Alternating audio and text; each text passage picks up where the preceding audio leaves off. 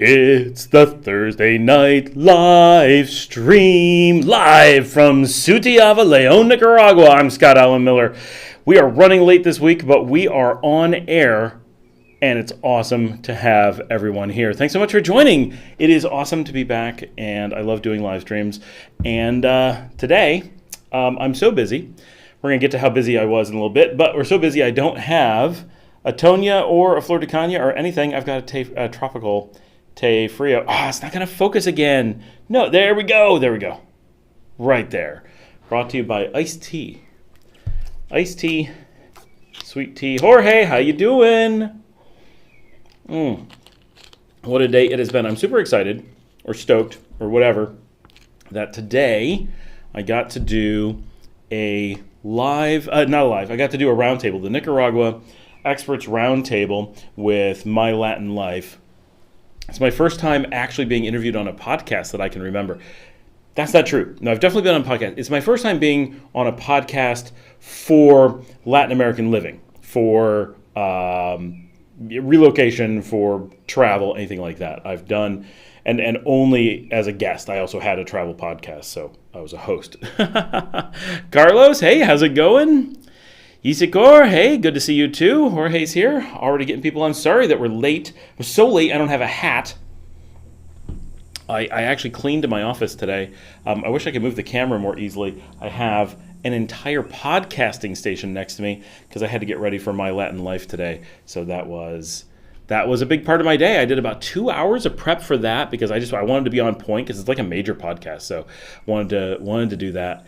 And then that ran for about 2 hours. So that was a very busy event. It was super cool though, very fun to do.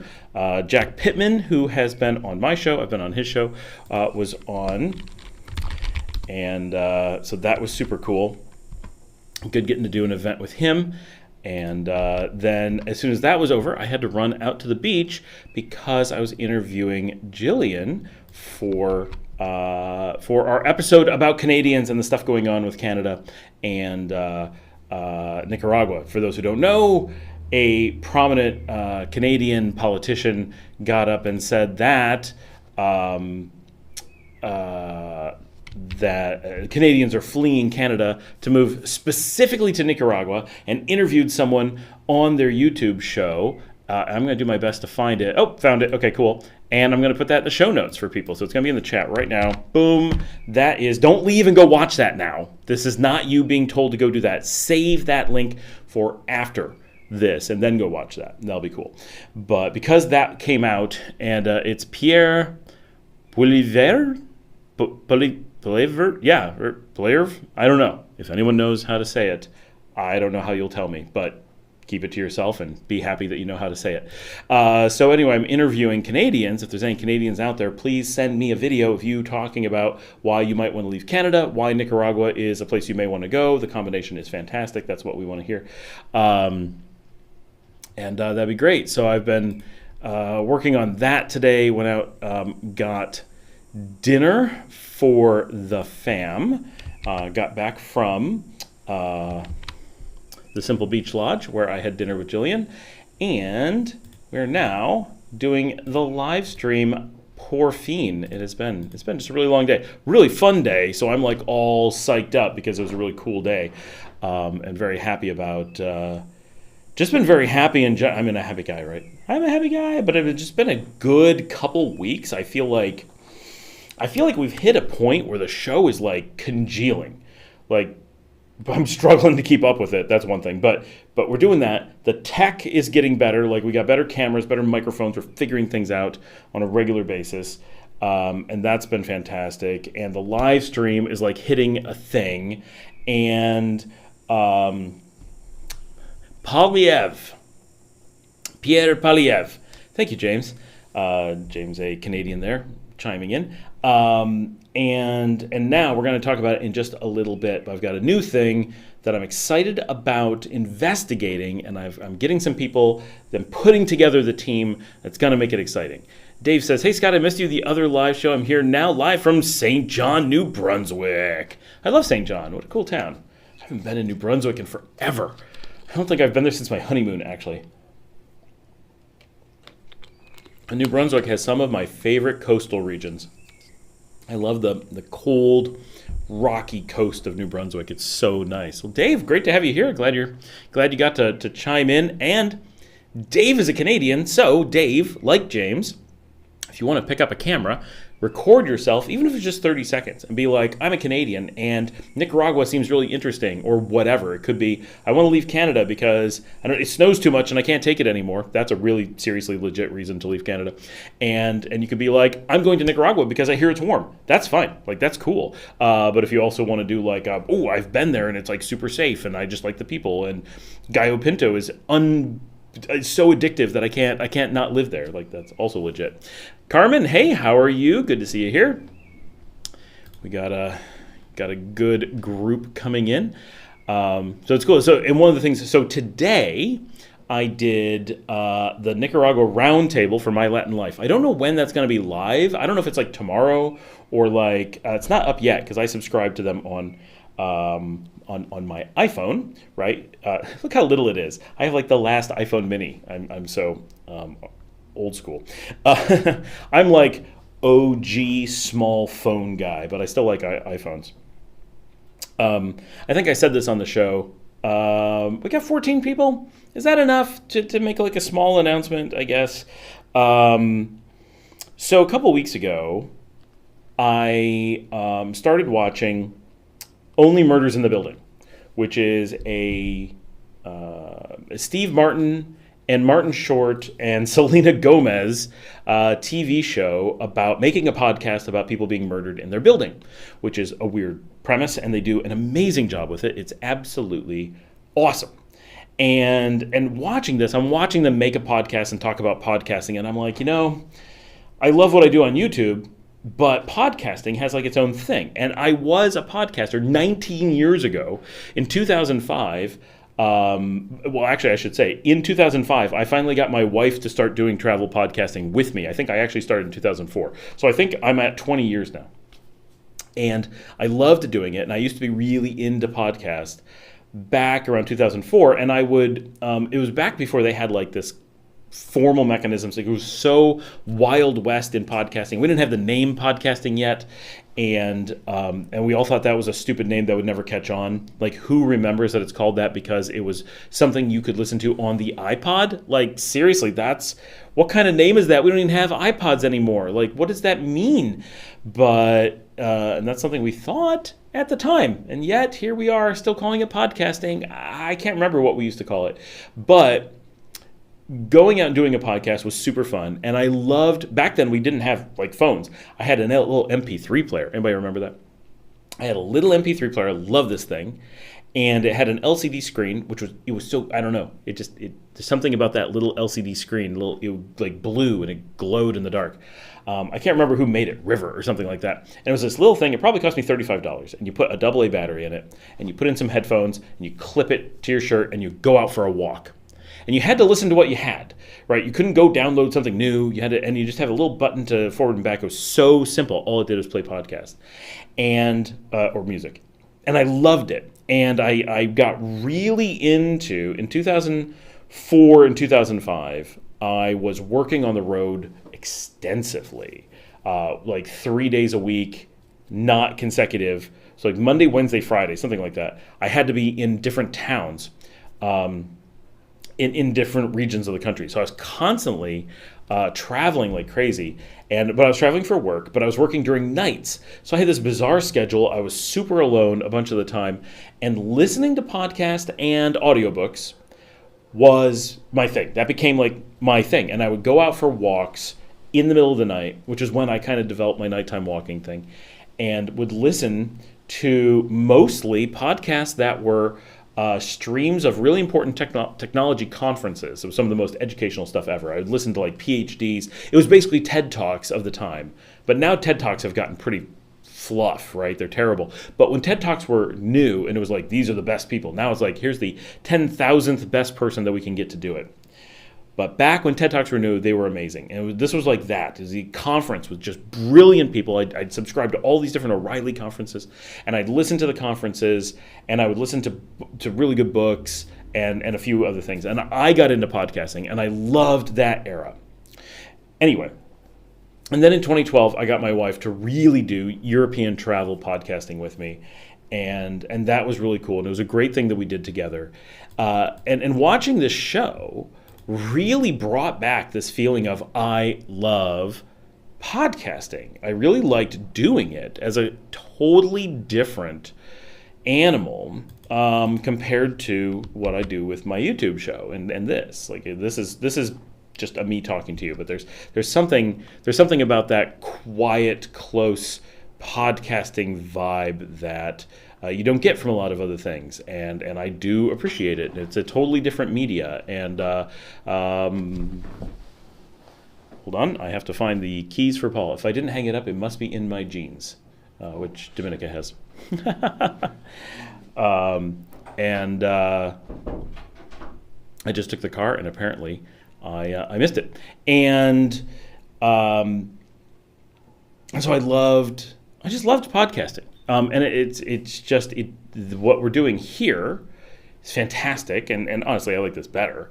But I miss that podcasting vibe, and I really miss doing stuff like interviews and that kind of stuff. And so I'm really started thinking, wow, this would be fun to do a podcast. And then, unrelated, My Latin Life reached out and was like, do you want to be on a roundtable for podcast, a roundtable podcast for this podcast? I'm like, yeah, heck yeah, that'd be great.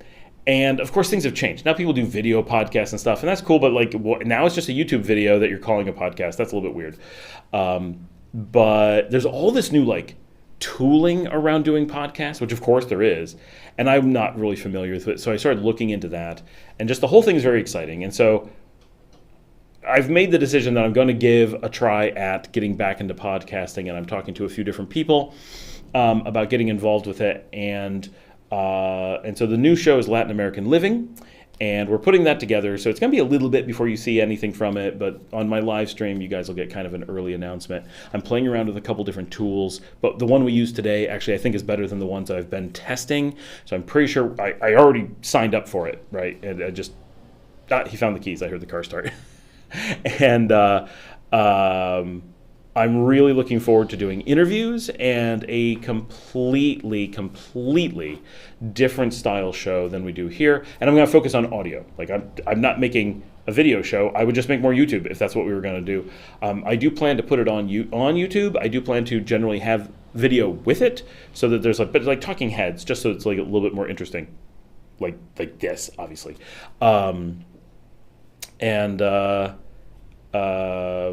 Yeah. So I'm really excited about that. But this is like a high energy show. Like this, maybe not the live stream, but in general, it's a high energy thing that I do. And hold on, my daughter has to say something. Are you out of water? Yes. Okay, I'll have to get it in a little bit. And when we take a break, I have to go change the water. And I also put Tonias in the fridge, because for those who missed it, I don't have a Tonia. I'm going to wait till they cool down, change the water, get a Tonia, and we'll be good to go. This is a high energy show. I'm like, yeah, let's go. But when I do podcasts, I like to be like, all right, we're talking about life in Nicaragua, and coming to us tonight is our co-host, right? It's like a totally different vibe, and it gives me a chance to kind of explore that kind of side of things that I like to do. So anyway, I'm very excited about it. And as I'm exploring like the microphones and the equipment and the software, I'm like, this stuff's fun. Like they make like really amazing interview software now that I'm just really impressed with how it works and excited to start using it. So there we are. All right. You guys have been talking. James says, Dave, I'm out on Deer Island to go to Bob's Takeoff when in town. Sorry, James Bob's Takeout is now closed. Oh, that's sad. COVID took it out. Oh, that's so sad. Carmen, the other day you had a vlog with respect to Elton and Lonely Planet. The difference is you are on the ground. Well, Elton is on the ground, for sure. He's just way up north. He's outside of the expat zone. He's outside of the tourist zone. He's outside of the Lonely Planet zone. He is so far north. That's why we don't hang out in person ever. We're definitely going to, and we talk like almost every day. But there's a lot of stuff that he doesn't see and a lot of stuff I don't see because I'm very much in an area, not right where I live, but I was just out at the beach just before this, and obviously a lot of expats and someone from the show recognized me again today while I was out filming stuff on the beach. James says it there in 2023. TJ's here. Hey, TJ. Bob's West Side. Carmen says, giving us the truth of the good, new, and the future. You have nearly 10,000 subs. That's very optimistic. Thank you, Carmen, for calling my 7,800. We did cross 7,800 today as nearly 10K. I'll take it. And another 10K shared to other people. Lonely Planet is old and stale. Greatly appreciated for your genuine, for being genuine. Thank you, Carmen. That means a lot. Yeah, it's been a sad realization to me, honestly, because I like travel books.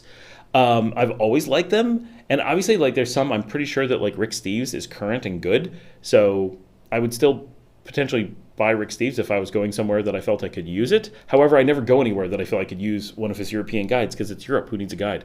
But in Central America, there's definitely a certain amount of like, oh, I wish I had a written thing that kind of gave me a framework for understanding the context of where I'm traveling so I know what to go do. I think travel books need to evolve. And I've said this a bit. And of course, who's going to go do this? I don't know. But traditional travel books are basically one person doing a few hours worth of restaurant reviews, and it's just silly because how many places did they go to? How many different things did they try? How they can't, right? So it's like, well, I went to this one restaurant one time. If they were bad that one day, too bad. That's what you get. Now that's your review for 10 years. And I'm never coming back because why would I go on somewhere else? So like the whole thing is weird. It doesn't really reflect anything. And but of course you don't realize this until you like think about making a book or like own hotels and are like, how could you possibly know if our service is good? Did you stay here? No, of course you didn't. Did you eat here? Maybe one meal, but which one was it? Breakfast, lunch, dinner? Did you get our specialty? Did you get some random thing that you like that we just did? We have our chef in that day? Like there's so many things you don't know. And they don't know. And it's now I realize how much those things are just some random guy, and often it's like a backpacker. It's like an intern because they can't pay anything. Those books make so little money. So the person on the ground, if you were going to really have even if you were going to have a full-time Nicaraguan correspondent writing nonstop, basically, if you were going to hire me to go do this, like, okay, you'd have to pay my entire salary. And you'd have to find a person who wants to be me. And you'd have to pay for me to have a car and pay for me to go out to eat every single meal of every single day. And even then, I wouldn't come close to being able to sample all the restaurants in the country and give you comparisons. I'm still just giving you, well, these are places locals recommended over a period of time, and I've tried quite a few, and I try to go back when I can. And now it's kind of moderately interesting, right? But it'll never be the same as like getting reviews from someone who lives in town and has to eat at these restaurants all year long and goes, oh, you know what? This place was good, but it's not anymore. This place is consistently okay. Like, and tell me what travel guide is going to go to Desayunazo, right? Which, for those who don't know Spanish, it's the breakfastry when translated. And it's basically an American-style diner here in Leon, and it's not anything to write home about. The decor is just plain. The food is nothing exciting, but it's consistently yummy, and it's cheap, and locals eat there all the time, and expats who live here eat there all the time. My kids ask to go there, and on and on. So it's this place that's a really good place. If you live in Leon, it's an important place to know if you're going to decide what is actually like, what's it like actually eating in Leon. Well, that's a great example. But no travel guide is ever going to list it. It's not exciting. It doesn't make any sense. So anyway, my little take on that. David, now closed. Well, James, I will have to check it out again. It's the Howard Stern vibe. Is it the Howard? I have not listened to Howard Stern ever, so I don't know. I am high energy, though. Tim R., I could not find a good roadmap for Nicaragua. That doesn't seem like it would be very difficult to do. You mean a roadmap, like a printed paper roadmap? I think you'll find that it's just that no one wants one. So a couple things about Nicaragua. I've done some episodes that touch on this, but it's big. So one, there aren't paper maps. So if you want to produce a map, you're going to have to go to someone like Apple or Google and get them to give you what they have. And what they have isn't that accurate. And it's pretty accurate, but it's not completely accurate, not to the point where you'd be confident putting it on paper. So right now, there is nothing to use as a source for a paper map. If you're coming from, say, the United States, the USGS produces an unbelievably detailed bit of information about every square inch of the country, and that's used by towns for planning and all this stuff. So producing a map in the United States, you can take public records and make a map that's official, that's complete. But here in Nicaragua, you have to just go and see, like, here's a trail between some trees. Do I decide to call this a road or not? It's a much more informal system. So there are entire towns. There's one near here that's on the show sometimes. Its main road is a ditch. It is not passable by a car. It's not passable by anything that isn't on feet, yet it's considered the road. It's very difficult to determine that and make a paper map. So lacking a source is difficult. Google and them don't want to make it for you for obvious reasons, but you might be able to talk them into it. But then at the end of the day, you're going to find that locals don't know how to read maps. I mean, someone does. But in general, Nicaraguans culturally don't know how to read maps. They're not taught maps in the way that Americans are, Canadians are. And this is there's a whole cultural thing around not knowing addresses, not knowing maps, not knowing those kinds of things. And so because they culturally dislike the entire scope of maps and directions and that kind of stuff, no one's ever going to buy a map. People who need to do something, they use Google or Waze, and they don't look at the map. They only listen to the directions. They're okay with ongoing directions. Turn here, go straight. Not a problem. But the moment you're expected to look at the map and make your own judgment, they just go, nope, not a thing.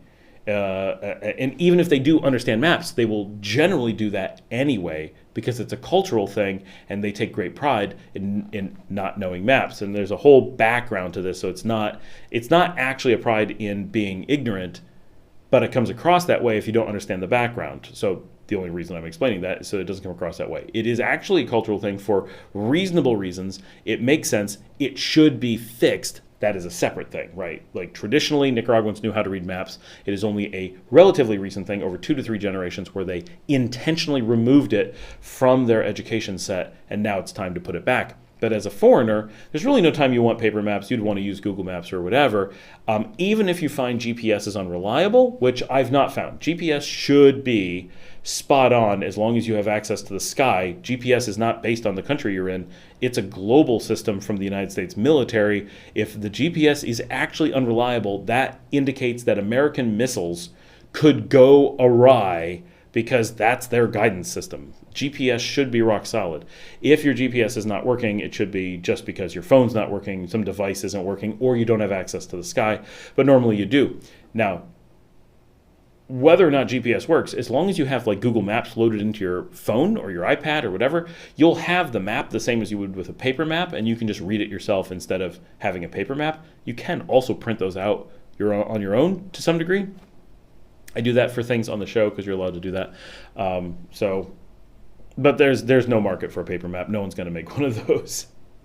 With respect to credit cards, sad most of the money goes out of the country. Could a bank make debit card? Okay, so Carmen, so the thing about this, I tried to mention this sometimes it doesn't post or you don't see the responses. It's not that all credit cards go out of the country. It's that there is a large number of transactions, such as Airbnb, that let's just imagine you're an American, you're in the United States, you're looking on Airbnb, and you find a place in Managua on Airbnb, and you're like, I want to go there. And so you go on Airbnb, an American website, and you put in your credit card, and you make an American credit card transaction from an American bank to an American bank on Airbnb. That person who has the Airbnb in Managua could be American, could be Nicaraguan, but in either case, they have to have a bank account in the United States, to the best of my knowledge, in order to accept that money. Or Canada, like you can do it different places, but not Nicaragua. So that transaction is 100% happening in the United States, even though the place you're going to stay in is in Nicaragua. So the reason that the money doesn't come to Nicaragua is because the transaction's done somewhere else. You've already paid for it. Now you just have to stay. Now, could that person with the place in Nicaragua take the money from the United States and move it to Nicaragua? Of course, they have the option to do that, but why would they? If the money's already in a U.S. bank account, why not just leave it there and not have to have the extra transfer, extra taxes, extra oversight, and so forth? Now, if you're going to spend it in Nicaragua, of course, you have to do something. But even then, you might leave it in a bank account and only pull it out when it gets to an ATM, which is mostly okay, but still a little bit weird. But that's why that happens. It's not because of credit cards. It's because the payment is happening outside of Nicaragua. The same thing could happen in cash. You could go find someone who has an Airbnb. Let's say I have an Airbnb and you want to pay for it. So you find me, you stop by my house, and you give me cash in the United States and say, here, I'm paying for the Airbnb. Then when you get to Nicaragua, you've already paid for it. You can stay in my Airbnb. So you can imagine how easy that is to have the money not come to Nicaragua, because all the people who own the properties and all the people who are renting the properties aren't in Nicaragua under normal circumstances. They're in the US or Canada, where all the banks are going to do their transfers. There's no reason for it to pass through Nicaragua. That's the problem. If you're in Nicaragua and you have a credit card, the only way to process it, if you go to a machine, it doesn't matter if it's a Nicaraguan credit card or not. If you go to a place in Nicaragua and you give them your credit card, it's going to process in Nicaragua. You can't process that in the US. Not legally. There's a lot of protections against that. So that's not a problem. It's that people make the payments before they come here, or they make them online at a distance, that it doesn't come here. Here in Nicaragua, you can use American credit cards and the money will go to Nicaragua. And here in Nicaragua, you can be issued a Nicaraguan credit card or debit card. All that's fine. Those exist. There's credit machines everywhere. It's that people aren't using them. They're using them in the US instead. At two huge percentages of the money being spent. That's the biggest problem. If it was like this really occasional thing, it wouldn't affect anything. It would just, once in a while there's a transaction that doesn't pass through Nicaragua, and that's unfortunate. But instead it's, there's an entire ecosystem of things happening, and it isn't just rentals. It's like if an expat is buying a property, there's a really good chance that they're going to pay for it outside of the country. So imagine there's a house for sale on the beach, a Canadian's selling a house on the beach, and you're an American, you go to buy it, and you say, okay, well, I'm going to give you, $500,000 for this. Don't give anyone that amount of money. I'm going to give you $500,000 for this place on the beach. And they say, excellent, I will give you the house for that. You say, okay, great. All my money is in the United States. And he says, that's great, because all my place where I want money is in Canada. I'm not generating money from Nicaragua. He doesn't want money in Nicaragua. So I say, okay, I'll just write you a check. So my bank in the US, hand him the check, his bank in Canada, cash that, and the money comes directly from the US into Canada, and Nicaragua never sees any of it. It doesn't see it for monitoring. It doesn't see it for taxation. If it knew about it, of course it could tax you, but it has to know about it, and it doesn't have any visibility. So they may not even be aware that it's happening. They might guess, but if they don't know, what are they going to do? So that kind of stuff happens on a huge scale. Massive things, all kinds of really giant transactions, 6-figure, 7-figure transactions are commonly happening extranationally to Nicaragua. And you could say the same thing about people would do that in the US too. Yes, they can. If, I want to take a cooking class in Italy, I could, do whatever. Or I want to take a cooking class in the United States, but I'm Italian. I could pay for it in Italy to someone who owns a place.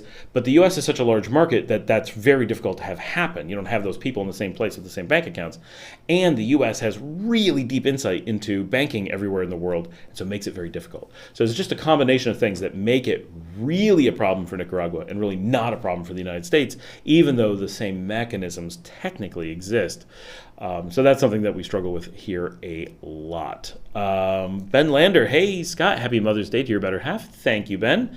Your name is almost a really famous name here.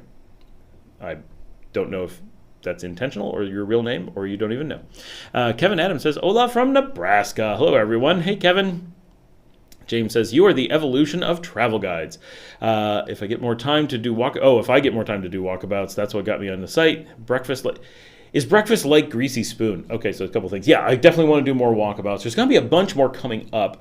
So Paul, who came in and got the car, you didn't see him, but he came in and asked me about the keys. He is heading to the U.S. for several weeks, coming up here in 9 days, something like that. When he's gone, I'll have the car, and I'll be able to do a lot more outbound filming stuff just because I have a lot more flexibility when he doesn't need the car or can't use the car. And we're already scheduled, and this is the Ben Lander joke, is that right after I drop him at the airport, I'm heading to Casa Ben Linder, not Lander. Ben Linder is a famous martyr here in the country, American that was assassinated by U.S.-backed troops and tortured to death here. Terrible story. 27-year-old kid here trying to get fresh water and electric to poor communities.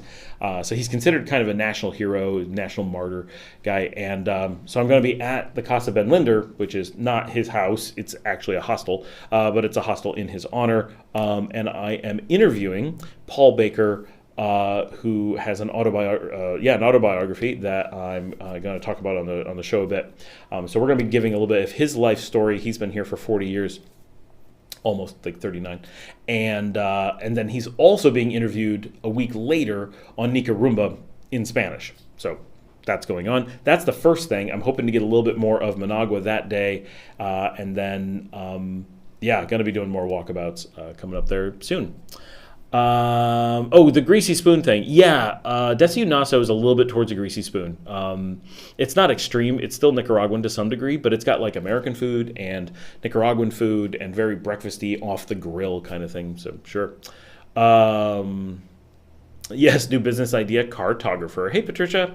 Jillian finally made it. Hi, everyone. Jillian was hanging out with me. That's why she was late. Carmen says, hey, Miss Jillian. Lana Noble. Hey, wow, that explains a lot for me now that I think about it. Hey, Lana. TJ, I was showing a person from Nicaragua a weather radar map, and she was lost. I was showing her the bad weather in Texas. Yeah, normally weather maps aren't like, they understand like the outline of their country kind of thing. It's normally like roads and stuff, but it's seriously true. Like, other than just like, here's a picture of Nicaragua, they just don't see maps. Maps are not a part of daily life. Growing up in the United States, maybe this is just my family, maps were just every moment of every day. There's always a map about something, like all the time. It's just what you do. You look at maps. You talk about maps. I loved maps, and I was into bicycling all the time, and back before there were phones and stuff. So I obviously they'd invented phones by then. For my younger audience who isn't confident that I'm not older than telephones, I'm not, but I did have paper maps, and I had to shove them in the back of my saddle on the bicycle. When I'd ride places, I'd have to really read the map, I got really good at it. And it's just natural, because growing up, I always had paper maps. Every time we did anything, had a paper map. Riding in the car, looking at a map, know where we are. Like, it was just, what do you do in a car? That's what you do. You had nothing else to do.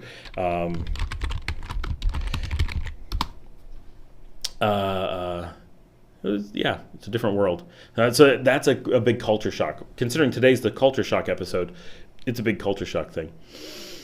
Patricia, my GPS went crazy during the solar flares earlier this month, and I turned the wrong way into a one-way street. I swore I would never be that person. Oh, get ready for that in Nicaragua, because they don't label their one-way streets. You're just supposed to know, and Google has them all wrong.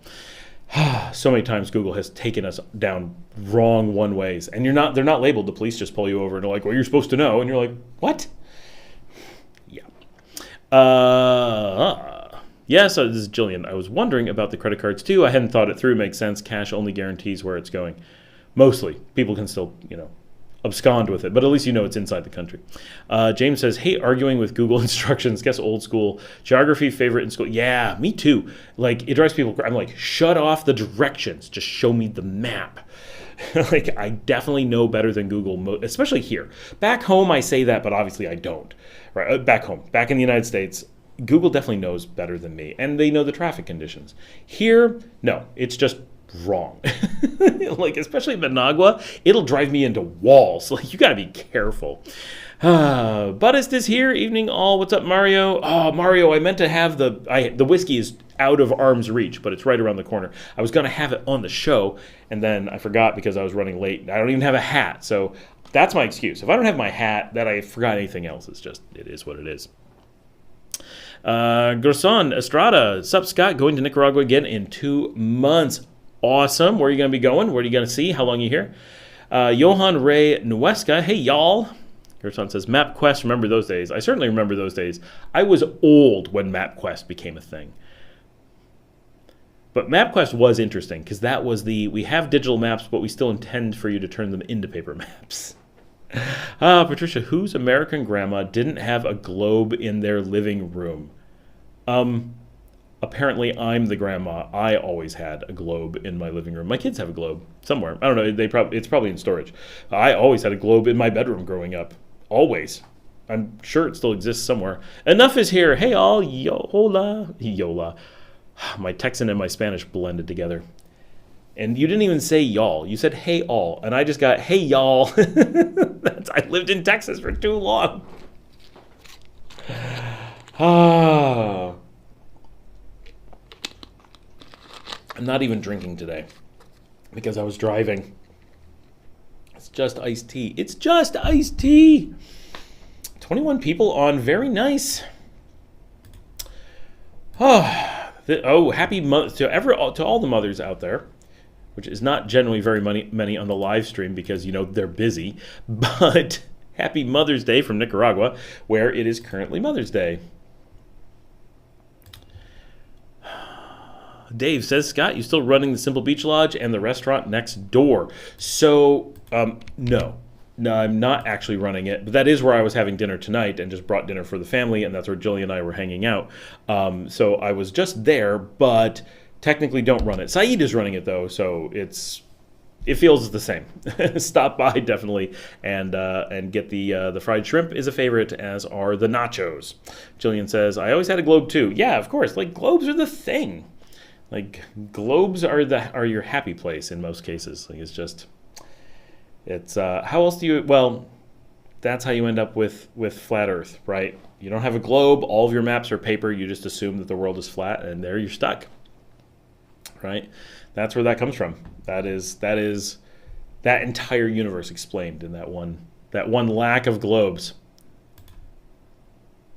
And knowing is half the battle. I need a little thing that pops up. Ooh, I need that. I really need that. Oh, you know what? I just realized. For the first time for the first time ever, I didn't open my, normally I've got a media control thing to show you guys stuff. I didn't bother opening it. I was running so late, but the board's running, so it didn't matter. I just jumped right on, but yeah. Dennis, Charlotte, North Carolina, in the house. Hey, everyone. All right. Oh, Carmen says, any update on the hotel resort in Penitas that had the fire 2 months ago? Hope they come back. Yeah, so that's the Nile Lodge. And yes, they've got a tremendous amount of work has been done on that. They're looking great. They've raised the roof. But they have. They raised the actual roof up so that they would have more headroom. And they're putting on, it's already on, they're putting on tile. Or maybe it's the new plastic tile fake thing. That's the hot new thing, is this fake tile. But it looks like tile, so great. But they're not putting on the stuff that burns. They're not putting on the Rancho stuff. That's super dangerous, and I'm really glad for that because I'm pushing for that to be outlawed in residential situations. Any place where somebody lives, I don't think they should be allowed to put that as a roof. I know that traditionally it's a thing, but it is a matter of quite literally life and death. And every place that we have it that comes close to residential, we're ripping it down currently. We have none that we put up, but like the Nile, we inherited places that had it. And so it's something that I'm especially passionate about now that, we saw what happened to the Nile and how risky that was and how awful that was. And looking at our own places, it's like, okay, well, this is, far from whatever. What if someone caught that on fire? Oh my gosh, that would be so terrible. What would we do? normally as an owner of restaurants and stuff, we only think of in terms of, wow, we'd lose this, we'd lose that. How would we? Well, we could rebuild. It's only so bad. But when you're like, oh, but what if someone was napping in there? What if an animal was in there? What if the door was locked? Ooh, oh, and what if their walkway had that covering and that was all on fire? Oh, yeah, no, we can't do that. So we're ripping that stuff out ourselves as well. James says, phones hated idea of mobile. Was given one to use. First was BlackBerry. Keyboard was best. Oh, I got you beat. I had my first mobile phone 1992. I've not been without a mobile since 92, but I did have a BlackBerry in 2005. That's when I got my first BlackBerry. I also had the Motorola Q, maybe, about the same time. Boy, it's going back a long way. That's my only phone that was ever stolen. It was stolen out of my car. And no, I did not live in Nicaragua at the time. I lived in Newark, New Jersey. They also stole my car. But that I got back. The police in Texas actually stole my car. I also got that back. Larry's on. Hey, Larry. Missed you Sunday. I passed by on the beach around 1 p.m. I was not at Desperados yet at 1 p.m. I was down at Saeed's house. I did have dinner with Mike at his Mexican restaurant. It's very good and authentic. Yeah, it's got a nice place. I like it. The Tiki Rama or whatever it's called. I never get its name right, but it's something like that with tiki in it. Patricia says, I like the thatch roof look. Me too. We call them ranchos here. I know they make a synthetic one. Don't know how flammable that is. They may make a synthetic one. I don't think they sell it here because we're in the land of authentic thatching. And so that is all very real everywhere you go here. And it's the only thing that makes sense. Otherwise, it would be so expensive. People can't afford that. Jillian says, I saw the most beautiful globe once in a shop in Marbella. Marbella makes the program twice in a week. It was made of semi-precious stones and was way out of my reach. That's because you're not that tall. It's probably on a high shelf. No, she's not short. Oceans were lapis lazuli, etc. I couldn't take my eyes off of it. Wow, that's pretty crazy. Everything in Marbella is super expensive. Hate Marbella. Patricia, you can get globes for pretty cheap that look like they're made from semi-precious stones. Yes. The thing about making a globe out of semi-precious stones is that the actual earth is made out of semi-precious stones as well. Funny random trivia fact. So my eldest daughter was born in Peekskill, New York, which I grew up in New York, but very far from downstate. And Peekskill's Westchester County, so it's the northern portion of downstate. And Peekskill, you go there, and it's just this nondescript place. You think nothing of it, right? And then you find out that it is the world's largest source of sapphire. And they're like mining it from underneath the village. Like they come in from the Hudson River and mine under the town. And it's just a normal little town along the Hudson, like a normal New York town. It's so weird that there is a mine looking for sapphire underneath the village. Very weird. But I grew up in Western New York directly over top of the world's largest salt mine. So I was kind of used to that already, but it's still very just strange across the entire board.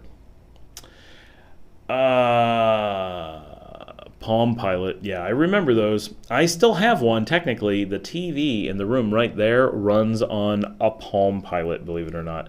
They've rebranded it, but it's a Palm Pilot underneath. Have you been to the Bluefields? Have I been to Bluefields? I've actually not, Johan, been to Bluefields. Everybody wants me to go out and do videos there and up north in Biwili, Billy. Oh my gosh, now I gotta look up how to say it. You would think I'd have this name down. It's Puerto Cabeza is what we tend to call it, but that's its Spanish name, and its real name is like Buili. Yeah, I'm just going to look it up before I butcher it further. Oh, and of course, it's just wrong on Google Maps. It says Puerto Cabezas. That is not its name.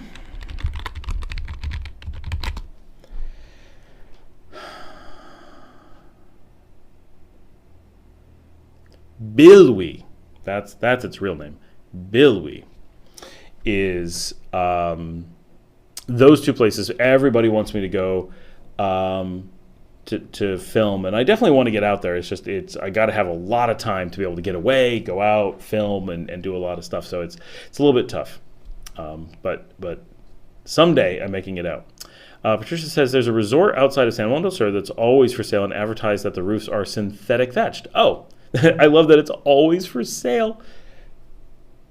Bluefields, not yet. Top of my list now. Yeah, Jillian, we can just road trip. Yeah, Larry makes it. Bill, we. And Mario says Bluefields sounds like a plan. Corn Island. Corn Island. That you really don't want to do from Bluefields. You really want to do it from Managua and just catch the flight. Are we putting together like a little community trip? We're all neighbors. Buddhist and Jillian and I all live like, if we had like the air horns, we could all hear each other.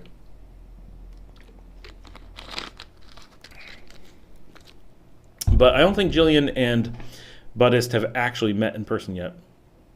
Bluefield sounds like it is a bit like Jamaica. It is a bit like Jamaica. It's all part of the same traditional group of people who left Jamaica and went to these other places. So it's all, absolutely, it is the same. And much like Belize, and when I was in Belize, I mentioned this on the show, probably on the Belize episode, I would guess.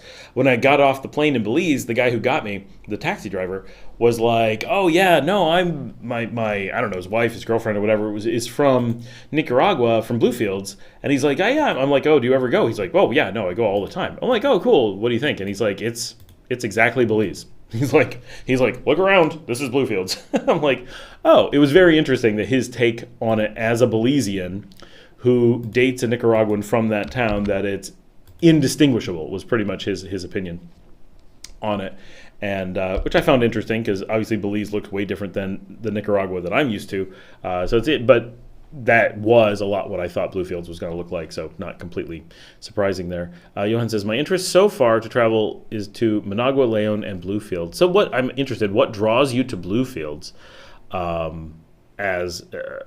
There's a lot of places that draw me in Nicaragua, and there's no place I don't want to go. I don't want to say like I don't want to go to Bluefields. That's completely not true. I totally want to go to Bluefields, but it's really low on my list. There's so many other places that I'd rather see. No, not Corn Island, not yet. Yeah. Dave said did Little Corn 4 years ago. Loved it. Yvonne did it, I want to say 4 to 6 months ago. She said she had a good time, but there's not a lot to do. Loads of expats. It's little Caribbean island, which is neat and all, but it's not what I generally look for. If it didn't have expats, if it was more, mosquito or whatever going on there, I would find that more interesting, I think. Patricia says, let's have a group trip. We might as well. Let's do it. Carmen says, beautiful Bluefield, seen videos, very kind-hearted people. Yeah, I know lots of people from there. They're very nice. It's just, what do you do when you go out there? I guess that's why we need to go and find out. Larry just booked Christmas week in the Corn Islands. Cool. Jillian says, road trip. Mario says, no, not yet. Looking forward to it. That is meeting Jillian, of course. Jillian says, Christmas should be awesome there. Caribbean vibe. That's all. My wife was trying to convince my kids to go do Christmas in Germany.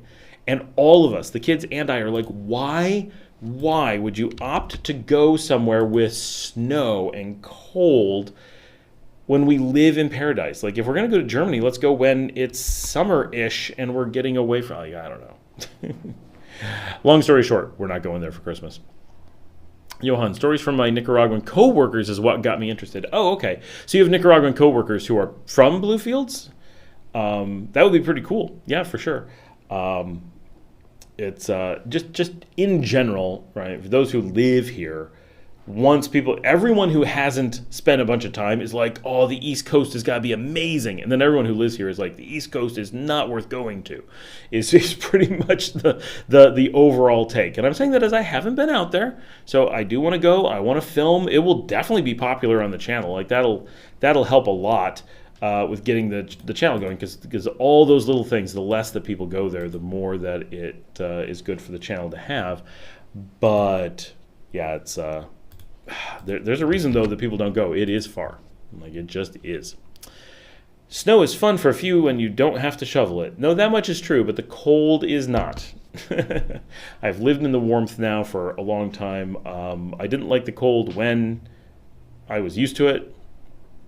Definitely don't want to do it now. Yes, and Leon as well. Yeah, Leon is really cool, but Leon's a big city. That's the thing about Bluefields is a tiny place. I feel like it's like 40,000. Don't mind the sound of the typing as I look up Bluefields. But it is not a big place. 58,000, but that's pretty small and flat, very, very flat.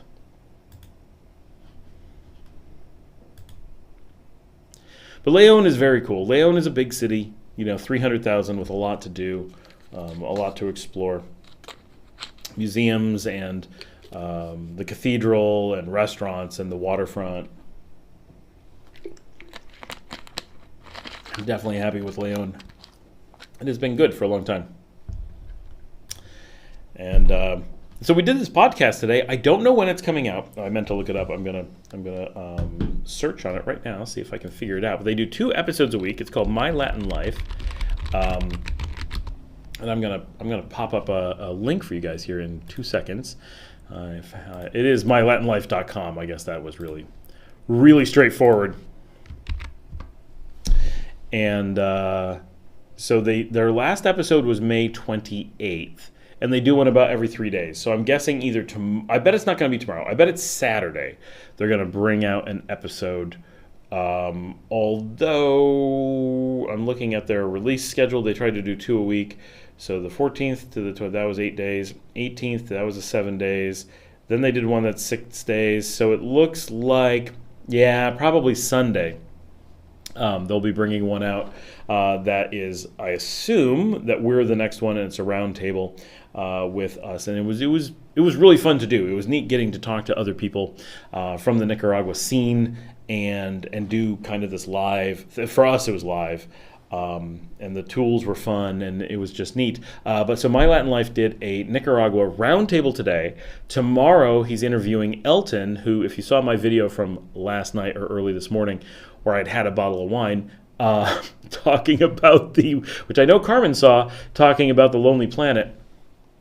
That Elton, who that video was for, he's being interviewed by Latin Life tomorrow, and then I'm on the schedule to be interviewed by them next week, a one-on-one. So looking forward to that. That's Vance, and he is a Canadian who is based in Mexico and does an all Latin American podcast, and has been doing it for 10 years. So that's pretty cool that he does a twice weekly, so 100 episodes a year for 10 years. That's 1,000 episodes if he really has that many.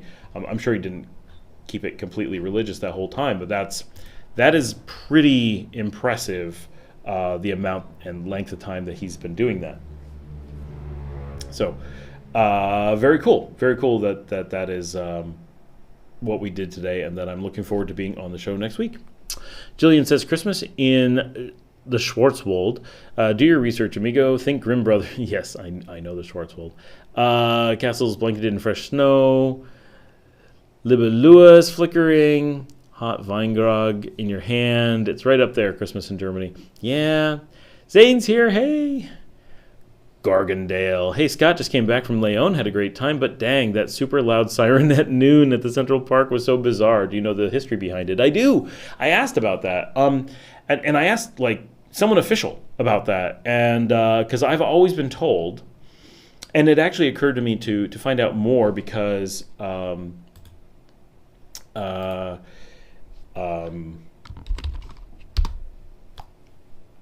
Janet, who is generally on the live stream. She's probably here and just not typing, or she's at work or something. She said that there was some other reason. She's like, oh no, it's because of something I'd never heard of. And I'm like, oh, I'd always heard it was the air raid siren. Because it's there because you need to be prepared for the air raids when the U.S. bombs Leon, because Leon gets bombed by the U.S. That's a thing. There's museums do it all over. It's a real thing that they have to take cover. But I was told by someone official in the government that that is not what it is, and it was actually used traditionally as a like a scheduling mechanism for the farms or something like that. And it was used for like the market to know when to switch things or something. And then now it's a cultural thing, and they just keep it as a way to mark noon, so you don't have to, but everyone knows when noon is. That's not why exactly they're doing it. They're doing it because it is traditional to do it, and now it's just in place. And it is really loud, but if you think it's loud on the square, you have no idea. You should go up to the Mirador, which is a bar that is exactly, your head is at exactly level with the siren, and it points straight at you in open air. Dear Lord, it will, like, if you're filming up there, your camera will wobble, like the sensor will wobble from how loud it is. So yeah, it gets pretty crazy. But yeah, in Central Park, you can definitely hear it. All right, we got 36 people on. This is pretty awesome. But you guys are very quiet. We have a lot of people on, but not a lot of people talking. So Jillian had a great idea. Can I share this, Jillian? She said that we should put up. There is a little bit of complication to this, so I have to be a little bit careful about how we handle it. But she said we should put up an Amazon wish list instead of just the buy me a coffee stuff, so that if anyone is interested in like saying thank you, providing something to the channel, that we could have a wish list of stuff that's actually used by the channel. Not like, oh, I'd really like this diamond ring, someone buy it for me, bling bling. No, but like actually like, boy, I could use a microphone that does this, or I need another studio light, or I need a camera that lets me, I don't know, do whatever. And just make it, well, the big thing is I often need like cables, I need like a mic stand thing, I need like an arm. There's a ton of stuff that I actually do need. And the only complication is if you do that on Amazon, it needs to go to like Nika Box in Miami. There's like got to be like some organization behind it. I can't just do it. So I'm not quite sure how we would do that, but it's a really neat idea.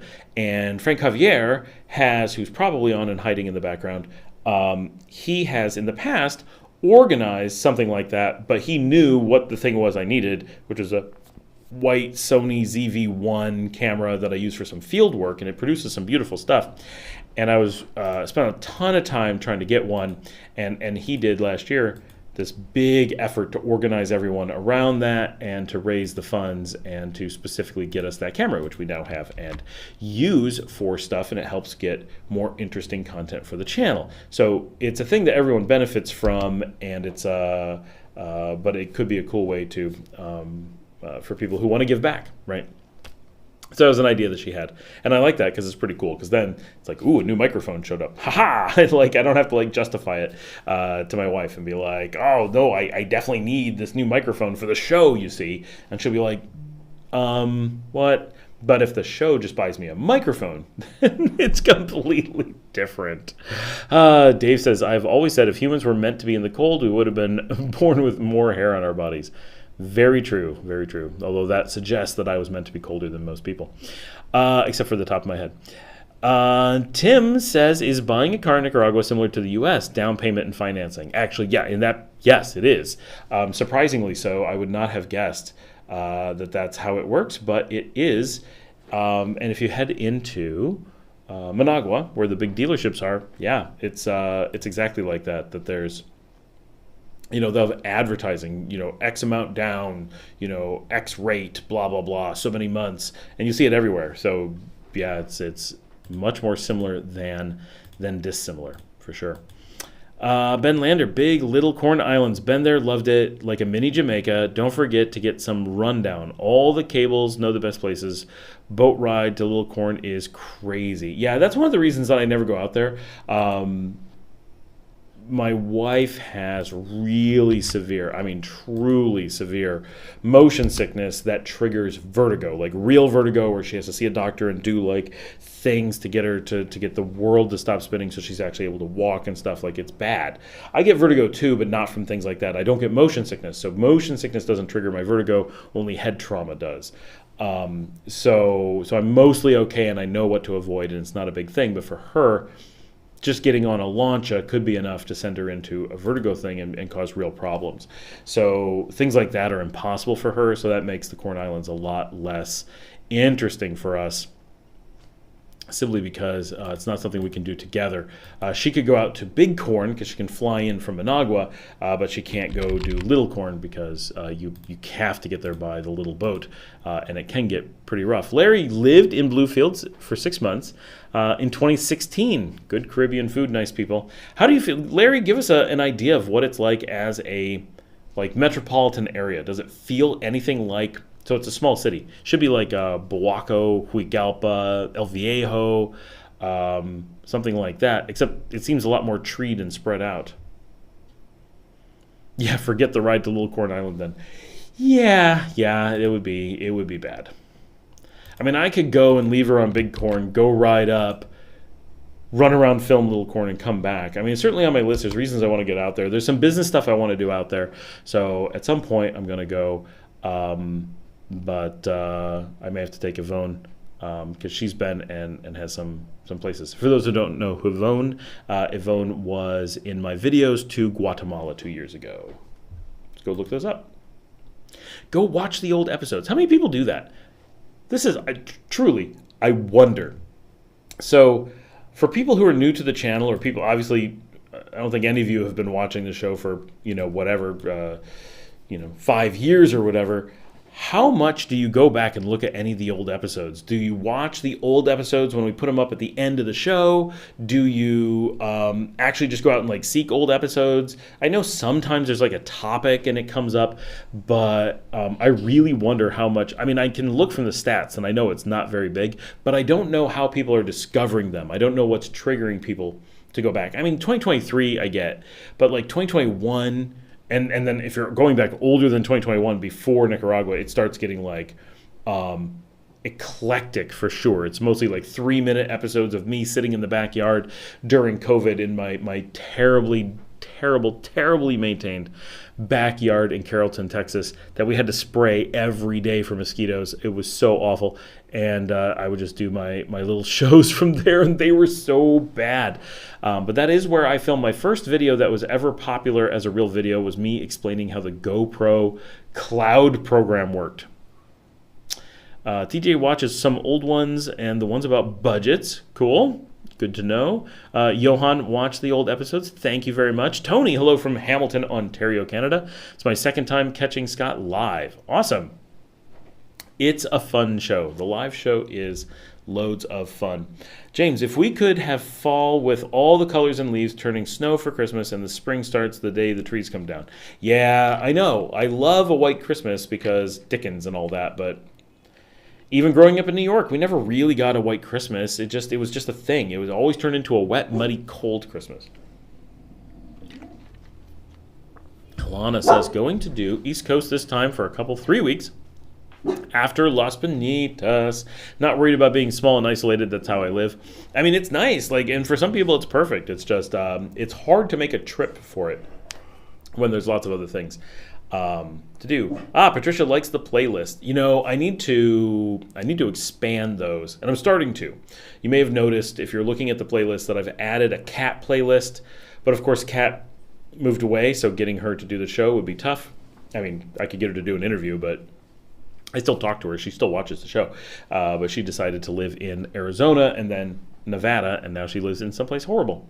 And Kemi, I'm hoping to get on the show tomorrow. Fingers crossed, but not in person. She's just going to send in a video, and but I'm making a Cami playlist as well, and so I'm doing that with a couple different people, and I'm trying to add some topics because sometimes there's so many episodes now we can organize things a bit more, way beyond what used to. Back in 2016, so not that long ago, no grocery stores then. It was dirty, but that was fine. The bay, unfortunately, was very dirty water. I was anticipating the blue water. You had to take a boat to Perla for the beautiful water. It's a something. It cut off. Most people out there work or did work on cruise ships. They're terrible jobs. Jillian, I saved them to my WhatsApp. Wait, you save what to your WhatsApp? Now I'm curious. Yeah, I do want to get out to Perla. That's supposed to be That's supposed to be cool too. Want to go check it out. Tony says, I used to watch a vlogger living in Nicaragua, Jack Pittman. I liked his stuff. Don't know if the others watched him. So you missed it, Tony. I don't think you were on. I've been talking to Jack while we're doing the live stream. He and I did the Nicaragua roundtable for my Latin life earlier today. That's why I'm late getting started now, because that pushed back my interview with Jillian, which pushed back dinner, which pushed back the live stream. So Jack and I were actually talking today. He's no longer vlogging about Nicaragua. He is a full-time video game vlogger, but he's not been doing Nicaragua vlogs for a while. If you watch his last two from a few months ago, he kind of decided it wasn't for him to really do his own show like that. We keep talking about getting together in Managua. I'm actually hoping to see him in just over a week, because I'm going to be hanging out with some people that I think are in his circle kind of next week. So James says, never seen my cat. I assume you mean me. Yeah, my cat is a few rooms away, and she's agoraphobic. She does not come out. She does not wander around the house. She does not go near the dogs. She rarely comes with me. She can if the dog isn't here, but my dog is here. Just one, I think. There's always a sweet little doggy here while I'm doing the show, somewhere at my feet. Normally she's behind me, but now she's in front of me. But as long as she's here, the cat won't come in. But if she wasn't here, they could drop off the cat, but I'd still never catch her to put her on the show. But she is a cute little cat. TJ, how can I find out what ISP serves houses that I'm looking for rent? Well, if you get the address, basically what you do is you kind of gauge who's in the area. And then if you have one you're really interested in, just call them. There's only really going to be like 2 to 3 places to call. If you're going to be renting for a while, like I'm doing a year, I'll probably extend, you're doing like an actual long term, then you just call Teco and say, look, I want really good internet. Can you run it out here? Probably it's not run to the house. They will run it for you. That's every place that I have ever had it. Like here right now, somewhere on this wall of cables back here, we called Teco and said, hey, we're renting this house. Can we have fiber? And they're like, yes. And they ran it out in a few days, and now we have amazing internet. So they're totally down for that. They just don't run it until someone wants it. Tony says, what? That's amazing. He did some good stuff. He did do some good stuff. Even on the World Wide Web, it's a small world. Oh, it absolutely is. Well, here in Nicaragua, if you think about it, before Jack threw in the towel, there were 3 large English language YouTube shows that were vloggers. There's another 3 that are companies. They're all real estate companies. And then there's one guy who was not big, but was bigger than everyone else, who was just a straight up scammer and nothing else. Of course, everyone's got a certain amount of scam in there, but this was just like a pure scam channel. There was nothing but a scam. He got ran out of the country, which we talked about last week or the week before. Sorry, I have the hiccups tonight. It just keeps catching me. And the other shows that are the corporate shows have seen just whopping declines. I don't know why. I think they're just not finding it effective, and so not putting in the effort or something. But I do track them. I have tools and go see how different shows are doing to kind of gauge what's happening and have an idea, just because it gives me something to work with. Is it just me? Is it whatever? But if I go look at over the last 30 days, so the biggest corporate show in the country has only 47,000 views, which is less than double of Elton's show at 25,000. And then the second largest corporate show is International Real Estate by Carlos at basically 30,000, and then Invest at 5,000. So 47,000 is the highest number from that group. Yeah, that's almost double where Elton is, but Elton is a single guy just out vlogging about being in the mountains, and his show is pretty young. I don't know, 2 years.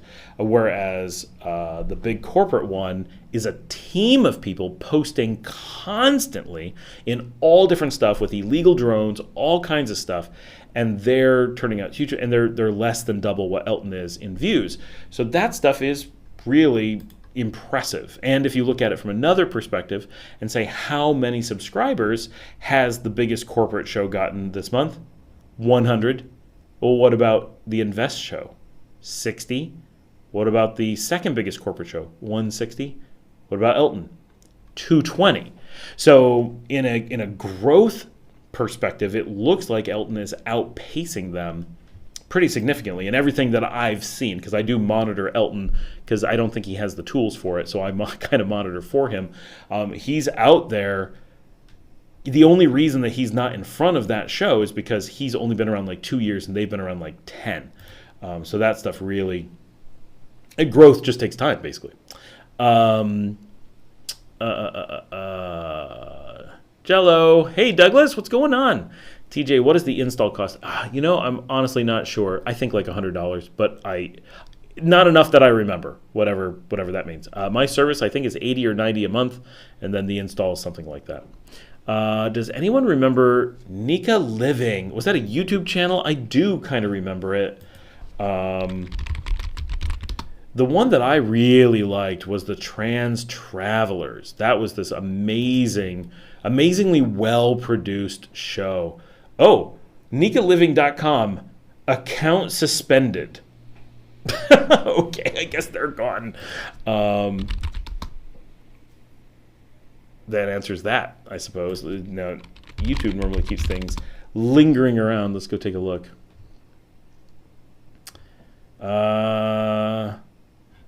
Oh, they don't even come up when I search for them.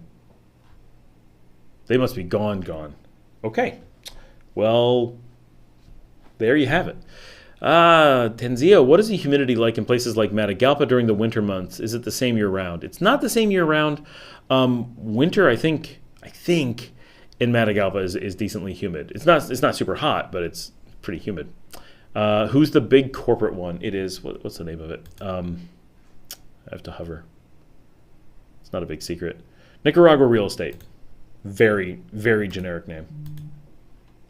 But generic names often win in the game of marketing because you can remember it. Janet just got home. Hopefully she's going to be here in a second. It was very similar to what Scott is doing, info on Nicaragua and moving and traveling to Nicaragua. Oh, that's sad. How long ago? I used to watch, so to be clear, for your edification, I have been looking at Nicaragua since about 2005, but not super seriously for a long time. And then I've been living here or working with an office here since 2015. So I used to have an office in, see if I get my directions right, on the north side of Matagalpa. No, I can't be right. The east side of Matagalpa, going up the hillside. We had an office there for a great number of years, and so we used to be moving people to here for offices, and I used to watch and collect Nicaragua shows. So Nicaragua Real Estate is one I used to watch many years ago. Trans Travelers, they were fantastic in Nicaragua. Man, it makes me upset that they took their stuff down, and I don't know how to contact them. Like, all of their stuff is gone, and it was so good. Like, they really did a good job of filming and telling about places and giving you city guides. It was great, and it just disappeared. Johan, if I decide to move to Nicaragua, my only concern is how I'll provide for myself. I'm a mechanic. You think starting my own shop is a good idea? The quick answer is no. That would be a terrible idea. I don't mind bouncing back to the U.S. if I need to. Being a mechanic is going to be difficult. So being a mechanic here would be a surprisingly different skill set, I think you'd find, than the U.S. Like, they have different parts, they have different equipment, they have different expectations. I think you would be super unhappy. You would find that opening a shop would not be cost effective for you because the country is covered in automotive shops already. So you'd be up against a essentially limitless number of Nicaraguans who already are established and have all the benefits of being a Nicaraguan. You'd be legally barred from being an active mechanic, so you'd have to oversee people. You'd have to find a way to earn more money as a disadvantaged mechanic investor that isn't able to do the work themselves up against places where they can do the work themselves, all without extra knowledge of the market, the tools, the process. Like, you'd be at such a massive disadvantage to people who are only bringing home $500 to $800 a month anyway. So that would be, there's just no reasonable way. You could make more money if you could work in Nicaragua working at a call center, because presumably if you're American, you can speak English, and if you can speak English, you can make more than a mechanic just by answering phones in English in Nicaragua. Now, of course, you can't work in Nicaragua, so it's moot. But the skill sets that you have are more marketable in other ways remotely. So you'll probably, yes, you could bounce back to the US and bounce back to Nicaragua, but if you do that, you will not get the tax advantages. You'll be stuck paying US taxes and paying for extra flights. If you're really wanting to make the move, your best bet is finding a way. So one, realize and calculate, which is not an exact science, how much less you need to earn to happily live in Nicaragua. Let's say you make $80,000 living in the US, then earning $40,000 from Nicaragua would probably let you live much better and not have to work as hard. Probably. Purchase power parity here is between 200 and 300% of the US. So if you have $40,000 income here and you had $80,000 in the US, your spending power here would be equivalent of making like $100,000 in the US. Except if you're making $80,000 in the US, you have to pay taxes on that, a lot of them. If you're in Nicaragua making $40,000 and you're really here all the time or nearly all the time, you don't have to pay taxes on it. So that $80,000, once it's taxed, turns into like $50,000. But the $40,000 stays $40,000. So suddenly the purchase power parity becomes like just way more. Making $40,000 here could easily give you double the buying power, more than like 1.25 times the buying power of making $80,000 in the US. Like, so really quickly it becomes, there's probably some career that you can do online for a fraction of what you're earning now that will at the end of the day actually let you work less, earn more effectively, and move here and do great. But in general, the rule of thumb is if you're going to start a business here, never try to live off of it. Never do it as an alternative to having a job. It should never be, I need a job or I need an income, so I'm going to make a business in Nicaragua. In theory, you can do that, but in reality, you really can't. Not effectively. Can you have a business here? Absolutely. Can you invest? Absolutely. Can you make money? Theoretically, but not practically. And so it starts to fall down once you're like, oh, I want to do all these things. I'm going to open a garage. I'm going to hire mechanics. I'm going to do great. All of that. Like, I want to have fun and I want to work on old Toyota Yaris's day in, day out. Hey, if that's what you're excited about, great. You can cost effectively open a shop that does that.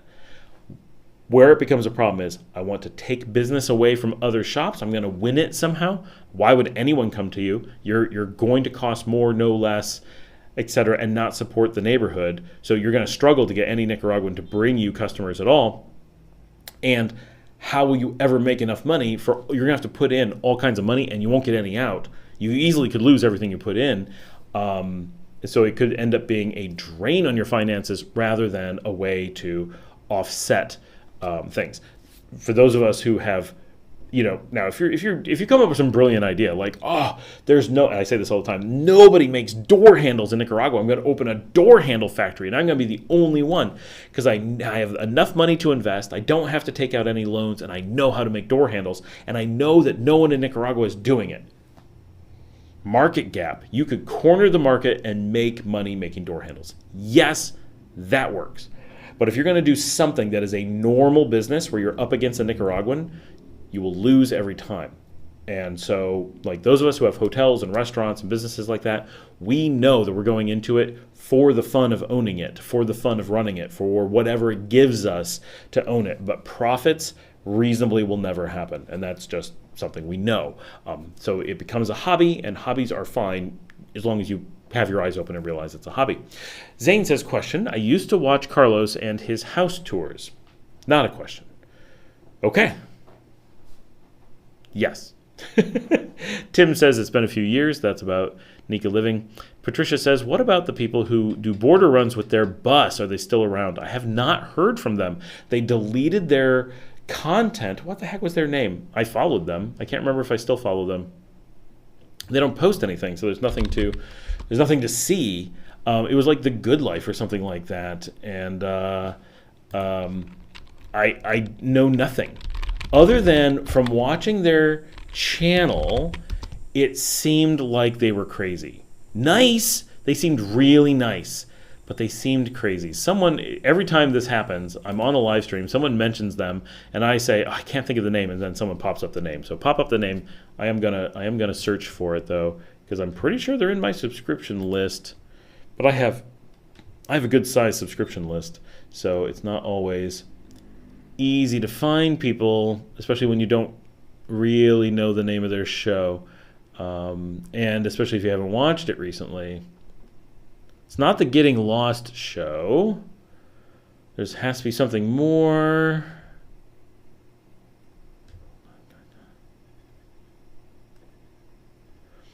And I can't remember if I got rid of them when they stopped making episodes so they didn't clutter my feed. I don't particularly think that that's true, but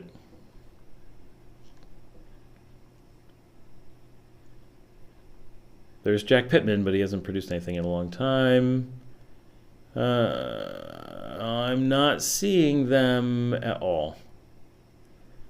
All right, someone figure out what their name is, and we'll go look, but really, really confident that they probably left. Now, they bought a house, right? That was the crazy thing, is it appeared like, I can't remember the details, but it definitely felt like they bought a house and then, decided to come down in a van, a school bus. It was like a list of what not to do with really crazy, extreme, difficult things. And then they wanted to run their own farm in what I think is Chinandega. And that's all cool, and they seemed really nice, but what a weird set of things. It just seemed like impossible to make it go, and they had to keep doing runs in the border runs, and I think they wanted to be really anonymous and didn't realize that every little thing they posted was 100% identifiable, and they would never say where they were, but you'd be like, hey, I see you at whatever, like instantly you could identify everywhere. Because it's Nicaragua. You can't take a shot of the outside and not know exactly where everyone is. Every bit of the country looks differently. So they'd be like, we're here on this secret beach. And we'd be like, oh yeah, you're next to such and such a restaurant. They're right behind the camera. Like, oh. They just, I don't know. But they seemed really nice. They had a clueless vibe, I think. I don't know. And I know that their channel never got monetized. Like, it's really obvious when they're not, because there's really discrete rules that are necessary for monetization, and they never got close. So I don't know if it was Nicaragua was like a thing. I don't know if something went wrong. I don't know if they decided they were too identifiable. I don't know if they just thought they were going to be YouTubers and then discovered that is not like the real world. Like, being a professional YouTuber is hard and unlikely. Like, I don't know. Tim, it was more like a chat group of people from Nicaragua in the U.S. Phil Hughes was the operator. Oh, that does sound familiar. True Trinity, happy Mother's Day, Scott. Happy Mother's Day is true. Douglas says, is Scott caught in a buffer zone? I see not from him. Some messages ongoing, though. Oh, yeah, no, it's working. Can I can.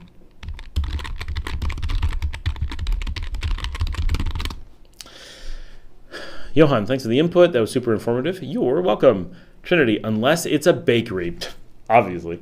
Patricia, I commented their name on a previous video, but I can't remember it now. I thought that was you. I'm like, did you seriously ask me who it is? Because I'm the one who can't remember. Labor is very cheap here. Yeah, very, very, very, very. They had some interesting information. On their last border run video, the dogs couldn't cross over into Costa Rica because they wouldn't be able to come back because of screwworm. That's right. I saw that episode. That was one of the things. They kept doing things that were like really high risk in general. Like you don't just take your animals across the border all the time. You don't take a camper bus across the border all the time. Like they just kept doing really wacky things, and I don't know. I mean, none of it was bad. They didn't do any bad things. Very nice people. Just wow, I feel like it was all poorly thought through. But I think they had work from home jobs, so I think they had an income stream. So they had lots of money in theory to spend, but I think they were spending all their time and money on things that were just logistics. Mechanic that licensed with Ford's certificate look at jobs with dealership in Aruba or other wealthy island. Oh, interesting. That is an idea I would not have thought of. The thing, I don't know if James knows this, and that's why he said it, but Aruba is a direct flight from Nicaragua. So that's one of the very few places you can go directly on Aruba Airlines. Or actually, I think Aruba Airlines comes here but doesn't go to Aruba. I think it only goes to Cuba. But Cuba needs mechanics. always car problems in Cuba. Yeah, I cannot find their show.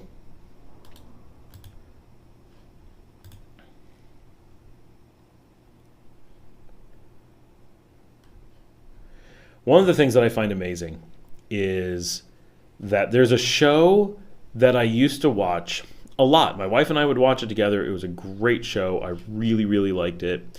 The host was fantastic. And yeah, she's had a kid now, so the show changed a lot.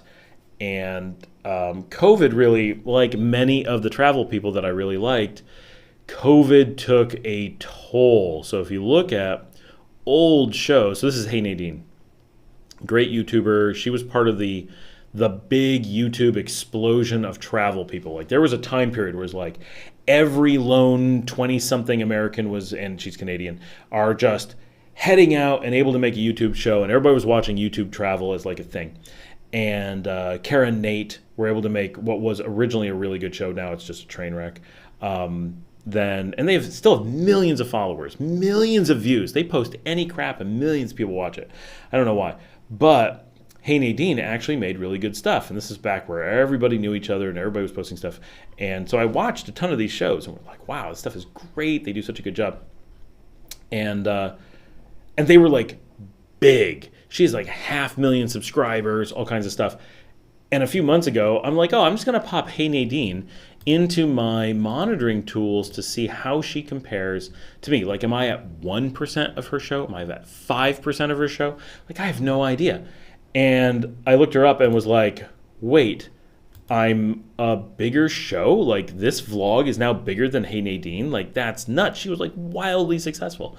Like, that's such a holy cow. And I just had another YouTuber that I really like and that I've been following for years, Dylan John. He does like unrelated stuff. He does Final Cut Pro and like editing advice, which those tend to get quite a few people and stuff.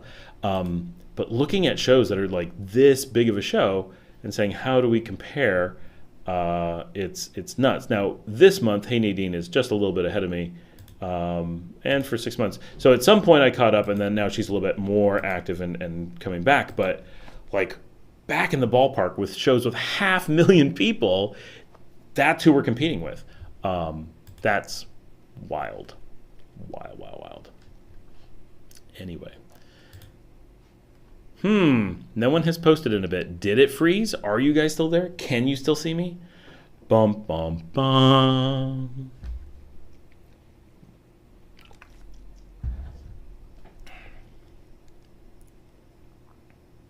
Anybody? Crickets. Somebody hop on and say something. Just say hi if you have to. Say something. I should, I could open up another browser. Oh, Trinity's here. Yes, sir. All right. Show is working. Johan retracted a message. What did you say? Any good Italian bakeries? No, I don't know of any. Don't think that's a thing. Not that I know of. We're all trying to find the bus people. Okay, totally makes sense. We are all trying to find the bus people. It really was like the Good Life Road or something. Know that person, that mechanic in Aruba, rich drunk driver. Wait, Yeah, rich drunk driver's Aruba. His wife got run over and left due to drunk customers. Wow. That's a story. I assume she's okay, just got run over and decided to leave. That's awful, but wow.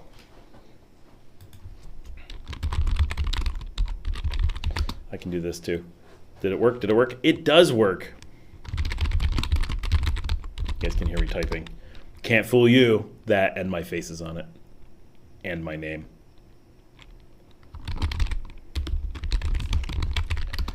Hey, Scott, good to see you. Yeah, what's up with you? Isn't that funny? Okay, so it is interesting to see what the delay is, how fast I'm getting it. It only takes a second or so from when you do it. Yeah, so 137 views so far. People are on. This is pretty good. Good number of people. It's just a quiet night.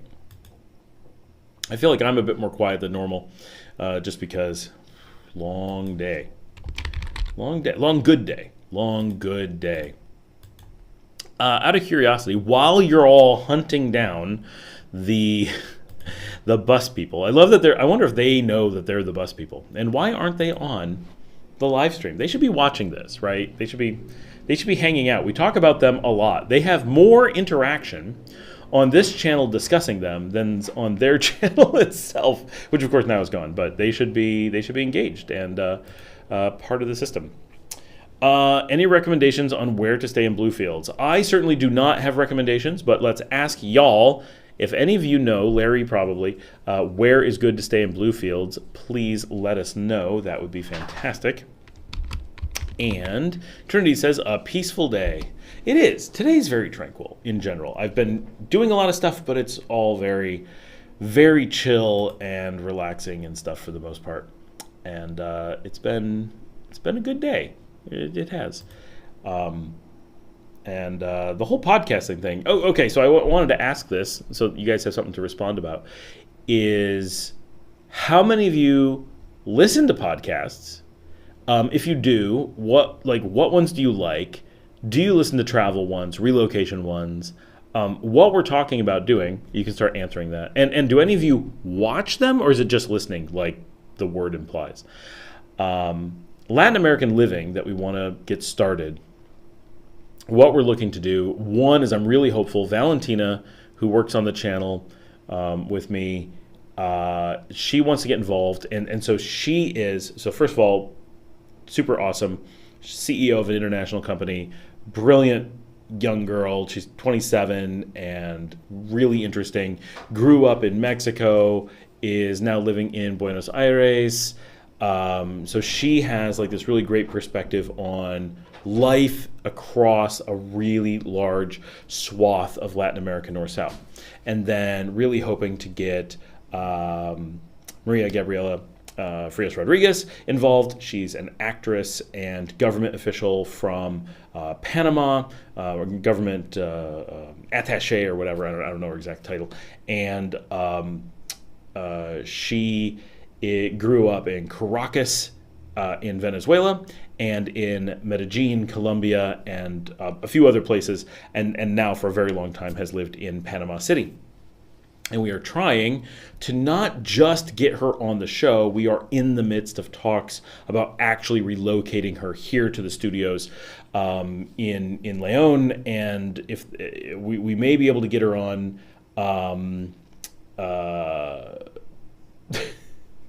just reading some of the comments. Not just get her on. We're hoping to get her on the show soon. We're hoping to have her moved here within the year. And my hope is that she will actually take over as the main podcast host, and I want to work with her to really move towards creating more of a media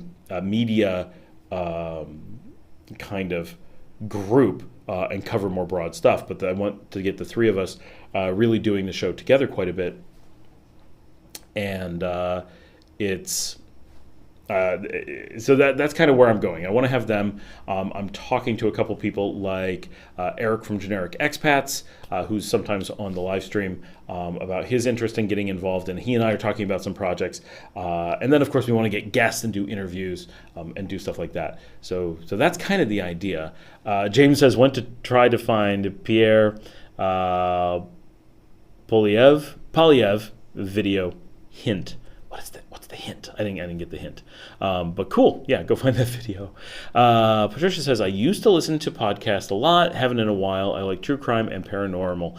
I feel like podcasts aren't as popular as they were. There was a time period where people were like super addicted to them. It's like, it's talk radio. Like, it's cool, but it's weird to find it as like a fad to me. I don't know. That it has like a place, obviously. I think it's a great certain type of thing, and I totally get why it's very different than what we do here, which is what's really exciting to me, is that it's a completely different, or it has the opportunity to provide a completely different approach to what I'm doing, but take the same kind of what we have and just leverage it in a completely different way, and that's pretty cool, and lets me have different equipment than I normally have, which is also very cool.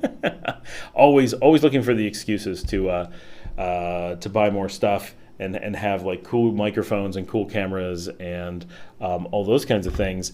That stuff is very entertaining for me. Like, this is, obviously that's not what drives me to do the show, but I do really enjoy having the cool microphones, having the cameras, having the switchers, having the computer and all that. So that stuff motivates me to do more all the time. Sean St. Peter, how you doing?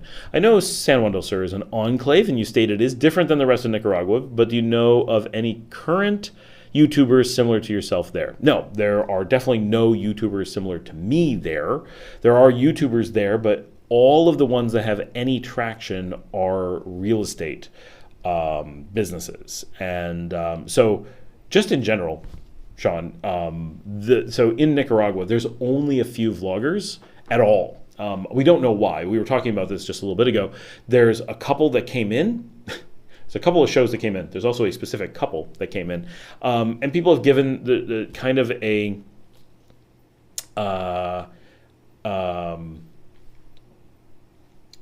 trend of people coming and then just giving up after a little bit. And in some cases, some people have just put in years and then given up or passed on or whatever. Some people have lived here and then decided not to stay, and like Scott Moore from There's Gotta Be Something More, moved on to Guatemala. A lot of stuff like that.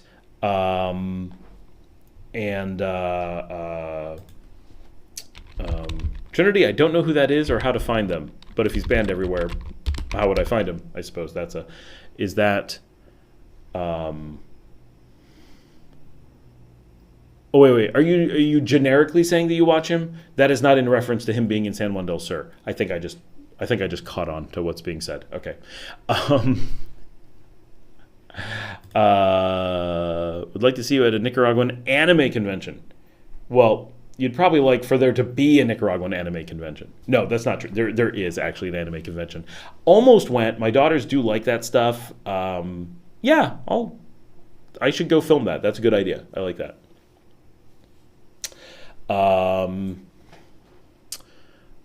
Yeah. Oh, Sean St. Peter with, yeah. So there's only a few. So the only other vlogger left that would qualify as like me in a meaningful way is Elton from Immense Coffee Movement, which I think is the funniest thing. Like, does anyone else? I hope Elton finds this funny, because the name Immense Coffee Movement, because coffee causes movements, the name Immense Coffee Movement sounds like you had a really big bean burrito dinner and didn't have a chance to have it work through your system, and you had a whole bunch of coffee in the morning, and then you had an immense coffee movement. Every time I say it, I giggle to myself. It's just so funny. But Elton from Immense Coffee up in Acatal in the far north is the only other regular English language vlogger left in the country. Jack Pittman in Managua was one of the last. We were the three. We kept referring to ourselves as the big three. And when Jack gave up a few months ago, that really left us with no one. What you find in San Juan del Sur is you do get a lot of YouTube shows there, but they aren't vloggers like me. They are people passing through, so backpackers, tourists, sometimes people who are staying but not for very long, 6 months kind of thing. And then you have a lot of people who are producing content down there, but they're businesses, and so they're just producing ads for houses they want to sell or something like that. And you know, it lacks. But it's not that San Juan del Sur lacks that. It's that the entire country lacks people doing what I'm doing. And it's you know, Matagalpa, Jinotega, Esteli, Huigalpa, Boaco, Chinandega, Jinotepe, Rivas. None of them have a representative vlogger based in their city. It is Leon, Acatal, and Managua were the only ones that did, and Managua lost theirs. That Managua doesn't have one is like, how can that be? But it really has become quite a niche. And I do think that part of it is that both Elton and I came out really hard, and we're like, we're doing this, like we're putting in an effort. And I think there were a lot of people that were like, oh, there's not very many people here, I'm going to give this a try. And then the combination of they found out how hard it is to make a show, and they found out that suddenly there were people who came out of nowhere and were really putting in an effort on a show. I think that probably that combination encouraged a lot of people to be like, the space is filled. It's not something to really compete over. Because I can tell you, there just isn't that much. Like it is. I mean, it's super awesome how everything is going, and I'm very happy with it all. But it is a small market, and that just it makes it very tough for someone who's entering it. And San Juan del Sur is itty bitty, right? As a physical place, it's 15,000 people. So I'm doing a show about the whole country, and am based in a city of 300,000. That gives me a certain advantage, and I'm just 2 hours from the capital. I'm there all the time. Being in San Juan del Sur, you're very isolated in a place where there are very few people who are looking for real information. It's mostly tourists. You put everything together, and it's like their market is like 2% of what mine is. And I try to cover, like I have done shows in San Juan del Sur. So, and that's where I'm different. Like Elton doesn't really travel because he has a coffee farm. And Jack doesn't have a car. He doesn't go anywhere. He's always in Managua. I want to get them out here sometime and hang out, but it really is hard. Sean, when I move in August, awesome. May need to follow yours and Scott Moore's footsteps. Yeah, so tell me what you're planning on doing. Definitely about what your plans are, where you want to go, and what your goals are. Maybe we can give you some stuff. Patricia says, I hope Elton has a bidet. Don't we all? James, watch a YouTuber, and he has a split screen and does discussions and has this format same time. So if he's doing split screens and does discussions, do you mean like he's talking like interviews, like he's talking to someone? He's probably using something like Riverside or Zencaster, which is what we're going to be doing with the podcast. That is the plan. Already bought the tools. And what we want to do is make it audio, so it's just, you can just listen. But when we put it on YouTube, so My Latin Life, when they put it on YouTube, they put up a screenshot of the cover for the episode, and then they just play the audio, which makes it way easier for them to do a lot of things. But if they are on YouTube, it's super boring. Like there's no reason to see it on YouTube. It's better to get it on Spotify or whatever. But if you, oh wow, I am tracking how long it takes. I just saw the Buy Me a Coffee thing pop up. That was easily 5 minutes ago. So you guys must be hearing me in many cases up to 5 minutes after I'm talking.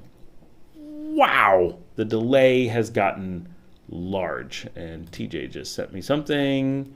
Claro Fiber. Yes, TJ, Claro Fiber is an option for sure. That is not Techo, but Claro Fiber is good. And those are good prices. Wow, their prices have come down. That's impressive. Really decently fast fiber internet for $29 and reasonable slow for $24. Wow, those are good prices. It's not Techo. I'm still going to pay for Techo, but yeah, Claro will do the trick. Watch a YouTuber, split screen, hidden gem. That was so Trinity says a hidden gem kept sacred. Sean St. Peter, love the walks around the community and just going into houses and rentals. Thank you. I love doing those. It's just, it's hard to get the time and all that stuff. Like it is very time consuming. I have been maneuvering my main job to give me more flexibility, and that does seem to be improving. Those are famous last words. James says, coffee movement. I wake up, have a coffee, and movement. Happen within 15 minutes unless want to have movement. Side road, too much info. Trinity says, yes, big delay. I normally watch the delay. Normally it's much more like 30 seconds. This is a huge one today. I wish there was something that says like what the average delay is so that I would have some kind of guide on that. Janet's here. Hey, of course I just got here, but what happens when I listen on my desktop and listen on my phone to run to the kitchen is that they don't match each other. Oh, that's definitely true. I do know that the streams are not, like all of you guys hear me at a different time compared to each other, but I've never seen anyone get a 5-minute delay before. That's wild. You could have Patricia talk show. So I've actually talked to my team about doing a talk show. That has actually hit our radar. And what's funny is Valentina from my team, her mother was a professional talk show host all through her childhood. So she has some experience. Like that's a thing she grew up in. And Marcella from my team here, my producer here, who's not here now, I really want to be able to do these live streams and use the full studio and stuff because that's super cool when she's here and we're able to do that. She and I do morning shows together. And while we're just guests, so it's not the same, but we have some experience being in a couple different studios and seeing what they're doing. And in reality, we're not that far off from being able to put together a morning show. And one of my business partners has a 22 camera television studio in Guatemala City. So like we have some experience, we have some access, we have some ideas. It's not entirely out of the realm of possibility. And back when I was on Spiceworks, they had, I don't know what it was called, Spiceworks TV or whatever. They built a studio in their office complex. It was amazing. They did such a good job. It was so neat to see how it was all done.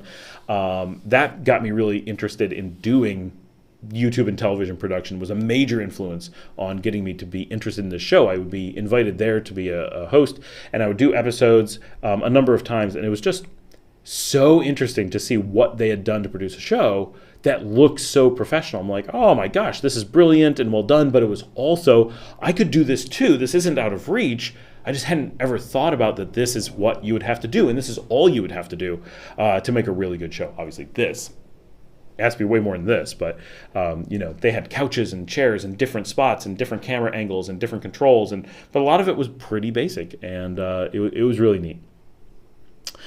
TJ says, Scott, I sent you a message about the internet. Yes, by the time you're reading that, I've already responded to you, but my 5-minute delay is so much that you don't realize it. But yeah, those are some really good prices and stuff. I use Teco because they're like enterprise. Claro Fiber is very good. Claro is nothing to complain about. They're very nice. Their prices are way lower than Teco, so almost everybody uses it. But those of us with big businesses or really demanding media presences, we want the extra reliability and low latency of Teco. They're just fantastic. But you're going to pay double, right? So for normal people, it doesn't make sense. The Claro is very good. Tusk the Ripper. Good to see you, Scott. Good to see you, too. And yes, I know who you are. Takes me a little bit to remember everybody's names between all the different things. We've been talking all day. Tusk is seriously considering making the move down, and we've been trying to figure out how to make that feasible.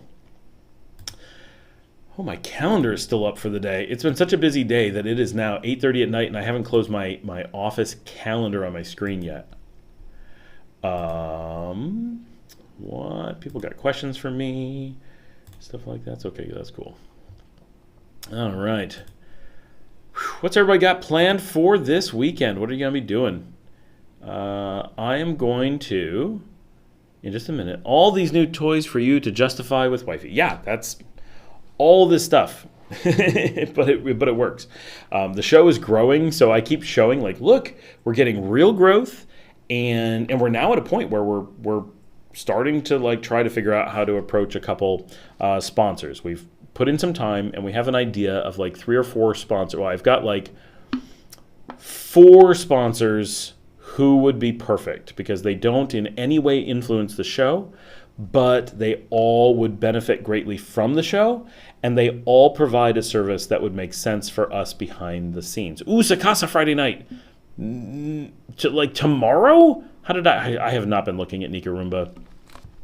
But for those who want to know what's going on in town, Nicaragua.com. So I just typed Nicaragua and said Nicaragua at the same time. So think about how long ago Nicaragua.com popped up on the screen. That's when I just said that. Janet says I use Tigo and Claro. They cost about the same. I get house phone with Claro, and Tigo stays on when the power goes out on my street. Oh, good to know. Good to know. I have Teco, and Teco stays up when the power goes out. But I think Janet has Claro cable. Correct me if I'm wrong, Janet. Cable tends to go out when the power goes out. Fiber tends not to, but only tends. Depends how they do it. But with Teco, I know that I've got protection during a power outage. So and their customer service is so good. I mean, you get what you pay for. I hate that expression. But in this case, it really, I pay double for Teco, and I get way more than double the service in my estimation.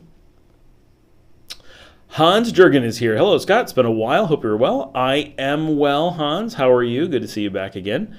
Jan says, yes, tomorrow at Via Via. Oh, I don't have the energy to go tomorrow. I already promised Saeed that I'd get drunk. Oh, but I could get drunk at Via Via. That's an option. We will see. I do like going to see Sakasa, and I do need to get a better recording.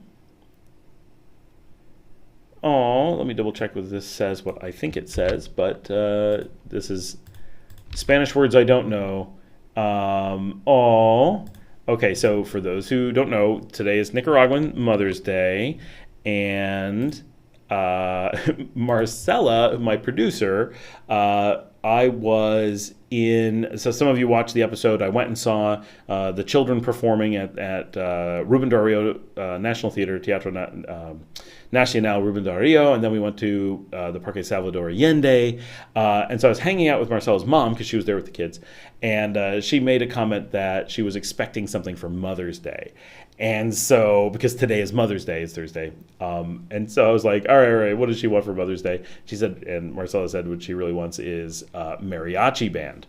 And so we got her a mariachi band and sent it out, and she just said that she's crying from the mariachi band coming on Mother's Day. So very, very cool. Yeah, I have no idea. They keep changing it. How do they change it? Cable and fiber can't... they would have to come and run new wires down the street. They seem equally fast. Well, they are. They don't change speed. It's the media. It's like if you have a motorcycle that goes 50 miles an hour, or you have a car that goes 50 miles an hour, they both go 50 miles an hour. It's just two different devices, two different vehicles. Yes, you can. That's in reference to me getting drunk. James says 5G internet in Nika. There is 5G, but mostly we have 4.5. But there is 5. We have real 5, unlike the US. Is Tigo fiber? I am not aware, TJ, of there being any Tigo fiber. That doesn't mean that it doesn't exist, but Tigo traditionally has not had fiber. I have never seen them advertise fiber. So that is, I don't believe you're going to run into that.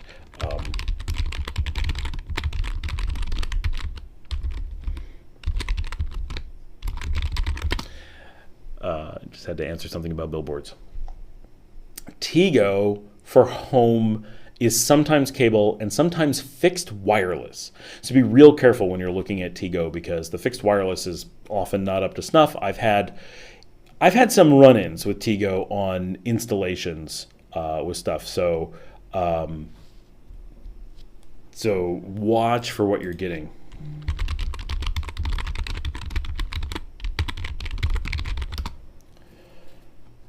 But you might get lucky. Like, they do potentially have good service. You just have to make sure you know which service you're getting from them and what the situation is.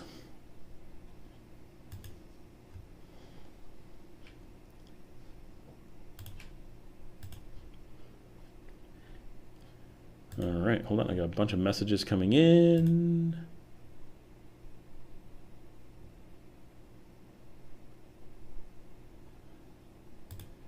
Oh, Elton just sent me a message. Haha.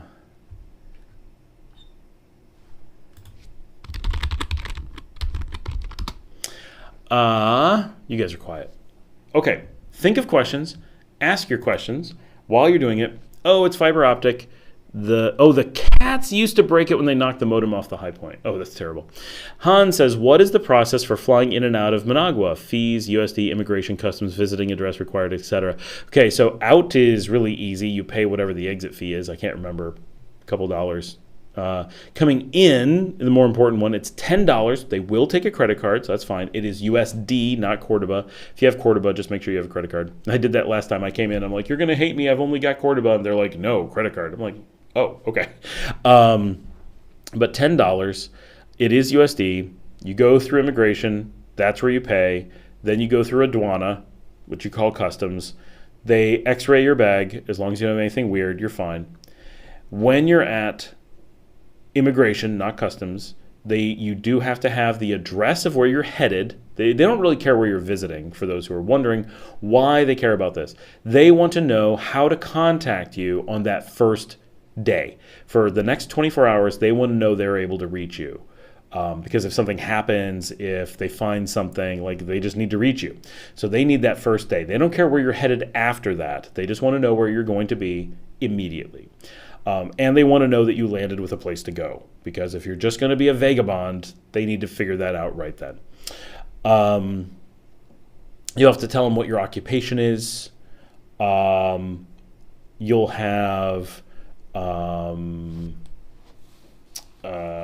some basic, like, you want contact information, like phone number or whatever, that kind of stuff. But it's all very basic. Beyond that, just the address and contact phone number is roughly it.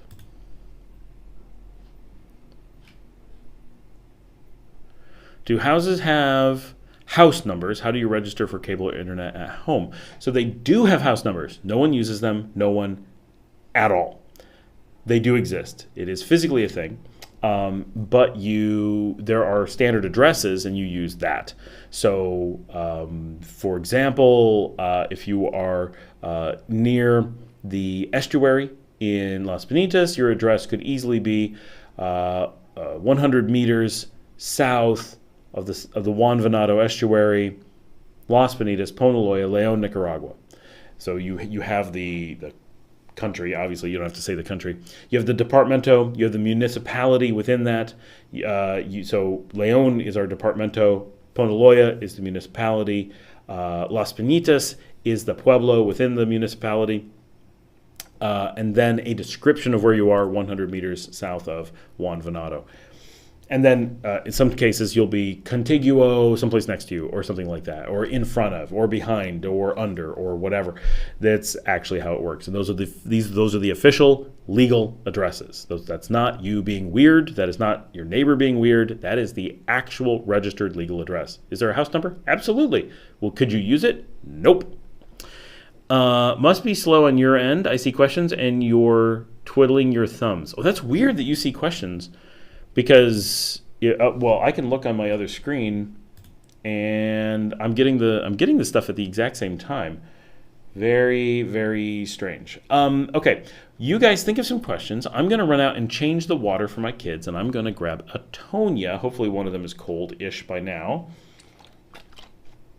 So hang tight while I pop up an advertising screen. Ha ha ha. And I will be right back. So this is your chance to go refresh your coffee, grab a beer, pour something, smoke them if you got them, use the bathroom, and ask questions, say hello and everything, and we will be back in a minute. And I have to very carefully back up. My dog's nose is like under the wheels of my chair. Why is your nose there? That is not smart.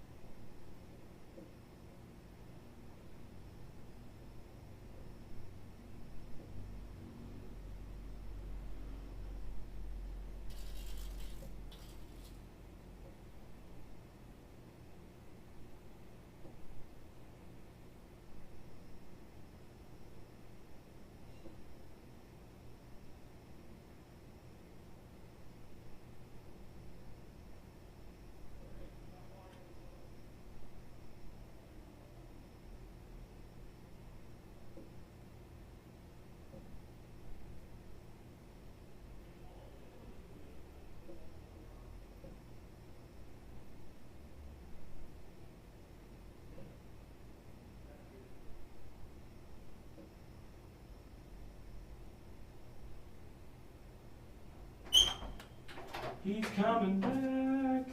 Hey, little dog. Mia.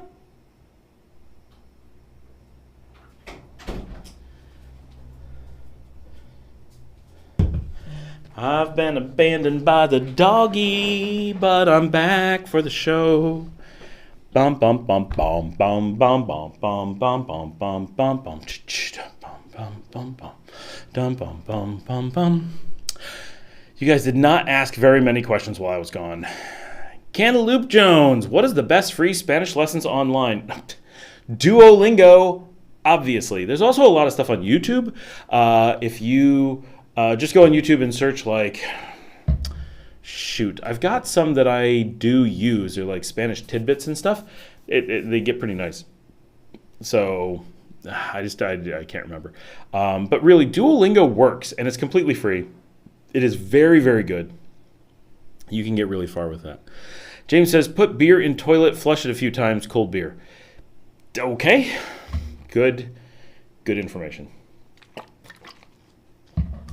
Sean St. Peters, if you know what you're doing, you can put the beer in the back of the toilet, not the bottom of the toilet, and get the exact same beneficial bits without the really, really gross bit. It still seems kind of gross, but it's better than it seems. Do you like immense coffee or Nicaraguan coffee in general? I do like Nicaraguan coffee. I only drink Nicaraguan coffee because that's what we get here. I actually can't get immense coffee. They don't sell it anywhere here yet.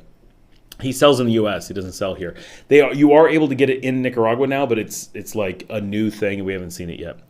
My Nicaraguan dad prefers Costa Rican coffee. Well, I don't think we can talk about your father anymore on the show. But I really want to buy a bag of immense with my next paycheck.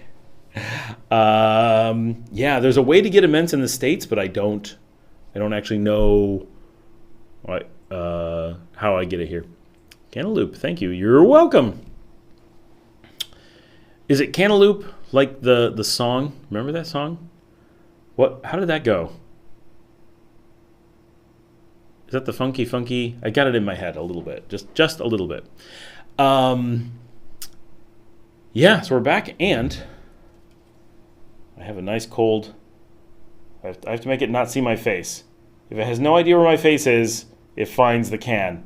As soon as it sees my face, bump, bump. But well, now my face is blurry, so it can't see it. But once I take this away, then it's like, that's a face. And then you put this back, and it's like, that's not a face. That's not a face. That's a can.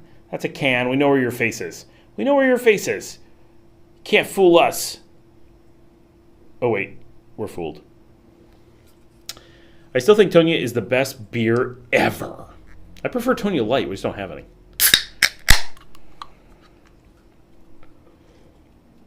It is a great beer, though.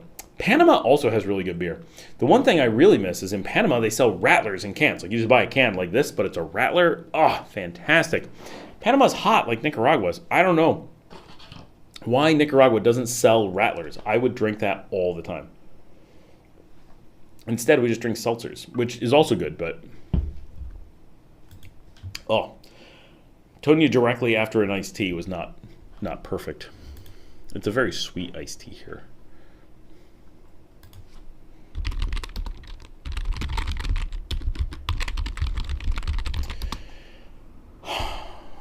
Tonya. Seriously, guys, you guys are quiet tonight? What gives? We're not even doing that long of one. We're just top 2 hours. I expected more from you. This is an interactive thing. We do this together. That's the deal with live. We got a thing and stuff. And I want to point out, it's been at least 30 minutes, possibly 45. No one has figured out the bus people's name yet.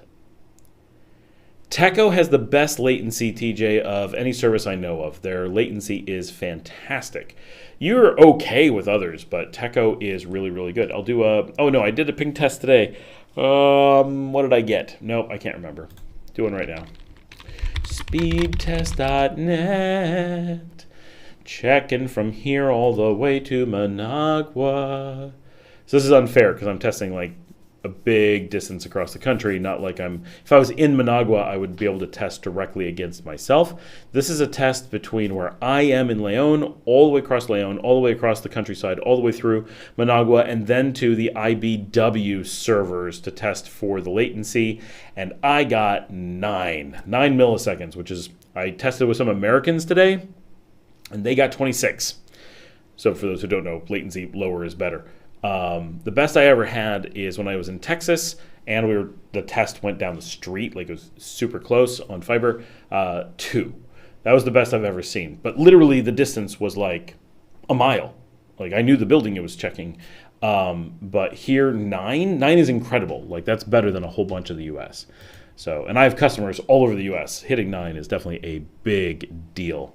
TJ says, I play a lot of FPS. Latency is king. So that is true, but that latency is going to be different than the latency here. So there's latency in the what is your connection latency, and then there's latency, what is the latency to the server you're trying to deal with. And if you're doing an FPS, chances are that server is in the U.S. You're going to add a bit of latency. Now, I do telephony systems. I sell phone systems for anyone who's got a business and would like to talk to actual professionals about a really good phone system. I would love that to be something we're able to advertise on the channel. Let's do that. And I really think we make like the best phone systems around. And I sold one today, right? Like every day. We move them fast because we're good at what we do. We've done this a long time. For that, latency is obviously a really big deal. So we're very aware of things like for us to get latency for a phone system that's based in Dallas, Texas, we're able to get 55 milliseconds to hear, which is lower than the 200 we have to meet to have the phone actually work. Of course, you don't want to hit 200. You want to stay way under that. But 55 means it works perfectly well and no one can tell. Yeah, Homes for Rent. I was running late today and actually forgot to have a hat. Yeah. Oh, wait. Oh, my gosh. I forgot that I put one on the table and forgot to look over. I don't know what you're talking about. What do you mean what happened to the hat? I'm wearing a hat. Cantaloupe asks, do you like Bluefields? We talked about it just before you were on. I've not been to Bluefields. I've been to Belize. And people in Belize who've been to Bluefields say you can't tell the difference. So, sure. I am going to get out there. I really am. I do work a lot. It is very hard for me to do extra things. Put beer in tank if your toilet is that disgusting. James, I'm just for everyone. All toilets are that disgusting when it's not the tank. Just to be clear. Janet says, I see a cat typed while I was in the kitchen. Nice. Ooh, the Simple has a new baby kitty. It's like this big. It is the smallest kitten I can remember seeing. It is so tiny. It was just walking out in the middle of the restaurant today. I'm like, oh my gosh, it's a little baby kitty. That was my day. That was the highlight of my day, little baby kitty. And Jillian's dogs, they are so cute, but they're super skittish. It was very hard for them to let me pet them. But I'm like, you're so cute, little doggies. Love the swag. We'll need to grab a hat when I get there. I know, we really got to get on the swag. This is 100% on me. Like, I gotta get that going. I definitely want to sell them here in country and make that as easy as possible. I'm trying to figure out how to do it in the U.S. as well, and I've been really lazy about that. But thank you. I love the swag too. I love the hats. They're very cool. I've got 3 of these. I want to get a couple different ones. I really like these mugs. Like, this is a pretty simple mug, but I like it a lot. Like, it's really cool. Like, I was on the podcast today. So it turned out the podcast, so that's why I had this. I had this hat. Like, you can see it pretty well when I give it a second. And I had this mug, and I'm, like, doing the whole thing. We're on a round table, and everyone else is, like, fuzzy picture and stuff. And I'm, like, full on, perfect light, perfect camera. I spent 2 hours getting ready. I have this whole podcast station set up now. I had a camera on a tripod. I had a Rode, like, professional mic. Had everything decked out. I tested the audio. Everything. Like, I put in the effort. We got on and everything worked. Everyone else is like struggling to get in. One guy had a fuzzy picture. One guy had dropping connection. One person took 40 minutes to get in. And there was one other person. and probably one person worked, right? And like that was like it. And one of the guys is like, "Oh my gosh, your camera and stuff are on point," like because I had like all this natural light and really looked good. And then they're like, "This is an audio only podcast," and I'm like, "No, I made like this looked really good." So I'm like, "Darn it." Taking off the hat, not drinking my tea. So I had all this swag ready to look good. But yeah, that the shirts, it's very cool. I really like the shirts. I love those. I want to get more of those made soon. I need more for me too. Like I should be when I'm not like in something nice. I should just be in the swag shirts, both my own and Nicaragua, and the hats and the coffee stuff. And I'd like to get more things. For sure. Janet needs tank tops. Yeah, Janet, just message Marcella and tell her what you want and tell her that I said to actually order them. Pablo says, are your daughters homeschooled? First of all, hey, Pablo, welcome. Yes, both of my daughters are homeschooled, always have been homeschooled long before we came to Nicaragua. Before they started school, we always planned on homeschooling because we knew that we were going to move around, and we lived in Texas. We did not want to send our kids to school in Texas. Our local schools were absolutely terrible from an education standpoint, and it turned out absolutely terrible from a safety standpoint. The number of times that my kids, had they been in the schools that they were supposed to be, they would have had active shooter situations. So we are so thankful that we did not send them to school. My kids have had what would have been one time the school they should have been at had a shooter. One time their cousin's schools, their cousin's boyfriend's school had a shooter, and her boyfriend's best friend was killed. Her boyfriend was shot at but managed to jump out a window, got on TV running from the shooter. And my daughter's babysitters, so they're like, yeah, they're babysitter. They only really ever had one babysitter. They had a nanny. They had two nannies growing up when they were really little. And then they had a babysitter once in a while for like evenings.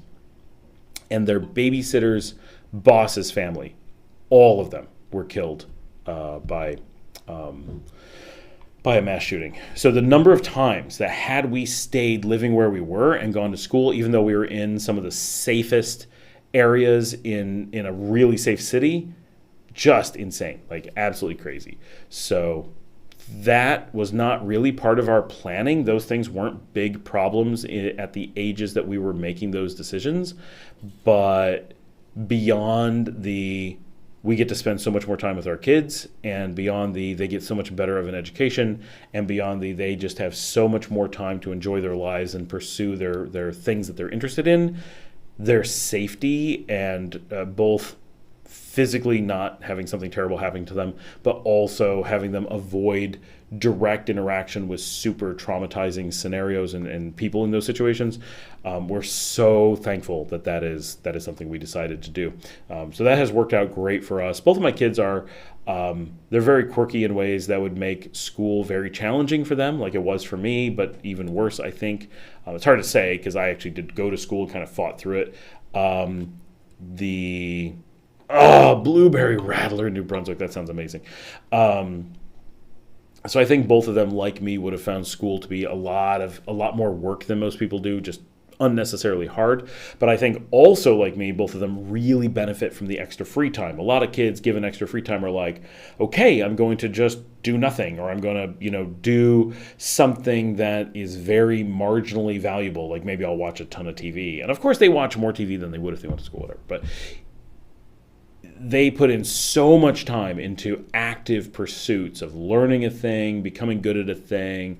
Just they do really interesting things and so many things that they're supposed to do in school. They're like, I don't want to do that in school. But then they'll do a much harder, real thing separate from school. And so they're kind of motivated in that way naturally, which some of that is we provide a framework that makes that really easy to do, by giving them more time, by giving them some freedom, by being interactive, by rewarding them for those behaviors. I think that on one side is really good, and just encourages that, but they also have that personality and it just works out. So that was a lot of answer to, are your daughters homeschooled? And I do have a video episode that was pretty recent about homeschooling. I'll see if I can track it down for you. I went into some detail about some of the other things. Sean St. Peter says, James, from there originally Alpine, looking forward to Tonya. See if I can find the episode on school. There it is. Here you go, Pablo. That is my recent homeschooling episode.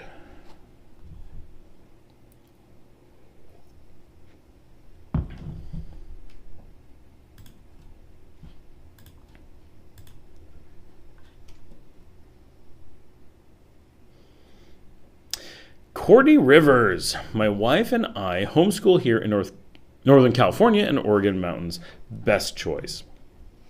It really, I've known, working professionally, so many of the people I know homeschooled. It was a really popular choice for a lot of people that I've interacted with, like on Wall Street and stuff. And it's like, growing up, I tended to have this like, it's very marginal. There isn't that many people who do it. It really kind of ends up setting you aside or apart, or you're missing out on some big experience. And now that I'm older, I'm like, oh my gosh, the experiences that people do get in school are so often bad. And that's not really often something you want to do. And the things that you miss out on, and people really don't have such standard experiences. So the idea that like you have to go to school and have the same experience as everyone else doesn't actually play out, because like I went to school, I did go to public school, and my public high school is so completely different than other people in the US's public high schools. And so it's like we don't have a shared experience at all. We might as well have been both homeschooled in completely different environments for how absolutely disparate the situation was between me and just like wildly different. Like, why is it so different? How do we get this this theoretical value of standardization? We all read different books. We all took different classes. We all just so different.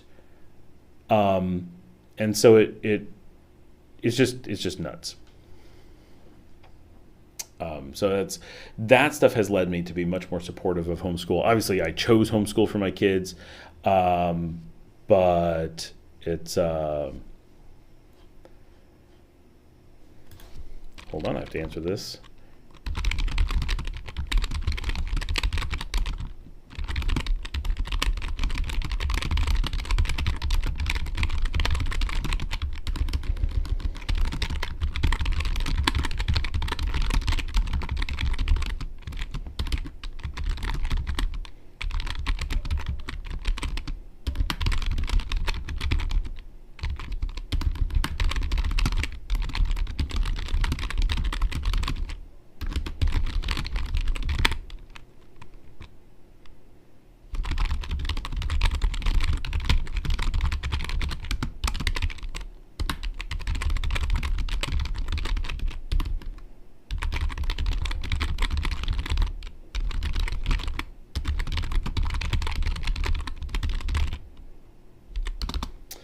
All right. I got to track down a couple videos for somebody.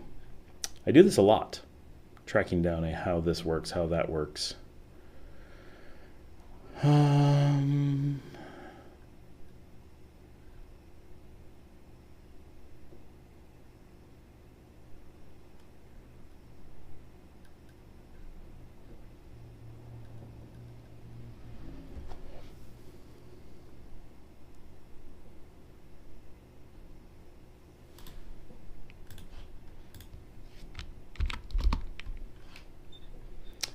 And of course, I can't find all my videos. Is this the full video list? What am I looking at? All right, get asking some questions while I'm looking stuff up.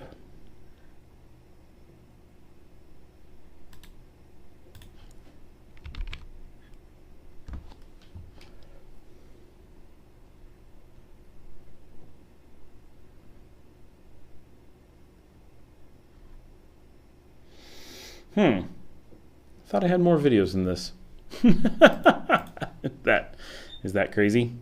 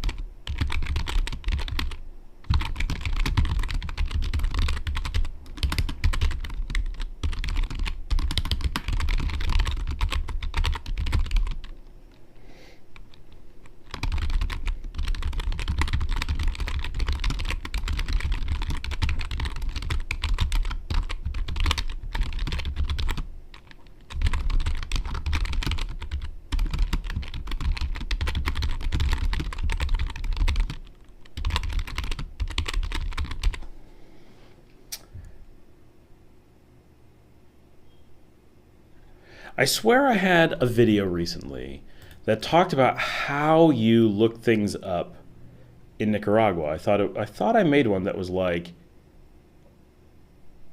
I guess I have this one, trust and verify tools to confirm online info. Is that the only one I made that like explained? Oh, I'm wearing this shirt in that video where I explained that they're like Nicaragua doesn't put things on websites. You have to talk to people. Was that the only one?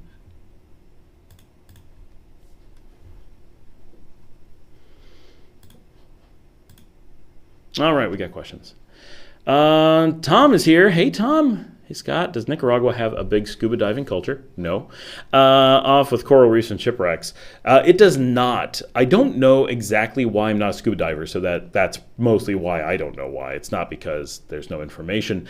It's there aren't a lot of areas where people want to be and want to scuba dive, and that scuba diving is good. I do know people who scuba dived off the Pacific coast, which is very rough and dark water. I don't know how entertaining that is, but they said they enjoyed it.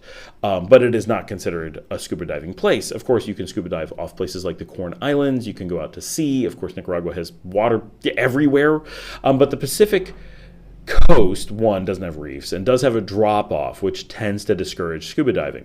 The Caribbean coast, and keep in mind, I am not a scuba diver nor an oceanographer. The Caribbean coast is the nice, flat Caribbean waters. You could totally scuba dive out there. I just don't know that there's much interesting. I don't know that we have any reefs that come into where you could scuba dive or anything like that. I do know you can scuba dive. Absolutely, you can go do that. Is it popular? Are there scuba shacks? Is there like all this stuff? No. Basically, there's no scuba stuff. There are little tiny scuba businesses. They're super rare, not very popular. Mostly, if you want to scuba dive and you like live in Nicaragua, people drive to nearby places that are phenomenal for it, like Honduras. It's not that long of a drive. There's even a bus. So if you're really looking for it, but if you're just somewhere in Nicaragua and like, I got scuba gear, I want to go do it. Yeah, of course. Okay, Pablo says, how different is homeschooling in Nicaragua compared to the States? Well, keep in mind, I'm an American, so my homeschooling is American. Nicaragua doesn't allow homeschooling, but I'm an American. So if you're coming from somewhere else, it doesn't really matter what Nicaragua would or wouldn't do for homeschooling. And there is some situation, I guarantee, where you can homeschool in Nicaragua. You just got to go through the hoops, right? Nicaragua is a go through the hoops kind of place. Like if you want to give your kids a better education than their public school is going to give them, do you really think Nicaragua wants to stop you from doing that? No, they don't. They just have policies to make that difficult because they don't want people not sending their kids to school, basically. So if you go through the effort, you can find a way to homeschool as a Nicaraguan, but presumably you're not a Nicaraguan, you're an American. You're not going to get Nicaraguan citizenship. That's not an option, right? So you're not going to be raising Nicaraguan kids under Nicaraguan laws. You're going to be raising children who are in Nicaragua under U.S. laws. So you will be affected by the U.S., wherever you're coming from, not by Nicaragua. Unless you're doing something so far out of the mainstream residency citizenship process that we really can't predict it. Under any normal circumstance, your kids are not Nicaraguan, so Nicaragua doesn't care what you do. James says fiber optic cable make big difference. All glass. It's not the same company installed fiber optic from New York to Chicago and makes pissloads of money by speed on trades. Okay, so James, what you're talking about there is the latency time, and the reason that it's faster there, though, is not that it's fiber optic. Actually, the speed in fiber versus copper is essentially identical because both of them move at the speed of light. It is true that the speed of light on copper is just the tiniest bit shorter than the speed of light, or slower than the speed of light on glass under normal circumstances. But both are moving at the speed of light. Both are moving light. I know that sounds weird, but the one is just using visible light. The other is using radio frequency light. But it is literally both radio frequency signals going down. It's both speed of light. The reason that a direct fiber optic makes a difference in that case, and remember, I worked on Wall Street. Like, fiber for trading is something that I had to deal with all the time, like designing it, talking about the limitations. If you're going to do regular trading with fiber optic, the limit is Scranton, Pennsylvania. That is the farthest populated spot from New York City that the speed of light is fast enough for reasonable trading. Once you go past Scranton, so Chicago is way past Scranton, it's like 40 times, I'm just guessing, the distance. No matter what you're doing slow trading. At that distance, copper versus fiber still won't matter. You're in slow land. What does matter, though, is if you can do a direct connection versus a lot of separate hops. The separate hops where you have to regenerate the signal, they make a big difference. This is where copper and fiber are dramatically different. A good fiber connection, bad ones are bad, but good fiber connections are able to go hundreds or thousands of miles without having to regenerate signal. And so the ability to have a direct connection from New York to Chicago or even to Los Angeles is really not very hard. We have direct connections here from Miami, so we basically can do the same connection to Miami that Chicago can to New York. We're very similar. That's because it's a single line from one to the other. If you could do copper from Chicago to New York, you could do the same thing. It would be essentially identical. The difference is that RF signals in copper degrades much faster than light in glass does. And so once you have to regenerate the signal multiple times, which to go from New York to Chicago you do generally about 6 to 8 times, each one of those additional hops introduces a lot of additional latency because you have to go through a switching element, and even the fastest ones at wire speed really are noticeable. And so, and there has to be logic and there has to be regeneration. That takes CPU cycles to put those bits back into pristine condition. Not a lot, it's super simple, but it's not instant. And so for those things, that's why copper appears slower, but the real thing is that fiber goes farther under normal circumstances. In a situation where you can connect fiber and copper equally, they are identical. We do not have the equipment to measure the difference between them. But there are situations where fiber is able to do things that copper is not, such as traverse really long distances or be in situations with really strong electromagnetic fields that will otherwise generate impedance or noise on the line. It is possible to have those things happen in fiber, but they're extremely unlikely and very, very minor, whereas copper has an electrical field around it, so it's interacts with the outside world. It is also very important that you can't tap fiber in any reasonable way. If you want to sneak data out of a fiber line, you have to interrupt the line, and that's really hard to do without it being noticeable. Copper, however, you can simply read the signal coming off the line as the data comes by, and even a pretty weak signal is going to broadcast for a few inches, and if you can get near that cable, you can get some data.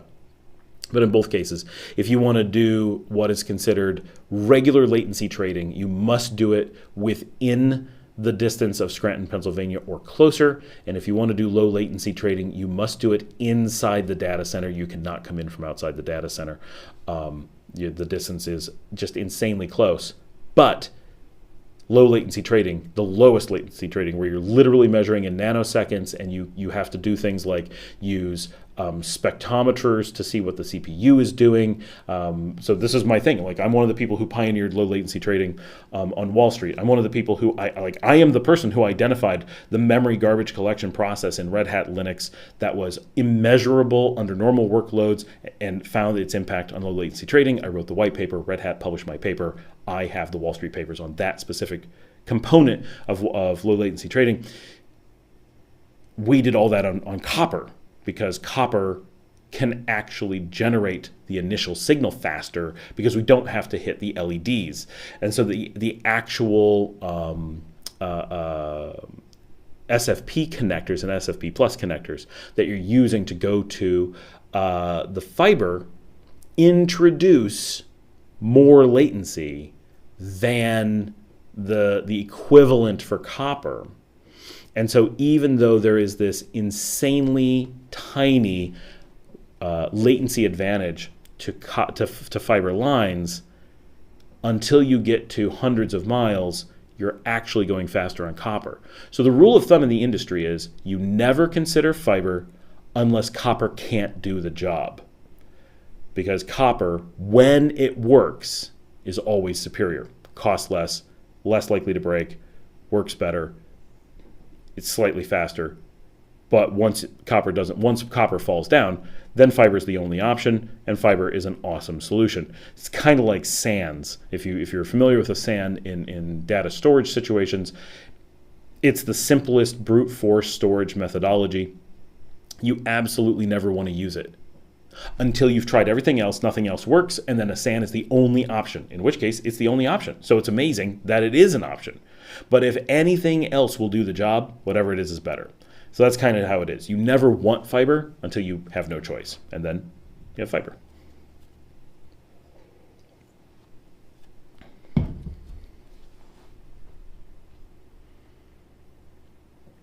It's weird, though, that they installed fiber from New York to Chicago and make tons of money by speeds on trades, because every bank has dedicated fiber between those cities.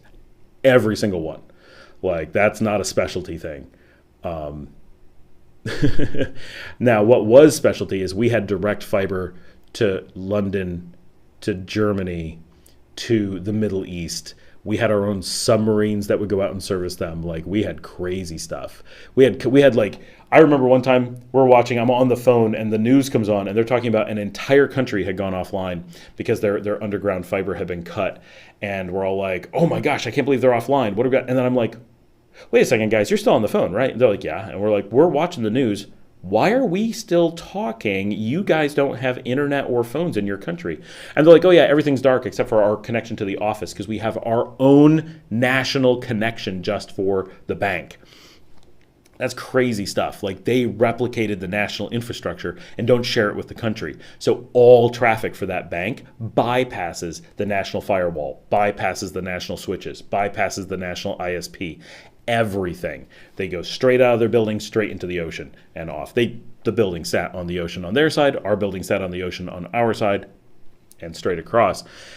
Really wild stuff. Went all the way through the Mediterranean, out the Straits of Gibraltar with our own dedicated fiber. Like, that's when you get into the biggest banks, that's how they do it. But the speed is not the fiber. The speed is bypassing all of the mechanisms that are normally there in a country. The security systems, the systems that share the workload between other places, the prioritization systems, all those things get bypassed.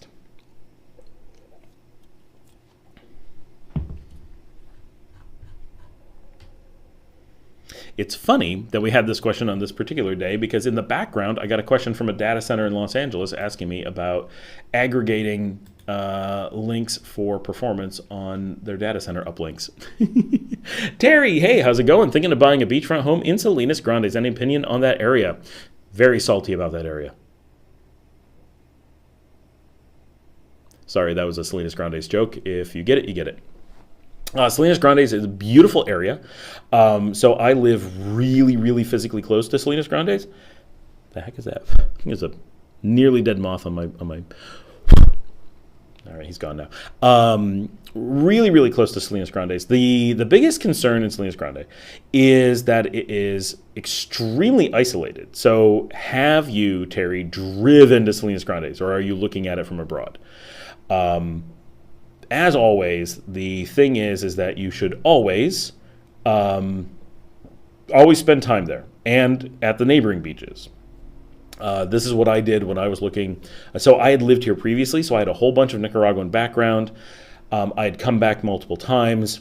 I had came back and then did a huge beach tour trying to find just the perfect beach and went beach to beach to beach. So I had a really good comparison of what are the roads like, what are the breaks like, what are the sunsets like, what's the access, what's the internet, how many restaurants, how many hotels, how developed with nightlife. I had a really good idea of how they all compared. Wasn't the most thorough thing ever, but it was pretty good. And that was all done at one time. So I knew what they were like at the same time. I had also been to a whole lot of them many years before, so I had some like how they've changed over time as well. But I didn't want to work from old knowledge. And in doing that, I think we did a really good job and picked a beach that we absolutely love. And it's been years, and we still are like, that's our favorite beach by far. So I think that for us, we picked really well. I would say you need to do the same thing. And maybe you have. But if you have not been to Salinas Grande, that is not a place that most people are interested in. It's a great place. I've done a video on it. It's beautiful. It's very close to me. There's a lot of things to like about it. But it's also quirky and unique and very large from a pure sand spit area, right? So you need to go to several beaches, especially in the area. I would recommend from at least Pochimil in Managua up to at least Ponaloya in Leon. Then there's a huge gap before other good beaches. So that gives you a big stretch of Nicaragua to compare against. Most importantly, you could skip the Managua beaches if you compare the Ponaloya Las Penitas area to the north and the and the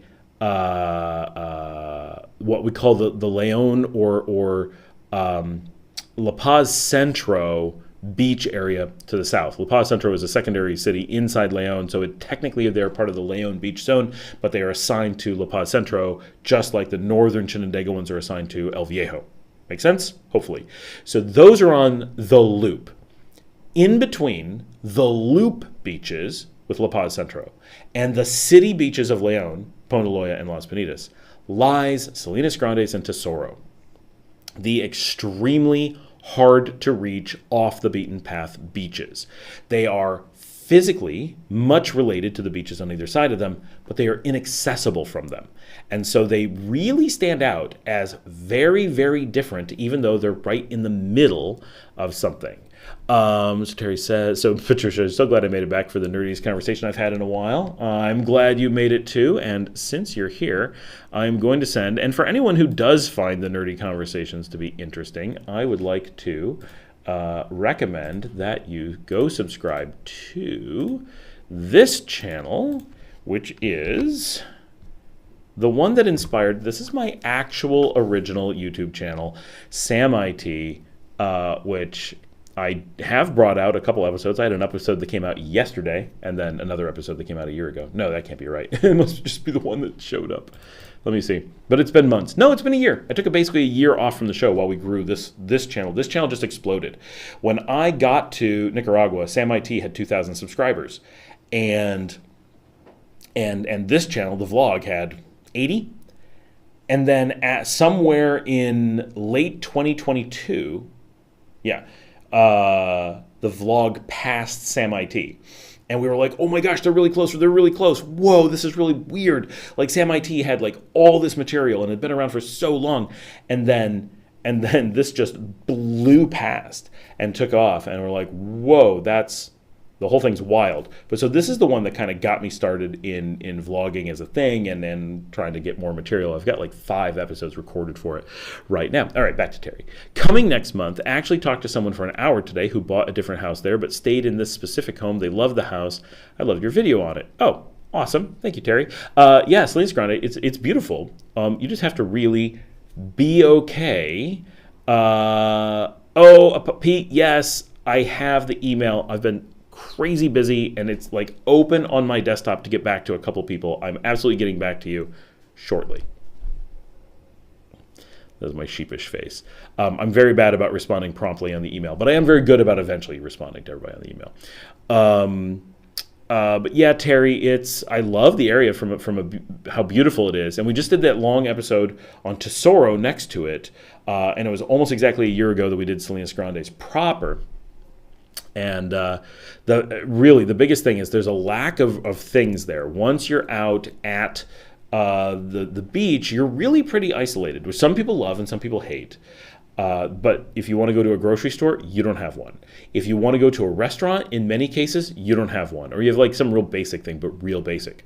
I did a little video. I don't think I showed it, but I have a little video where I go around one of the grocery stores, and there's like nothing in there. Like it's tiny, tiny, tiny, and it's a long drive from the beach.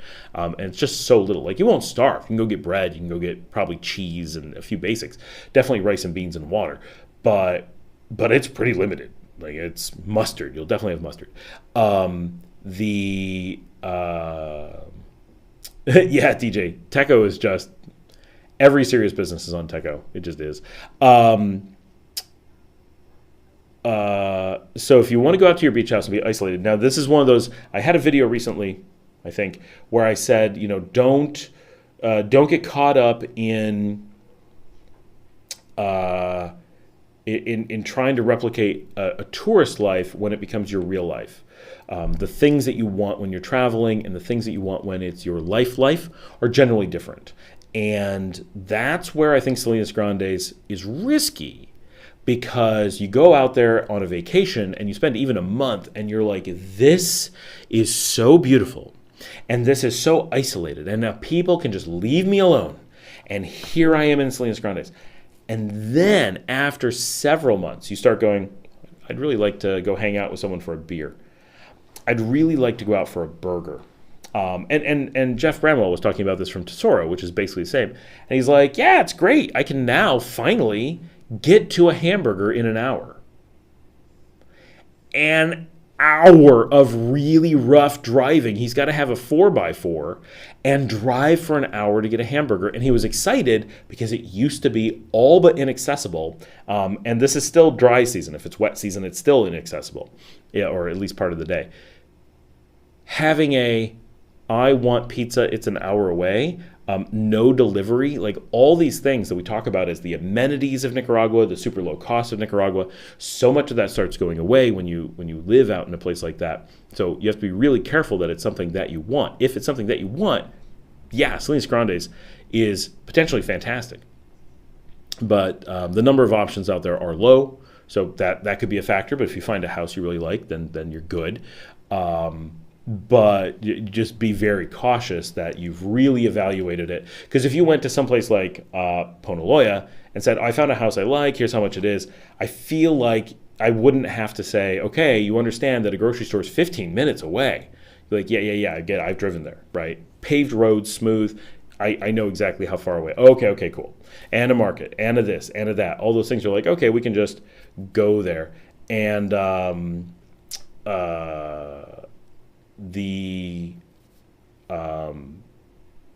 thing about like the really isolated, like vacation-y kind of place is that you tend to look at it in this isn't my everyday life kind of way.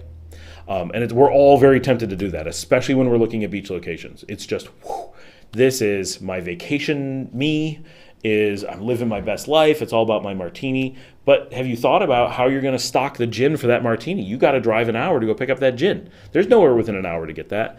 Okay, well, I can stock that up. Fine. Just be aware of those things and think it through. For me, living where I do, I love that I have Pedidos Ya. I can have dinner delivered anytime. Pizza, burgers, whatever. It's going to be here in 40 minutes at minimal effort, minimum cost. I don't have to have a car. I got public transportation, takes me everywhere. I do have a car. If I want to go farther, I can just drive. No problem. I don't have to have a 4x4. I just have a Corolla. If I want to go out to dinner with my friends, 5 to 10 minutes basically everywhere. Like Janet and I might go see Sakasa play tomorrow night. That's a 10-minute drive for me. No big deal. And I'm passing things the whole way in. Coffee shop on the way, shopping of different types. Do we have amazing amounts of stuff? No, but we have a lot. And keep in mind that like Las Piñatas is sometimes ranked the number 2 beach in the country. It doesn't have an ATM. And it and Ponaloya together represent the only 2 city beaches in the whole country. And between them, there's not an ATM. So when you're talking about Tesoro and Salinas Grandes, you're potentially looking at being not 15 minutes like Las Piñatas, which we consider a serious problem, but being an hour to an ATM if you're going in the right direction, possibly more, although I know there's one at the Pronto and Nagarote, so that's probably only a few minutes farther in the other direction. You're probably okay at an hour pretty much no matter which way you go. Unless you take the new road, then the southern route, the new road. No. The old road, Vieja, to Managua, I don't think there's an ATM on it yet. I think that Villa de Carmen is going to get one just because they're putting so many up on the new road that the old road must be going to get one, but hasn't yet. So little things like that could be really massively impactful to everyday life. So 100% love it. Go check it out.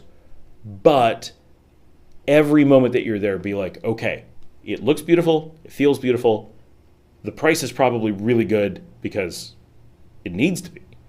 And then, okay, can I live with each of the limitations that I'm going to find? And a lot of people can, because they do want to live kind of a hermit lifestyle, and they do want a small, closed-knit community of people, and that comes with a lot of safety, and there's like things that come with that. But for me, if I'm going to live on the beach, I want it to be a beach that's really busy so that the beach is more like a city and has like restaurants to go to, activities to do, friends to go hang out with. That stuff does matter for most people when it's your full-time home. And if it's a vacation home inside Nicaragua, totally different. But if it's your home inside Nicaragua and suddenly you are so isolated, it can be really tough. Do I see growth coming there? Yes, I totally expect growth to be coming there in a decade. There are plans on the books that make it very plausible that in a decade it will be very much growth. But you should go look at the neighboring beaches like Ponaloya, like Tránsito, like Puerto Sandino. When we say Salinas Grandes is looking at a lot of potential growth, it will eventually, in 10 years, we expect, and this is from some pretty reliable sources, in 10 years, it should be at the point where it has the capability to start to build up to what those already are, which is fine if you're looking at a 30-year plan, but you want to really temper it, because like that road that is impassable, that is not expected to not be impassable for a very long time. Is it going to be on the new highway? Yes, in 10 years. Is it going to see growth before then? It will see some growth if they fix the main road. I don't see them fixing the main road. They're very good about improving roads, but there's stuff going other places. So that's could it happen ahead of the highway? Yeah, it absolutely could. Do I expect it to happen ahead of the highway? No, I do not. I know Jeff has been working on trying to get that road improved for 21 years. And they just got it upgraded to viable gravel after 21 years. So, and viable gravel's needing a four-wheel drive truck. Like, there's so many steps between that and getting it up to a really nice highway like Valero and Transit. Like, Tránsito's just about to get, because it's like they're in like the last 2 miles, and Valero already has, and Sandino already has, and Marabella or whatever already has. It's not Marbella. It's something really close to that. Anyway, Patricia says, I like the idea of an unpopulated, isolated beach, but I also want easy access to groceries, a veterinarian, and fast internet. Yeah, otherwise Los Brasiles would be perfect, which is the beach just north of Ponaloya. It's only accessible by a lancha. Someone was asking about this in the comments today, and there's a couple places up there, and they're advertising lots. Like you could go buy a beachfront lot at Los Brasiles for $5,000. $4,000, I'm sure you could argue them down.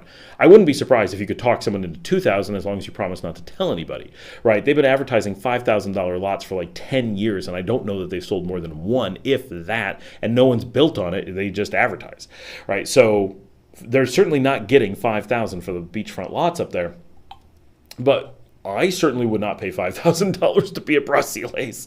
But if you wanted to be up there, you could. But a vet is going to be an hour away to Leon, and only during high tide. Internet is at best 1 megabit per second over unreliable Tigo Wi-Fi being shot over the trees.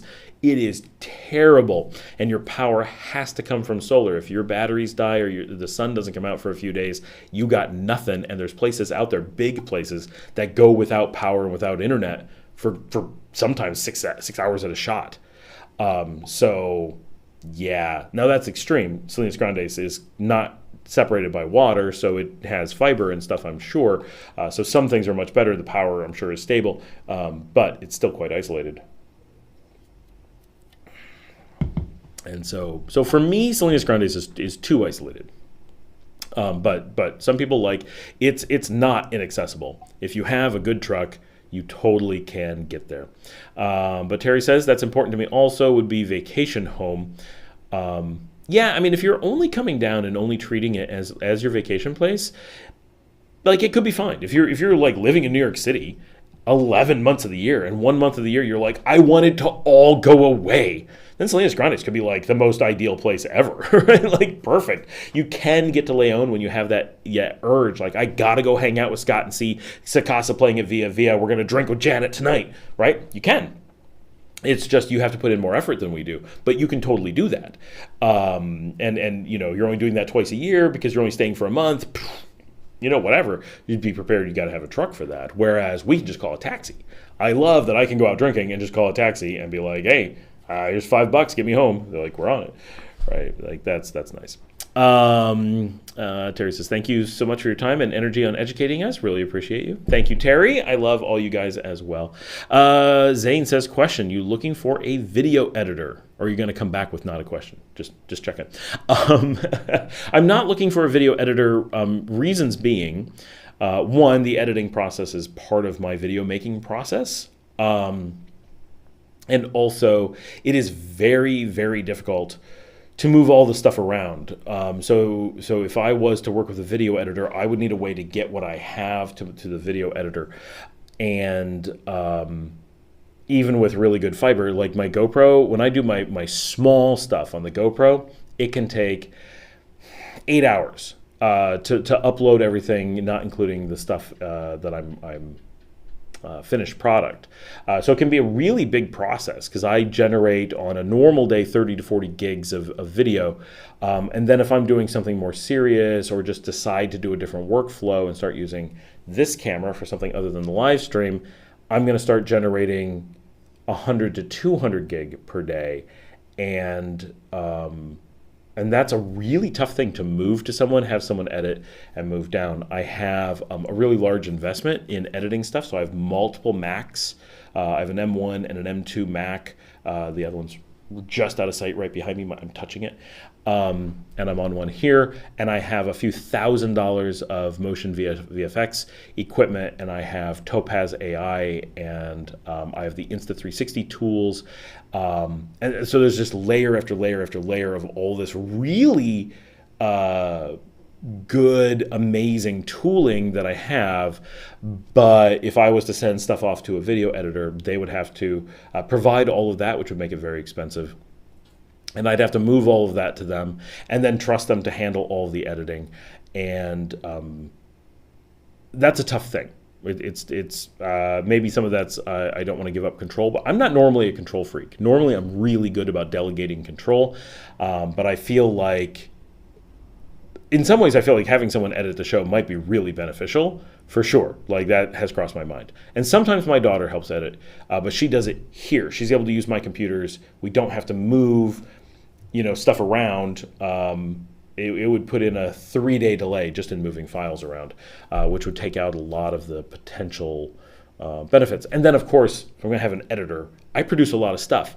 As you can imagine, the cost of editing my stuff would get really high because I require something like 4 to 10 hours per day of editing just to get through the material I have. That means I need at least 2 full-time editors who work at least as fast as I do to go through the material, and I'm able to go through the material lightning fast because I can do things like, and I do this every day, I'll go out and I'll record for 20 minutes. You guys have seen my show. I have 20-minute segments where my mouth never stops moving. And the camera doesn't die. I could do much more if the camera didn't die. And you can tell from doing the live stream, I can just go, right? Like, if I've got a topic, we're just buckle up, people. Here we go, right? It could be an hour of nonstop blah, blah, blah, blah, right? That's just who I am. When I'm using the GoPro and I'm standing outside and I'm doing these, I can know really well, okay, here's a segment. I did 3 segments in a row without a drop. So when I'm editing, I can be like boom, boom, boom, and hit these together. And James, I didn't mean to skip your now retracted military grade Corning glass versus German glass stuff. I did notice it. I was keeping on topic for a moment. I can sometimes take an hour-long video and be like, okay, I only need to actually watch 15 minutes of it to be able to put it together, and then it's not so bad. But an editor would have to go through all of it, or maybe get notes from me, and I'd be like, I think this is good, but I couldn't watch it to like tell. It'd be very difficult. And so they would require a lot more time to do the same thing that I'm doing, plus the transfer. So that's that. There's a lot of potential difficulties with that. Things that would be much more useful to me is people who are managing.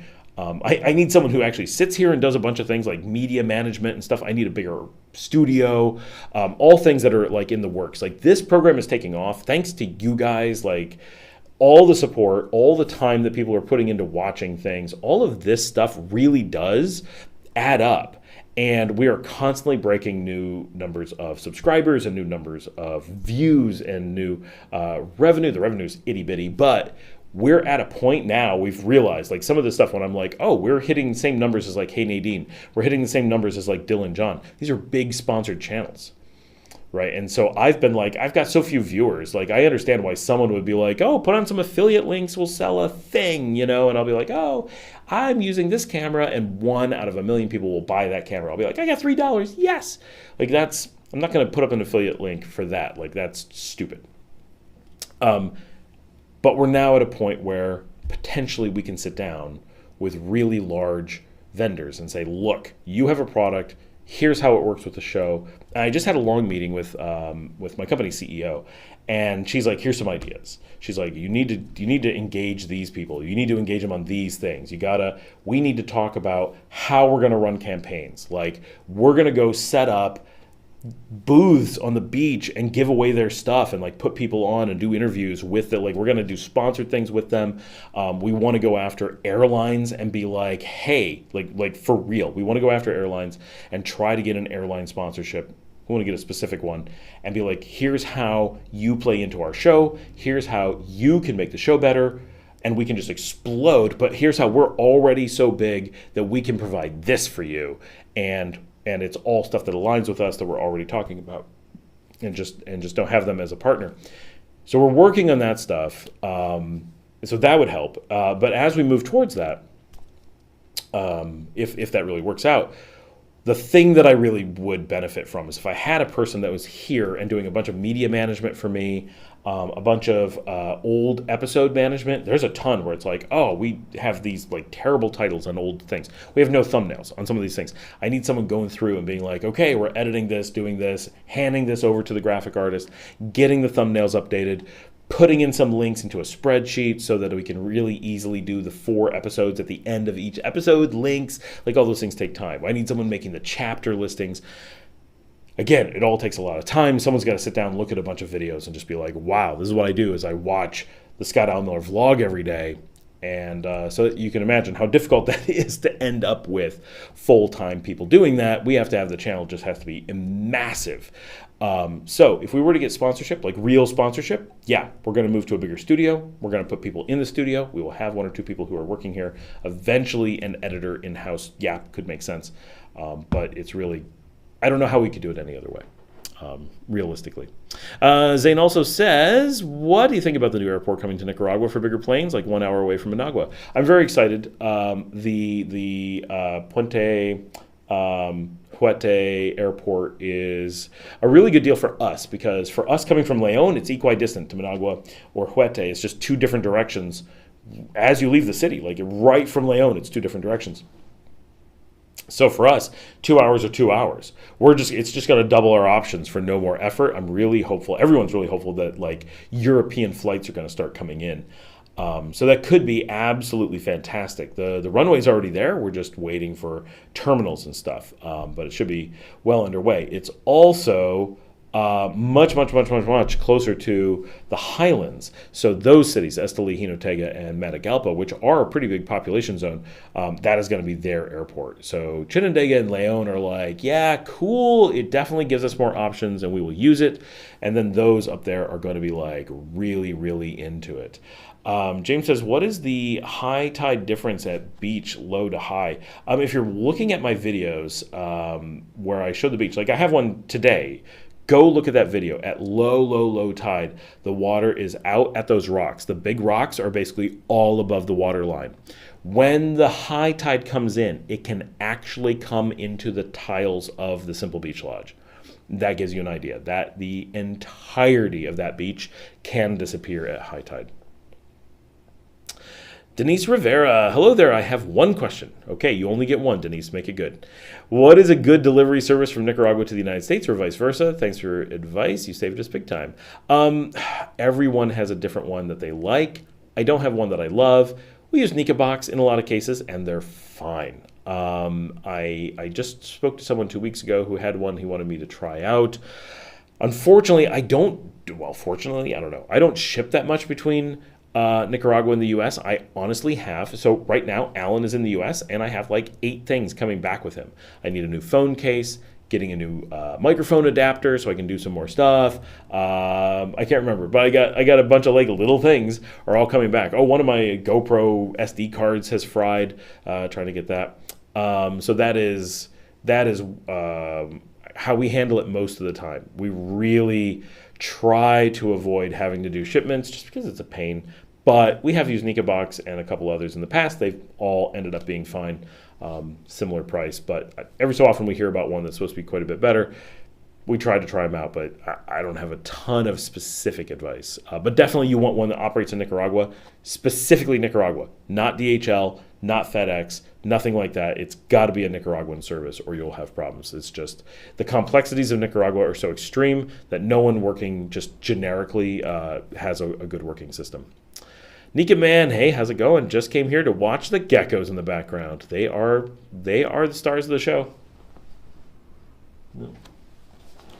Where is he? Oh, they all left. There's actually none back there at the moment. Nika Man, get Spirit and offer to better their damn times instead of 1 a.m. to at least 10 p.m. I don't know how much they control that, but honestly, I like the 1 a.m. flight. It really is perfect. But yeah, Spirit is definitely who I want to get.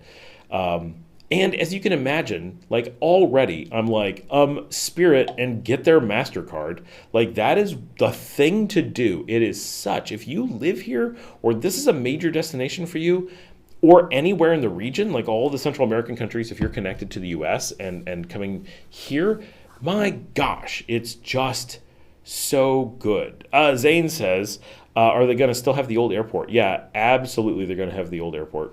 That's not going anywhere. They're trying to increase capacity. That airport is in the city. Honestly, I would like to see it go away. That would be kind of cool. That could be an important part of the city. It's not in the best area, but the airport would represent a lot of potential housing. Zane, you say ew, but it's the best American airline. I've never had any airline be as good. I go so far out of my way to choose Spirit every time. It's the only one that I use. The weight limit is 40, I think. It's not bad. But everything, so many things are so much better. And short of Delta, they have the best lack of delays in the U.S. And the delay to Managua never happens. No matter what's going on in the whole of the U.S. can shut down. Huge flight disaster. Spirit Miami to Managua, rock solid every time. It's the one flight you can trust. James says, how's the taxi late at night from Leon to Simple Beach area and vice versa? It's fine as long as you know someone to call. It's going to be fine. Avianca is my second choice, Zane. I have flown them a few times. When I flew them from the U.S., they completely scammed us, cost us thousands of dollars, delayed us by several days. I've got videos on it back when they did it. They are better now, but during COVID, they definitely took advantage of the COVID situation and absolutely screwed people left and right just because they could. So they certainly do not get my preference of flights. I also never find them as cheap as Spirit. Spirit, just more reliable, lower cost, and more trustworthy. I've never once had a situation where I didn't trust what Spirit was doing. They get pretty funky sometimes. Arthur calls it the late night desperation flight. Like, everyone's given up. There's they're just exhausted and no one cares about formality anymore. And that makes it the best flight because everyone on the flight is like, it's 1 a.m. I don't care about the world anymore. And but people are nice. Like you have reasonably nice flights with just everyone's getting along, but they're just kind of like crazy. What is the difference between the Spirit and the Avianca weight limit? Is it 50 and 40?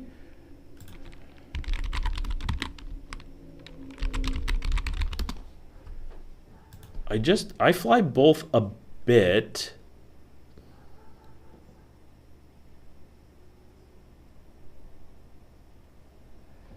Yeah, got their MasterCard. This is Nika Man. Upgraded Visa. Already got 55,000 points. Spent $1,000. It's around 4 trips, round trip Houston to Nicaragua. Yeah, it's the credit card with Spirit is pretty fantastic. We did that and now we use it for everything. Okay, so Avianca is 23 kilograms, so that's 50 pounds. And Spirit is 40 pounds. Yep, so it's 40 versus 50. But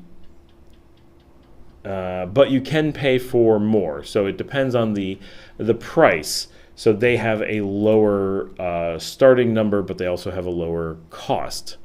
So it depends. I definitely prefer that because you just have more flexibility. Because quite often I don't want to fly with 50 pounds most of the time, but sometimes we need to.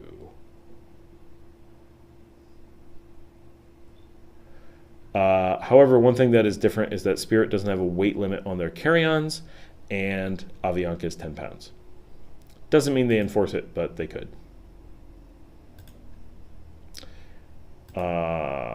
Spirit also accepts much larger carry-on bags, which is nice.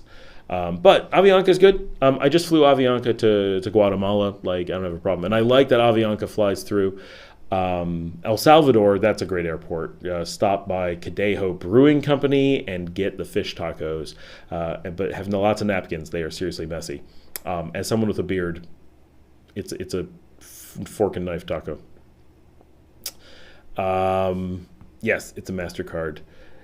But yeah, Avianca is nice. And the nice thing about Avianca is you do get a lot of flight choices into South America. But in general, I have to be careful because what if Avianca decides to sponsor us? I don't think they will. Spirit really is the obvious. Spirit and LATAM are who I currently try to fly. And the two together, they connect everywhere. So if you can get from Spirit to LATAM and vice versa, the whole of the Western Hemisphere is open to you with just 2 airlines. And both consistently treat me great. Now that COVID's over, Avianca's been fine, but It is, they were definitely rough during COVID. American is so expensive. I don't mind them as an airline, but if I'm not getting a good deal, I don't bother. And then United treats us like crap most of the time. That's actually how we found Spirit. Avianca didn't fly back then. This is 9 years ago. United totally screwed us over, and Spirit took care of us. And we took care of us having been United customers, and we're like, oh my gosh, Spirit is so nice when we're new customers, and United is so awful when we're established ones. Are you kidding me? I never went back. That one interaction was so significant that Spirit has been my airlines for 9 years. Obviously, I fly other things when I need to. Spirit doesn't go everywhere, but if Spirit goes there, Spirit is what I fly. So I've been quite the Spirit advocate for quite some time. United never have direct fly. They actually do, but it's not from Miami. It's from Houston. That's why it actually, for me, so this is actually important. For people who don't realize, my family's in Houston. United is direct from Houston to Managua. I fly with a hop through Miami because I will not fly United. I want to fly Spirit. So I fly through Fort Lauderdale and then over to Houston. It's so much more flight time and effort than if I flew United. But it's obviously better because I'm on Spirit than on United. Now, if you're originating in Miami, then Spirit is the obvious choice along with Avianca. But if that's not everybody is flying from there. But for me, United would be the obvious choice. And that's why we took it 9 years ago, because we were flying directly from Texas. Sean St. Peter, what do you do with your empty cans and bottles? Coming from Canada, recycling is big. Likely not there. No, we don't have recycling here. But really, in Canada, you don't either. Right. This has been a big expose. The U.S. and Canada aren't actually recycling. It's almost entirely fake. I know that in reality, I think Nicaragua does more recycling than the U.S. and Canada. So the thing is here, we don't recycle these. These just go in the trash, which I wish they were recycled. I wish they were going in, melted down, becoming aluminum. But we don't have any place to actually do that, so we have no way to handle that.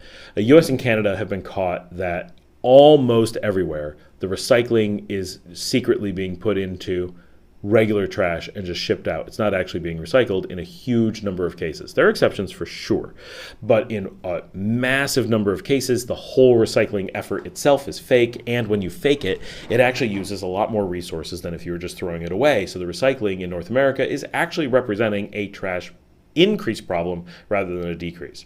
Here in Nicaragua, normal stuff is not recycled. It's barely even put out in the trash properly. That's a separate problem. But when it comes to things we can recycle here in the country, we use glass bottles for everything. So many glass bottles. And we have glass bottles that are 20 years old. Every single glass bottle, you have to pay when you get it, and you get your money back when they get it back. If you're a bar, they track those glass bottles like crazy because they are like half the cost of the beer. It is nuts. So soda, beer, water, all comes in glass here. That stuff goes back to the bottling plants. They are sanitized and repackaged. So they're not grinding the glass down. They're cleaning the glass out. You can get Fresca bottles that are visibly 30 years old. They are worn out on the outside. They have ancient labels on the front, and it's still brand new Fresca coming from the Coke bottling plant because they are absolutely truly reusing, not just recycling. So there's actually an extremely large reuse mechanism here because National Cerveceria and Coca-Cola and Pepsi are all forcing their distributors to return the glass bottles as part of the deal of getting product from them. And if they don't, the penalties are crippling financially. Like to the point where people go out in the trash. If someone puts glass bottles in the trash, it's a gold mine, right? Some bar will buy that from you at a very high price. But even these are going somewhere because if, so let's say you're out at a party, like, well, coming up, I know is the big 45th anniversary of basically independence. They don't call it that, but of the revolution, like the American Revolution, the Nicaraguan Revolution. So if you're out and you're drinking a Tonya and you're at this party and there's just people everywhere, you'll see people just finish their Tonya and just set it on the ground. And you're like, as an American, you're so like, oh my gosh, did you just set an empty beer can on the ground? What kind of animal are you? And then you see a guy come by and pick it up and be like, thank you, and put it in a bag and walk on. And you realize they're getting money for those. And the recycling is not happening from the person with the can. The recycling is happening from the homeless guy who pays for food by doing recycling. And so people set their stuff down where people can easily find it, and they leave it where it's like clean. They're not like mashing it, throwing it somewhere in the trash. They're putting it like right on the sidewalk. Here you go. And then someone will be by in 30 seconds and just grab it because they don't want someone else to grab it because that's their income. And it's like, I'm getting 5 cents for each one or whatever. I don't know what they get. I don't know how they do it. I have no idea what the mechanism is. But when I lived in La Barrio, which is inner city Leon, I had this like 8-year-old kid who would come up, knock on my door. Sir, do you have any bottles? Okay, maybe. I don't know. Let me go look in the kitchen. And I would collect anything I could. And he would just sit out on my porch. And whatever I bring him, he'd be like, thank you so much. And he would just collect them, put them in. He had a thing and organized them and moved on to the next house. And of course, went down the street collecting everything in the street. So there's a mechanism where that stuff is happening, but you're not recycling. But holy cow, is it happening, right? Like it's something's impressive. Nika Man, United goes direct from Houston to Managua. It will cost you an eye to fly with them, but yeah, it's direct. Patricia says you should really get one of them semi-private charter planes that allows big dogs in the cabin to sponsor you. Ooh, that's not a terrible idea. I should fly all over the region with my dogs. It'd be like a thing. However, if I can get like Spirit to sponsor me, which would be fantastic, they could fly me all over the region and be like, yeah, this is the thing. Like we're just, anytime there's an empty flight, they could just like tell me like, we have an empty flight in 3 hours, be in Managua. I'd be like, I'm on it. And honestly, if I got that sponsorship, I would get an apartment in Managua near the airport or near-ish to the airport and be able to stage there. Be like, yeah, or sometime over the next 2 days, we're heading out. I'm just going to stay close-ish to the airport with bags packed, ready to go, hang out, film some of Managua, do some restaurants, do whatever. And, I got the call on it. Passport ready to go, just head off wherever. I would totally do that. Spirit can do that by putting me on empty seats. The charter companies, every time they wanted to fly me somewhere, they'd have to drop 30 grand, literally in fuel cost to put me somewhere. And then if anything goes wrong, I'm stranded because it could be like a month or 2 months, 3 months before they had even the opportunity to move a plane somewhere where I am. Whereas Spirit would go in and out of every country in the region, except Belize for some reason, literally daily. And so I could be like, okay, just get me back to one of these places and I can go from there. But the idea is great. Question, what do you think about canal they're trying to make in Nicaragua? What canal are they trying to make in Nicaragua? Are you talking about the canal that was never actually going to be made, that was utterly discontinued 15 years ago, and that was just recently completely wiped off the books so that people would stop being able to say that there was a theoretical, which was not even true, thing on the books about it? That canal? There's definitely no canal ever that was going into Nicaragua, but there was quite some time ago a scam canal where a Chinese investor scammed the Nicaraguan government enough to get them to put on the books that they would consider it under the right circumstances. Those circumstances immediately didn't come about, and the person was the Chinese investor literally disappeared. Right now, probably because they just ran out of money and were a scammer and just disappeared. However, they actually disappeared. Like nobody knows where this person went, and so it's like one of those things. It's like, oh, did China like decide this guy was like making too much headlines and famous as a scammer, and we just can't do that, and so they made him disappear? China will do that, right? If someone goes out and is discrediting the Chinese nation, and I'm totally in support of this, like China does some weird things. China has a different take on things.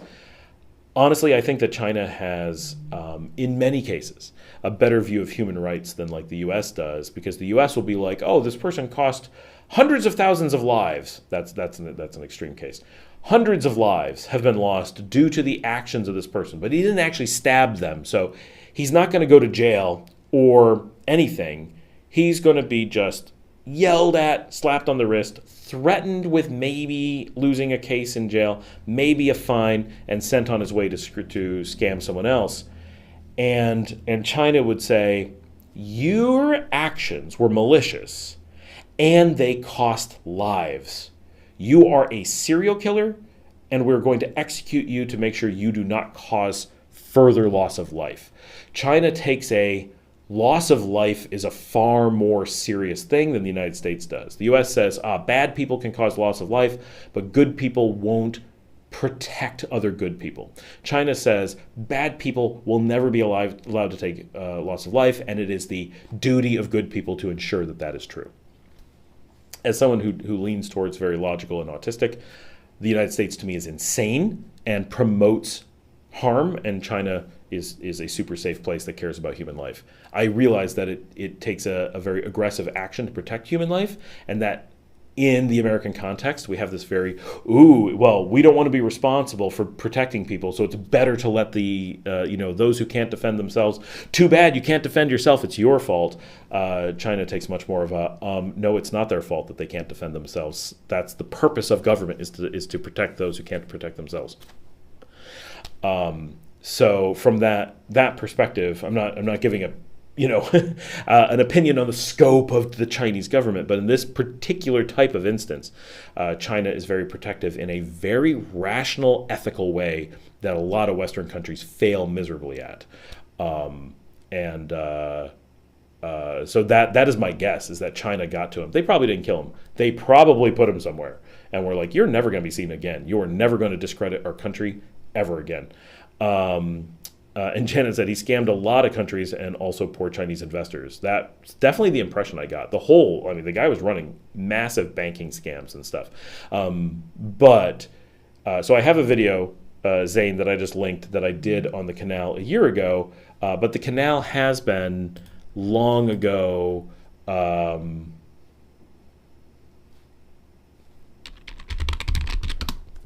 Just getting some confirmation that is very likely accurate. The way that it worked was that the canal was basically given an option to investigate seriously whether a canal would make sense. And that's an okay thing, right? So Nicaragua was scammed, but they weren't scammed to the point where they approved a canal. They were scammed to a point where they approved looking into a canal. And yes, the company that was looking into it, doing the research, putting up the money supposedly, was given a monopoly on the building of the canal, which you would, right? Only one company can build the canal. So they got that right. But they didn't have the right to just build the canal. They had the right to do the research and then convince the government to let them do it if they came up with the money. There was a bunch of ifs. And basically they came in with enough pressure to get a unique right that no one else wanted. This is really important. There is no person on earth who wants to build a canal in Nicaragua. That would be insane. There's nothing about a Nicaragua canal that makes sense. It is not financially viable. It is not a viable engineering effort. It is not a sensible thing. There isn't a need for one. There is, if you could snap your fingers and have a canal that's already done, operating, doesn't hit the environment, magic. Of course, having a canal in Nicaragua where ships from the Pacific and the Atlantic can just cross back and forth at will very easily is not a bad thing. That would be a nice thing. So yes, that is a given. But in the real world, where canals have costs and they have problems and they have whatever, the actual need for a canal is super low. The reason that the Panama Canal is as important as it is that the Panama Canal has been in place for a long time and there's a dependency built upon it.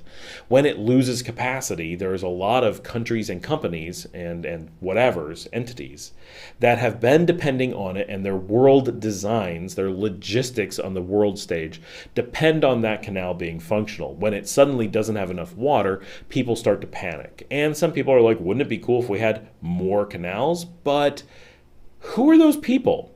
Nobody, really. It's a thing that governments like to banter about.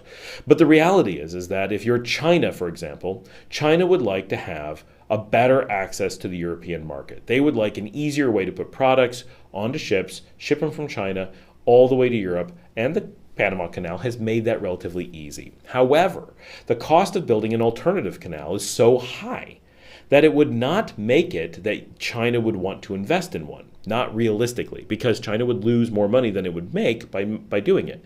Instead, if China wants to get goods to Europe, they do one of two things. They either slightly raise the cost of what's going through Panama so that fewer of them go through Panama, and hopefully they just make a little bit more money per item until that's what you're able to get there. If they need to have a greater capacity to sell things in Europe, which is basically the only reason that things go through the Panama Canal, things going to Africa aren't worth that incredible cost under most circumstances, then they would simply put a manufacturing plant in Europe that was owned by China and make the products there. And that's the thing that I think we're going to see happen more and more, especially now. We've already seen a massive shift of manufacturing from China to Mexico. That is why the peso is now the strongest currency in the world. Mexico is exploding at this point. Mexico has direct access to both oceans. Mexico is one of the most unique places in the world that it has so much logistic shipping capacity and bypasses the Panama Canal or Nicaragua. The United States is also in that position. Canada is also in that position. They are essentially the only place. So because of that, that is one of the reasons why they're such powerhouse manufacturing countries. They have so many advantages because of their direct access to both oceans.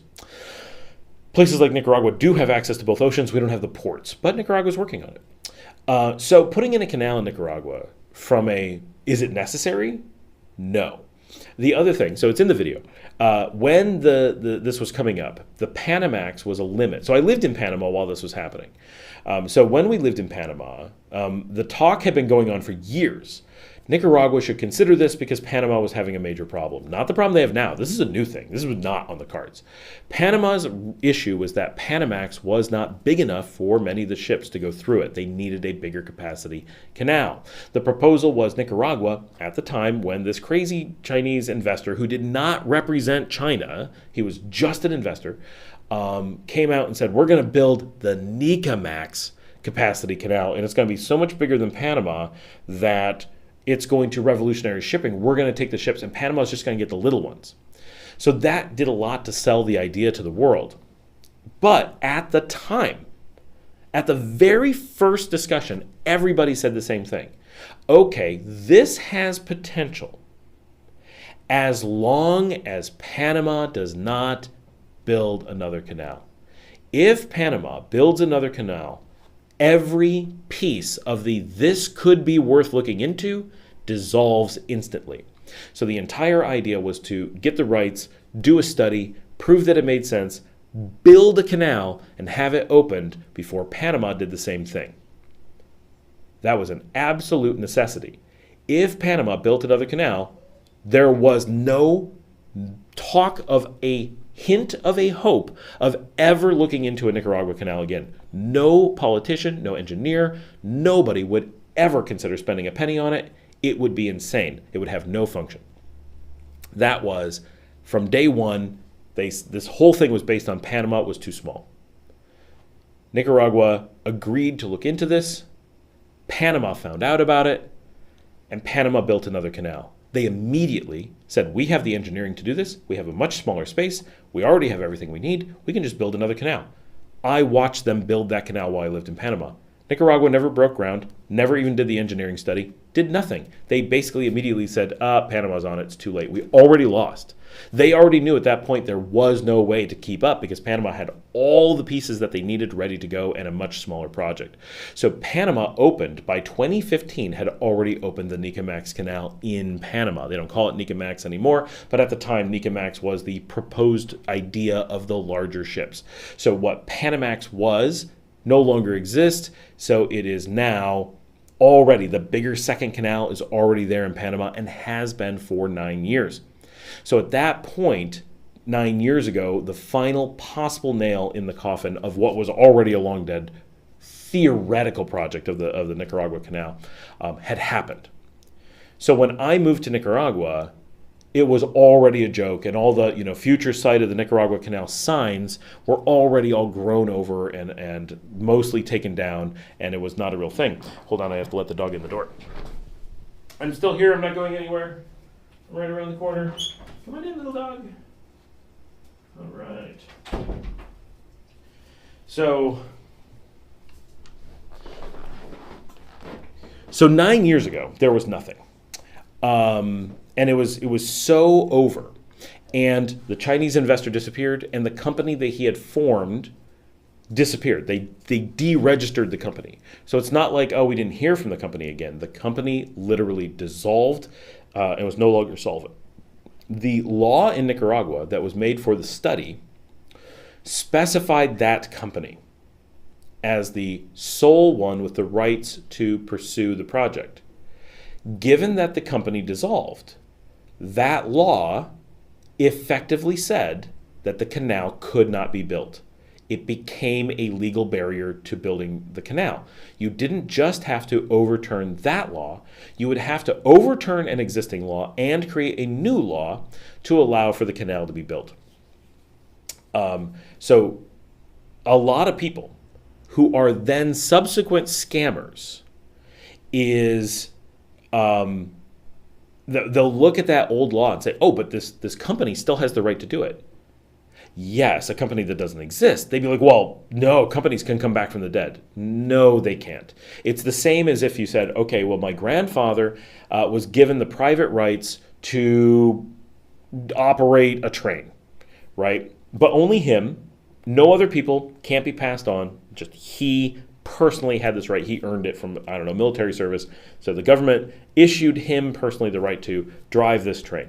And then your grandfather, being old, because you're old, he died at some point of old age, naturally. And then people saying, oh, well, but he still has the right to drive the train. This train could be driven by that person. You say, no, he's dead. He's been dead. And then all these people arguing, yeah, but he could come back as a zombie, and zombie grandpa would still have the legal right to drive this train. What? And yet all these YouTube shows actually use that theory to try to claim that, one, a company that does not exist will somehow recreate itself as if you can do that, right? It would be a new company, not the one that gave the rights to it. That company's gone. It does not exist. Making a new company does not make it the old company. So like there's this fundamental, doesn't know what a company is or doesn't know what existing is, something, I don't know. And so they're claiming this company can reform itself, and that this reformed zombie company will somehow come up with money, and didn't the first time, will somehow convince the Nicaraguan government to allow a fake zombie company to take on the identity of an existing previous company, and that it will then do a bunch of things that are illegal and start building a canal without permission, and that Nicaragua will have no oversight, and that the Chinese government has total control of this zombie company, and Nicaragua has no sovereign rights. Every word of the subsequent YouTube videos, talk, and news articles and things in the U.S., this is one of the examples of just how much American propaganda is out there and how it is disseminated. So what we believe is happening is that the United States government or some agency, right? And when you think about U.S. agencies and how much money they have, they are given mandates like, hey, Nicaragua's annoying. We don't like that they make us look bad. So you need to make them look bad, or not look bad. You need to make people fear them. Well, how do we make people fear them? Well, let's see. There was this canal thing, and Americans are afraid of the Chinese. So let's pretend that this Chinese investor represented the Chinese state. Let's pretend that companies can be zombified. Let's pretend that Nicaragua doesn't have sovereign rights, because the U.S. constantly claims that Nicaragua doesn't have sovereign rights. We did 80 years of occupation, with the entire concept being that Latin American countries are not sovereign and they are the property of the United States, Monroe Doctrine. And so the United States takes things that Americans are very used to hearing, very much as the U.S. behaves, and applies it to places that Americans feel are far away and scary. And so because, even though China has never done anything like this, would never do anything like this, has no reason to do anything like this, makes no sense, even if the U.S. was like, whatever, cool, do it, and Nicaragua was like, yeah, we want to do this, China would be like, what a terrible use of our money. We're not doing that. Even if they decided to do that, none of this would work. And so they come up with this crazy thing. And they do it, and they push it out in the news because it's a really casual way to make average Americans fear China and possibly fear Nicaragua. In this particular case, I think Nicaragua's ancillary damage, that they're trying to make China look like they're taking over the world. And somehow Nicaragua, having a person of Chinese descent propose investing in a canal, makes Americans freak out that China's taking over the world. And so they get this reaction that allows politicians to manipulate American voters very easily. And all they have to do is pay some unscrupulous YouTubers to put out an article that they haven't researched or thought through. And that's it. And so, yeah, it's a really simple thing to do. This is one of those, I've seen the YouTuber who did some of these videos. Every time I see his face now, I realize he's on 100 channels, and now I realize that he is not a journalist, has no integrity. So I look for that guy. I used to be like, oh, this guy's a great presenter. He does like goofy stuff. Now I realize that stuff is fake and that he's putting out false information and getting paid to put out propaganda. So I have to watch for, oh gosh, he said this stuff. Is this one he researched, or is this one that, all it takes is the US sending out through an agency? Oh, here's an article you'll find interesting. Your viewers will automatically do this, or they can feed it into ChatGPT and be like, which is easy to do because it just reads stuff off the internet. You put these things out there, and people are just like, generate a story for me. And then they just read it. They don't do any critical analysis under most cases because they're not overseen by anyone. That was a long explanation. That is why all talk of the canal is being pushed by agencies in the background for the purpose of stirring up fear, even though it's completely fabricated, the entire thing. But it is a great example of just how much what you're seeing in the US is fabricated, even to the point of, oh, there's like this canal. A lot of Americans believe. I have been yelled at and called a complete liar because there's a canal with ships going across Nicaragua right now. And they stole thousands or millions of homes. They displaced communities. What? You think that there's a giant secret canal in Nicaragua that the whole world's using but no one knows about and no one can find. And those of us driving between here and Costa Rica are like it's like an underground canal that would cost trillions of dollars. Like, you think they built the London to Paris channel, except they did it under the entirety of Nicaragua. It would be 1,000 times the largest engineering project in human history. It would be so phenomenal. It's not just a tunnel with trains. It's a tunnel with a canal full of water and has to lift ships up and down. What are you saying? But this is what people actually get really angry when they've read the American media, and they'll come down and they'll be like, you guys are all lying. There's a canal there. And like I have videos of me driving all the way to Costa Rica. You can see there's no canal. There's no hint of a canal. There's no future canal. There's no digs. There's nothing. There's not a single house has been taken. Nothing. Absolutely bonkers. But that's what American media is doing. And I was just talking to Jeff, and he said, one time, this is a long time ago, he said they were once in a bar in a remote village in northern Nicaragua, and while watching CNN showed footage of a live fire fight, like a live ammunition fire military fight going on, and listed the village he was in. Tiny village, one bar. And everyone looks at the TV, and then they all walk outside and look down the street. Nothing in the street. No one's there. Nothing's happening. An entire military engagement completely fabricated, because they really do think, one, they get fed the news from somewhere. They don't have people on the ground. And that's something you realize really quickly living in Nicaragua, is that in a lot of these countries, a lot of news agencies don't have a single entity on the ground. It's just too expensive and there's not enough news. I mean, seriously, if CNN had a person in Nicaragua, what are they going to do? Take another picture of the new buses? Yep, Nicaragua snuck in new buses again. Damn Nicaragua and their new buses. Right? It's not interesting. It's not going to make any money. CNN can't afford to put people like that are qualified to be reporters in every country. So they rely on someone to feed them news. So the U.S. or someone just feeds them some fake news, puts up some pictures, claims it's a place. They have no reason to suspect, other than they should, because obviously Nicaragua doesn't have active military going on. But short of that, they don't suspect that they're being fed fake news, and they just run it, and there's zero people to go show that it's not true. And the number of times that on my channel I've walked around and had people say, wait, this can't be real. These places are militarized. There's police on the street. You're not allowed to walk on the street. You're not allowed to film. All these things are going on in Nicaragua. And I'm like, wait, what are you talking about? None of that's happening. Like, I'm standing right here, like right now. And they're like, I'm looking at your videos. This is not the same Nicaragua they're showing us on the news. right? So that's one of the reasons that I like doing the show, that I feel that it's a really important thing, is just walking around. Just seeing Nicaragua is enough for someone to go, wait, I'm being fed a complete and utter stream of not skewed, not incorrect, but 100% falsified, 100% fabricated news. That's the piece that people are missing, is that it's not, oh, a bunch of things happened and they're portraying it in a different way. They're actually just not bothering to even look at what's going on in the country. There's no reason to. No one believes that the news would be that inaccurate. No one believes that Nicaragua is actually halfway decent. You can see the reactions in Canada. Like, people are terrified of the idea that Nicaragua might not be a terrible place. They freak out. They're really afraid of seeing that the rest of the world may actually be a nice place. And so that people play into that really easily. So that's an important thing, just letting people see the country and being like, oh, that is not in any way the country I imagined it was. Wow, that was a long thing. There's people waiting for me to answer questions. James says, Patricia, two sides of Nicaragua. Anthony Food Guy committing suicide. So that's Anthony Bourdain. So really importantly, Anthony Bourdain was awesome travel guy. And he did so many shows and so much stuff about food and stuff around the world, and he did famously come to Nicaragua. I have watched that episode before. It's so weird because back when I first watched it,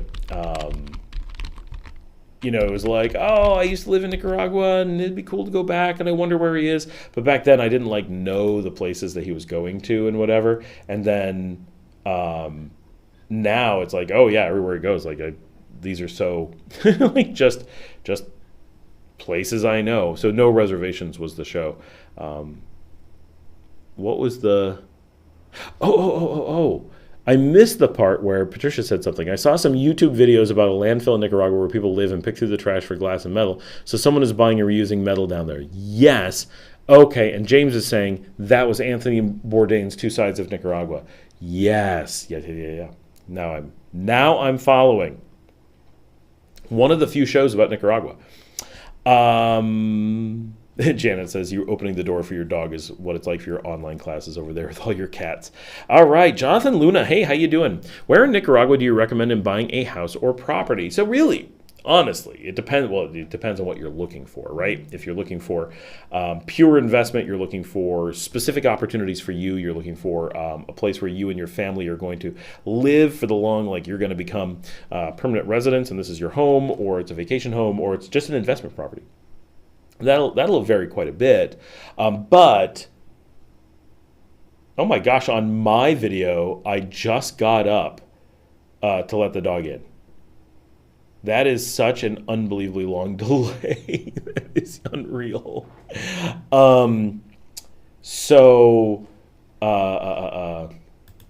If you're purely looking at places that that just have good property value, if you're being a good discerning buyer, you can go anywhere in the country.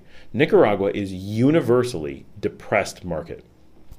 Hey, James, have a good night. We're definitely not going to be on for too much longer, so we might make it to 4 hours. Yeah, that's reasonable. We'll probably get to the 4-hour mark just because it takes me that long to sign off, if nothing else. But glad you were here. Have a good night, and we'll see you on the chat tomorrow. It is a little bit weird that we all talk every day, right? It's such a connected community. It's so cool. But yeah, Jonathan, so you really have the country is your oyster in this case. Do you want a mountain town investment? Do you want a beach investment? Do you want a bustling location investment? Do you want a remote investment? Do you want a city investment? In all those cases, Nicaragua is just a depressed market. So there isn't any particular place outside of gated communities. There's some enclave communities, such as you could go to Rancho Santana, right? They're 100% private. They control everything. They're basically not in Nicaragua. Once you cross into them, you're inside its own thing. They control all their prices. They control all their stuff. And so they can keep the prices high, low, kind of whatever. They kind of manipulate the prices. and people just buy or don't buy based on whether they're giving them a deal or not, whether it makes sense for them. So they're kind of an isolated thing. When you're looking at open markets where you're just dealing with floating prices and people are able to buy and sell on their own recognizance, then you're looking at a universally depressed market. So important things to understand about Nicaragua. The prices are at a historic low, or basically a historic low. It is unlikely for the prices to noticeably fall farther. That is not expected. Is it physically possible? Yes, I've talked to Bill in Messiah a little bit, and he feels that even when adjusted over time, that there is some historical potential for there to have been lower prices, which implies that, yeah, there could be a greater fall in the future, but that's not anticipated. We don't see that coming. The world has kind of evened out real estate investing a little bit, because if the prices fall too far, the news gets out and people start coming from abroad and being like, hey, heard there's good prices, and then the prices come back up. So we expect that tempers the lowest end of the market to some degree, and basically puts it where it is now.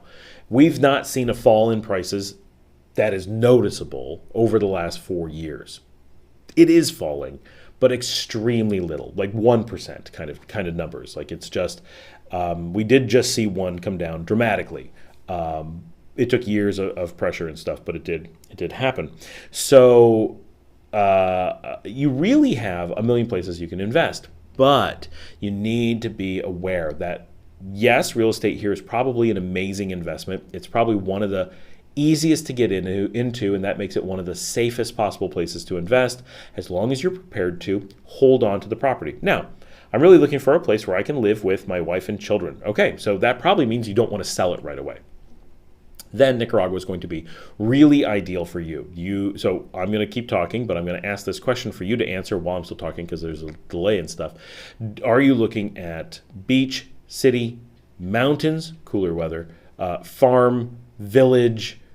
Give me something. What is it that you want from a place? Because property itself is not going to be your driving factor. It's going to be all the other things. It's going to be, where do you want to live in Nicaragua? That's going to be what determines where you want to buy property. All of it is cheap. All of it is going to come up when the market returns. So the biggest things to be aware of is that the market is so low. It's not just that prices are low, it's that volume isn't turning over, inventory isn't turning over. So places are going on the market, and even at really low prices, they're staying on the market for years, and often don't have people looking at them. And so, sorry, Jonathan, you just said it. I'm going to type so it's faster. And then you deleted it after I typed.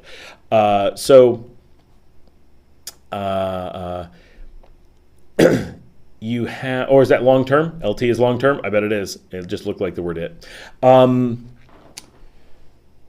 So if you buy a house, you're pretty much locked in. Now, if you only spend a small amount on that house, you may not care that you're locked in. Or if it's the perfect place, you also might not care if you're locked in. Just be aware that right now, the best values are on pre-existing houses that have sat on the market for a long time. If you buy, you're not going to be able to unload it anytime soon. Jillian is a great example. I don't know if she's still here. Jillian recently bought a house I was working on for 3 years. I had actually put in an offer, had it accepted, went through the whole thing. Then there was a problem that caused the deal to fall through, but it gave us all the information. So when Jillian was looking for a place and we knew that they had gotten desperate, she was able to, I don't know what the final deal is, but I'm sure negotiate a very good deal. But because it had sat on the market for something like 8 years, it deteriorated a lot, and we had gotten the word out that the person selling it was scamming people, and that kept a lot of people from even looking at it. So we know it would go 1 to 2 years at a time without a single person looking at it. And when people did look at it, they would find out it was a scam and move on. So, it's easy to end up with potentially a really nice property that you put a really low price on and you could never get rid of. You would just be stuck with it. But if you waited 30 years, it might be worth 3 to 10 times what you're paying today. Jonathan says, I really have no preferences about the location, but I would like a place where the internet is easily accessible because I work at home as a software engineer. So that really doesn't narrow things down for you. Nicaragua has excellent fiber to nearly the entire country. So you're really looking at a region. So Nicaragua is roughly the size of New York State. The part of Nicaragua that is heavily populated, full of villages and cities and all that, is about 1/3 of that. The rest is mostly jungle and really remote villages. Even the remote jungle areas may have good internet. You just got to be really careful. But once you're in the populated zone, essentially everywhere, anywhere you would reasonably want to live, on a decent road, in a village, in a city, on the beach, anything, is going to have access to really excellent internet. We're talking Teco fiber, great latency. We just talked about it earlier. So you're really in a position where you have a massive zone that is hours in every direction by car, in which you could go basically anywhere and get really good value that is likely to protect itself over the long haul, is safe. There really aren't dangerous areas. Of course, if you went to the poorest, worst barrios of Managua, it would be less safe. But would it be dangerous? No, even that, probably not that bad. So you're looking at so many options. Literally every city in the country is an option, all the villages. If you have no preferences, San Juan del Sur is known for being pretty remote and not having as good as the internet, but you can get it if you really put in an effort. But, there's a few enclaves. The enclaves is where you really have to watch out. I know that, like, for example, Grand Pacifica, supposed to be perfect for digital nomads. That's their advertising. They actually block the internet coming from the country. So you cannot get good internet in there. No matter how much you spend, no matter how close it comes to the door, you can't get it if you're inside the private community. So watch out for private communities. But as long as you're acting like a Nicaraguan and living in open Nicaragua, even a farmhouse is going to be able to get really good internet. I have a place on a dirt road in the middle of nowhere in a small village. No problem getting excellent fiber with like 9 millisecond latency and easy connections to the US straight through Miami on fiber. So, and I own a software engineering firm. I have software engineers around the country. They can be anywhere and work absolutely perfectly. And none of them actually need fiber. They could work from the regular internet without a problem. It's actually my media stuff and that I do telephony systems leans that I really need a lot more latency than they do. So it's the good news is you have so many options. The bad news is you have no way to whittle them down. Given those things, I would probably, if I had a wife and kids, which I do, and I'm a software engineer, which I am, I would probably prioritize being in a reasonable sized city that's really safe and really cheap, because why would I not want to be really cheap if I didn't have any other preferences? Cheap is like a universal preference. It's really hard to argue for not wanting to be cheap. Given that, Leon, where I am, given that I had the same situation as you, that you could work from anywhere, I chose Leon. Now, to be fair, I chose Leon because of the beach, because my wife said she wanted to be by a beach. Then we fell in love with Leon, and it really is great, but it's quite warm. If I didn't have the beach, and I didn't have my wife who pushed me to be next to the beach, I would be in the mountains. I just prefer it. I'd be in Matagalpa, cooler weather, more modern structures. Prices are really close. Like, safety is really close. Is Leon safer? Yes. Is Leon cheaper? Yes. By any big amount? No. But Leon's the bigger city. Matagalpa's the bigger metro area. We have really good access to the airport. It's only 2 hours in traffic. It's an hour and 15 minutes if we're crazy. Beach, 20 minutes from downtown. Amazing internet, low prices. You can buy in the city, on the outskirts of the city, in the countryside around the city, in a village near the city, in a satellite city nearby. So many options within the region. But Managua is also a very viable choice. It depends how much land you have. Do you have pets? Do you want to have pets? What do your kids want to do? There's a lot of things, right? So anything you can give us to kind of hone in on something would work really well. Did you delete the software engineering bit? It's too late. We already talked about it. Or did you get rid of the... Oh, no, that's at the end. It was I just losing my mind. I've got this like hair that just is really bothering me tonight. So Yeah, so many options. I would recommend, because we're going to be wrapping up here pretty soon, if you have a bunch more questions, throw them in as fast as you can type. But for the most part, I don't know where to tell you. I can tell you, you have so many options that will all be so awesome for you. You could even be out in like Rio Blanco, way out, way out, tiny village, remote area. It'll work fine. We have people out there with phones working all the way looping through Managua to Miami up to Dallas. No issues. As a software engineer, you have no problem doing that. Power is pretty good throughout the country.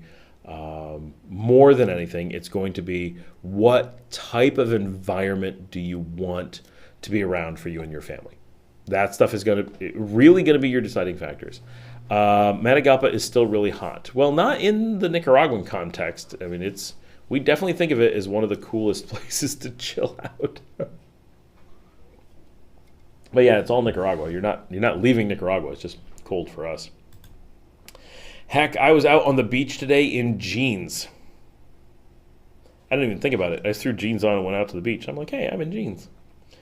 I'm not in jeans now, under the spotlights. My gosh. You think it's nice and cool at night. It looks cool on the video, but I'm under some pretty warm lights. Thanks for the advice. It really helps me a lot. And what price do you think would be fair? Because I see a variety of different prices for some very similar properties. Okay, so definitely not to sell my services, but Jonathan, I have a number of videos. I don't have any services beyond the videos, and if you want a phone call, but I'm joking about the services. But I really do have a lot of videos that touch on the real estate shopping experience, and I'm going to cover this real quickly. The most important thing you can do is stop any research from abroad on properties. Research towns, cities, regions, weather, activities, travel time, safety, all those things. Research that from abroad. This can't be overstated. Don't look at a single property listing. It is 100% fake. It is 100% engineered to trick you into believing higher prices are real. And what you're seeing, I guarantee, you're seeing a variety of prices. All of them are fake. It's not that the high ones are real and the low ones are, or the high ones are fake and the low ones are real. The high ones are there to make the low ones not be suspicious. The low ones are probably fake too, by a lot. But it depends what you're looking at. But real property is not shown online in Nicaragua. That is not how Nicaragua works. Real property is not sold through real estate agents in Nicaragua. That is definitely not how it works. There's no legal framework for that. You are completely exposing yourself to fraud if you do that. If you go to a real estate agent, all government protections are gone. It is, you're on your own. What were you thinking, right? That is Nicaragua's position. They're working on coming up with a legal framework to try to control people who claim to be real estate agents. That is something that is proposed. They are working towards it. It does not exist yet. Currently, anyone, your wife right now, Jonathan, could come to you and say she's a real estate agent in Nicaragua and she is just as legit as anyone else. So does she know real estate in Nicaragua? Maybe she does. I don't know, but I'm going to guess not, right? Or you would have hired her to find you your house. But she can do that right now, and she's every bit. I can tell you I'm a real estate agent. That's all there is. It's just me saying it. And then let's go find places. Oh, does Scott have access to places? No, there is no MLS. There's nothing. No one has comparisons. So the entire framework is fake. But because we don't put real things online, what's online is not there to sell houses. It's there to manipulate you. So you want to get away from those, because they're, in many cases, there's nothing I can ever say to make you believe how bad this is. It is such a thing. It is so unbelievably engineered. All right, now I understand a lot, because I see properties for up to $300,000 and rentals for $1,500 to $2,000. Those numbers are just bonkers. I've been looking a bit on websites like Encuentro24 that a friend from Nicaragua recommended to me. Would that friend in Nicaragua happen to be an expat who doesn't know Nicaragua very well? Now, don't get me wrong, But so let's back up. So in your earlier things, you were like, I don't care where I'm going to live, want to go anywhere, blah, blah, blah. Now you're very clearly talking about enclave properties that are not on the Nicaraguan open market. 300,000 is so beyond reason for a normal house. Rentals for 2,000, like I don't even know where you would do that. Okay, hold on. Let's go find. So I have some videos of rentals on my channel because I just go look at places, right? We don't sell them. We don't. If you want to get them, you don't contact us, anything like that. So here's one. Like I have these ready. So this is a beautiful house. Now, I think you said you have 2 kids. Maybe you didn't say how many kids.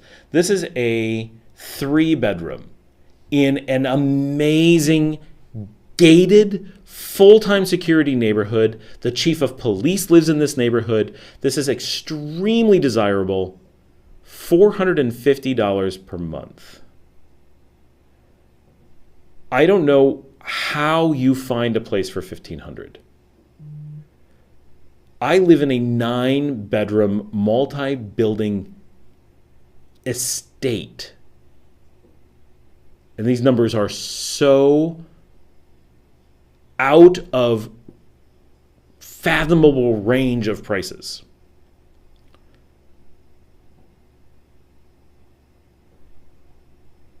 Like, I'm actually unaware of a single $300,000 house in the city of Leon. There are some businesses that get into that, right? But we laugh at them.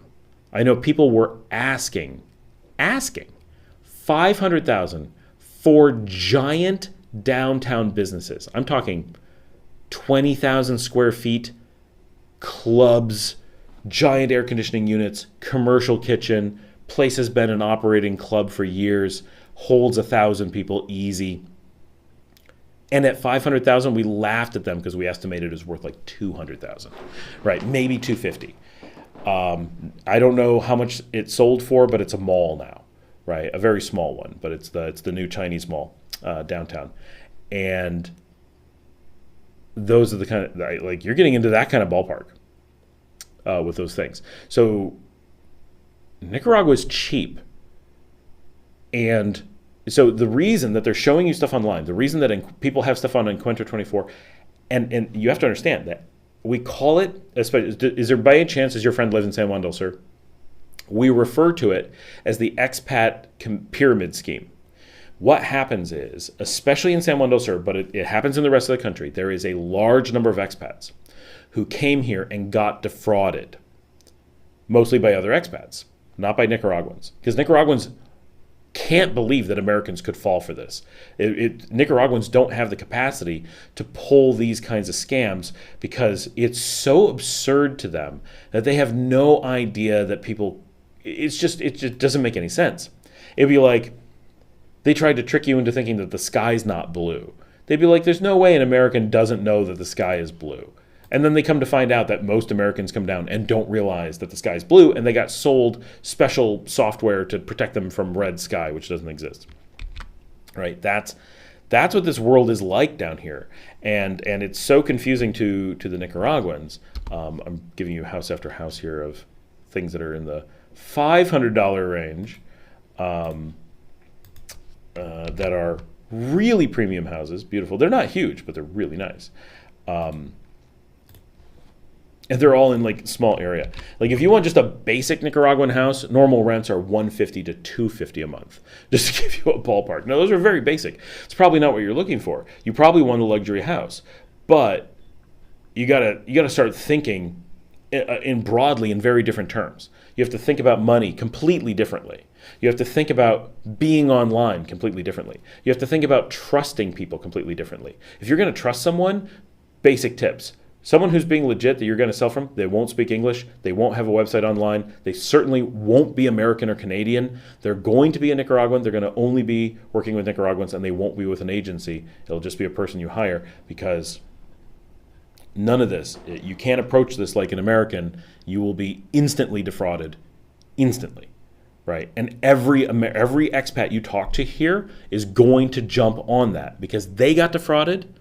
And so either pretty much everywhere, this is why it's called the pyramid, right? There are some people who started running these scams long ago. And a whole bunch of people moved here and they all got scammed because they got brought in by these people. And then they either are dependent on being able to get the prices up so they can sell their own place, or they're ashamed and they're embarrassed and they just hope other people end up in the same boat and they can be like, no, my place is worth this much. You paid that much. It must be worth that much, right? Or they're just out to get you, or they're really clueless and they don't want to look in to see if they made a good job, made a good investment or not. And so they hide their head in the sand and they just pass on that information. It's crazy.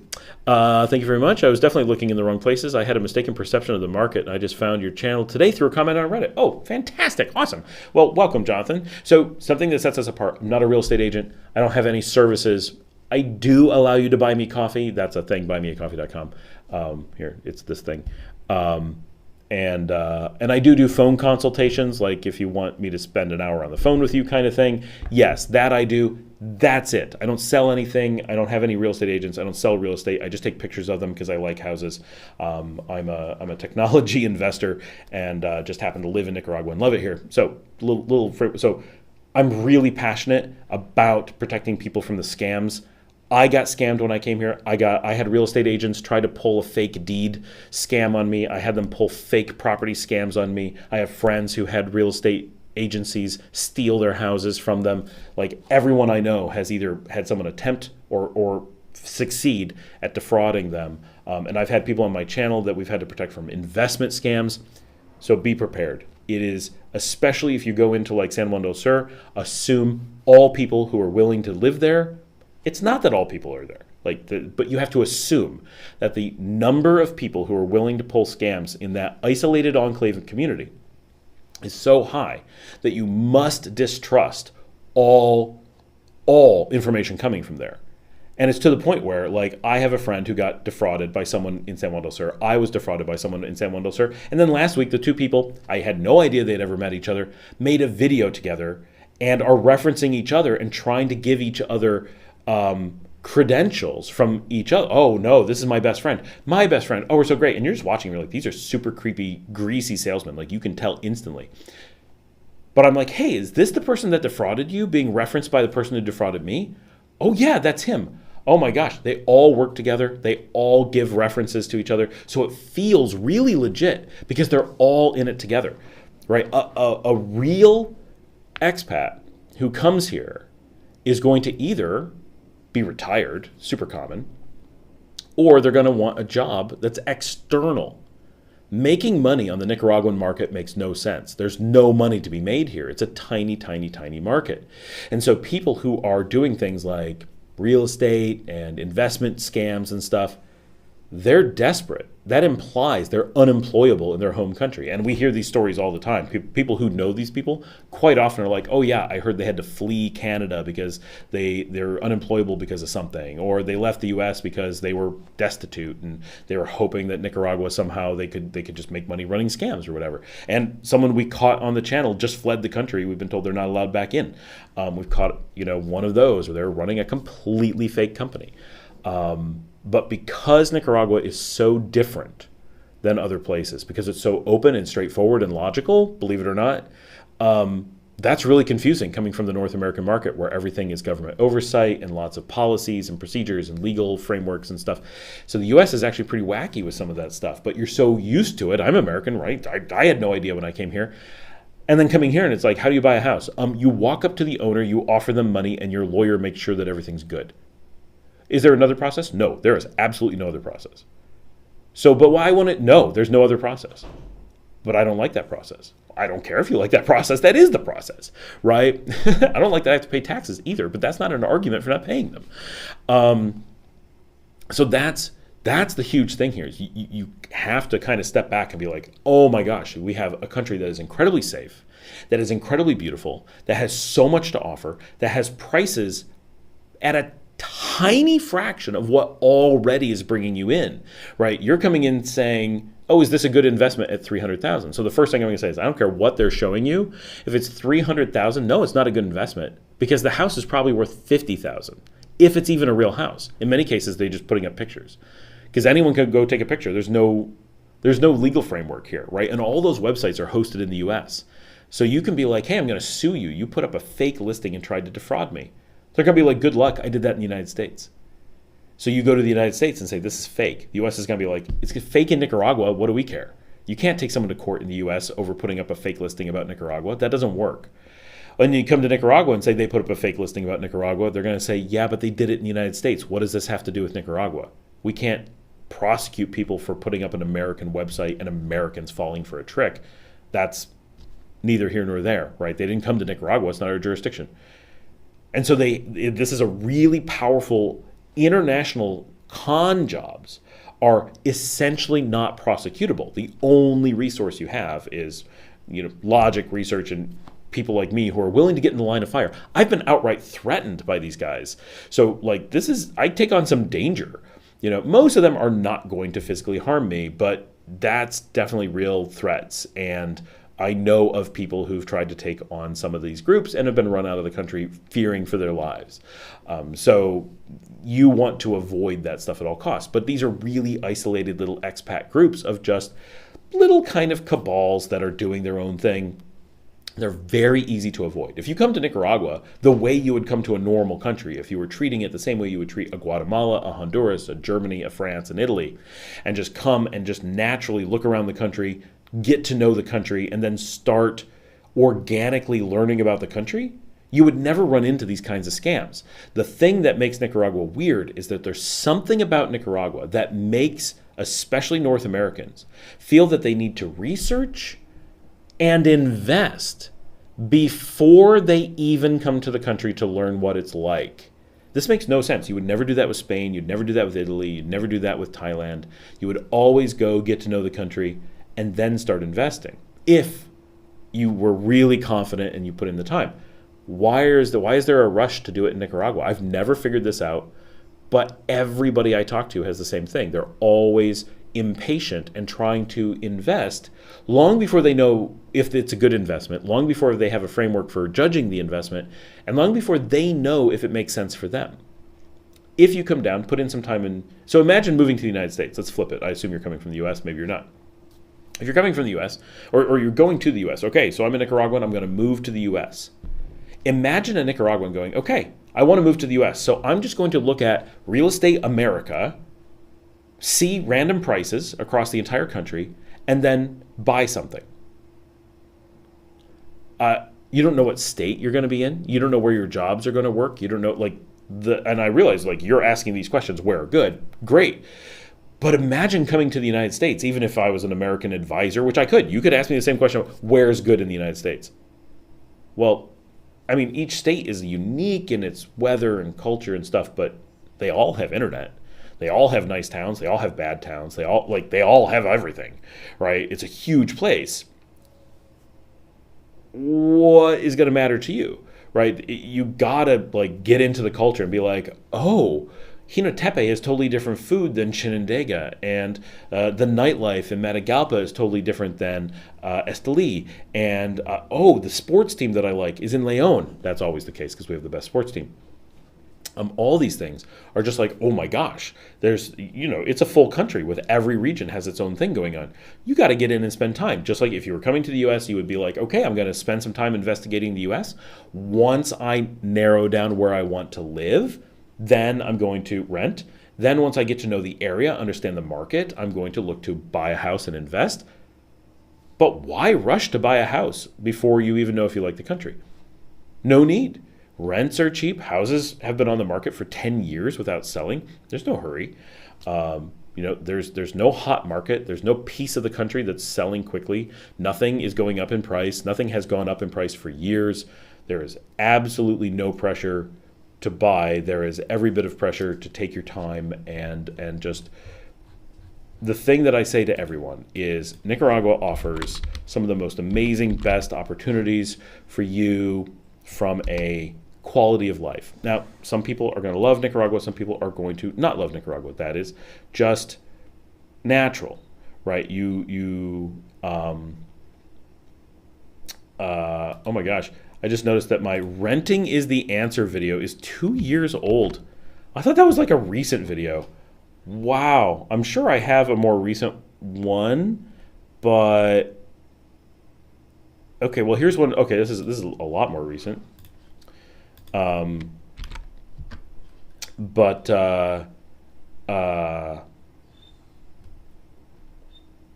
This one's for retirees, but I'm going to throw it on as well. So, where was I going? The thing that I tell everyone, and there can be exceptions, so I'm not saying that you don't have any chance of being the exception, but the chances that you're the exception are low. If you are really looking, the thing that I say is Nicaragua is safe, it is cheap, and it is outrageously accessible. It does not require, if you're an American or Canadian, any special paperwork. You can, literally, you could make this decision. Wow, Scott's channel is really just, it has encouraged me, it has inspired me. I'm telling the kids right now, start packing your stuff. We are hopping the next plane tonight. We're going to go to Nicaragua tonight. That would be a little bit impatient, but you could do that, right? And you could show up in Nicaragua early in the morning and get your 90-day visa at the border, at the airport. Now you're here for 3 months. They're going to give you another 90-day extension for your family. You can stay for 6 months, no problem, but you got to do it later. You have to file later. But no big deal. You can stay for 6 months, half a year.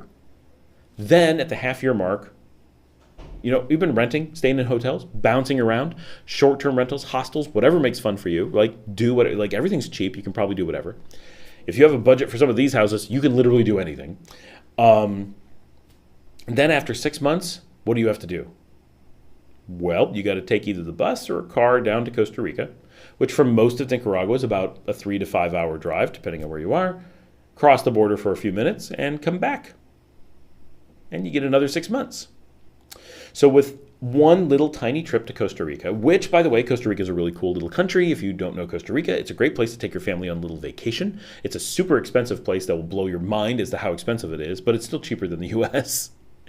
And go enjoy I recommend a few days in Costa Rica. Go enjoy it. Treat it like an international vacation, because it is. But you don't have to if you don't want to. Just turn around, come straight back into Nicaragua. You got another 6 months. Now you're here for a year, all for a half-day trip to Costa Rica is the only effort you really have to put in. That's a year. No paperwork, nothing. You've been living in Nicaragua for a year. I guarantee in that year, you're going to learn so much about yourself. You're going to learn so much about Nicaragua. You're going to learn so much about moving internationally. You're going to be so prepared after that year that you're going to be able to make amazing decisions. You're going to know what part of Nicaragua you want to start looking at seriously. You're going to, like, that after a year of being here, you're going to be like, you know what? Esteli seems like the town for us, because you can travel all over while you're living here for a year, right? You can see everything. Go up to Esteli. Get an apartment in Esteli. Rent a house in Esteli, whatever. Give that a year. Put in a year in the town. You've narrowed it down. After a year in Esteli, now you've been in Nicaragua for 2, 1 year around the country, 1 year in the city of your choice. Now you're getting to know neighborhoods, you're getting to know prices, you know what travel's like around the city, you know what internet's like in different places, you have connections, like you probably have a lawyer, you've got an accountant, you've got whatever you need, you have friends. Then you're like, okay, now I'm gonna start putting out feelers. I definitely want a house, but I want like this or that in this neighborhood or that neighborhood, and I know I wanna spend, you know, I'm not gonna get what I want for less than $70,000, but I can probably get what I want for under $130,000, so that's why I'm gonna give, you know, have that in your mind, right? And then look at what's out there. If you ever decided to buy, why buy? Just rent for forever. But I get why people want to buy eventually, as long as you're making a good decision. That's fine.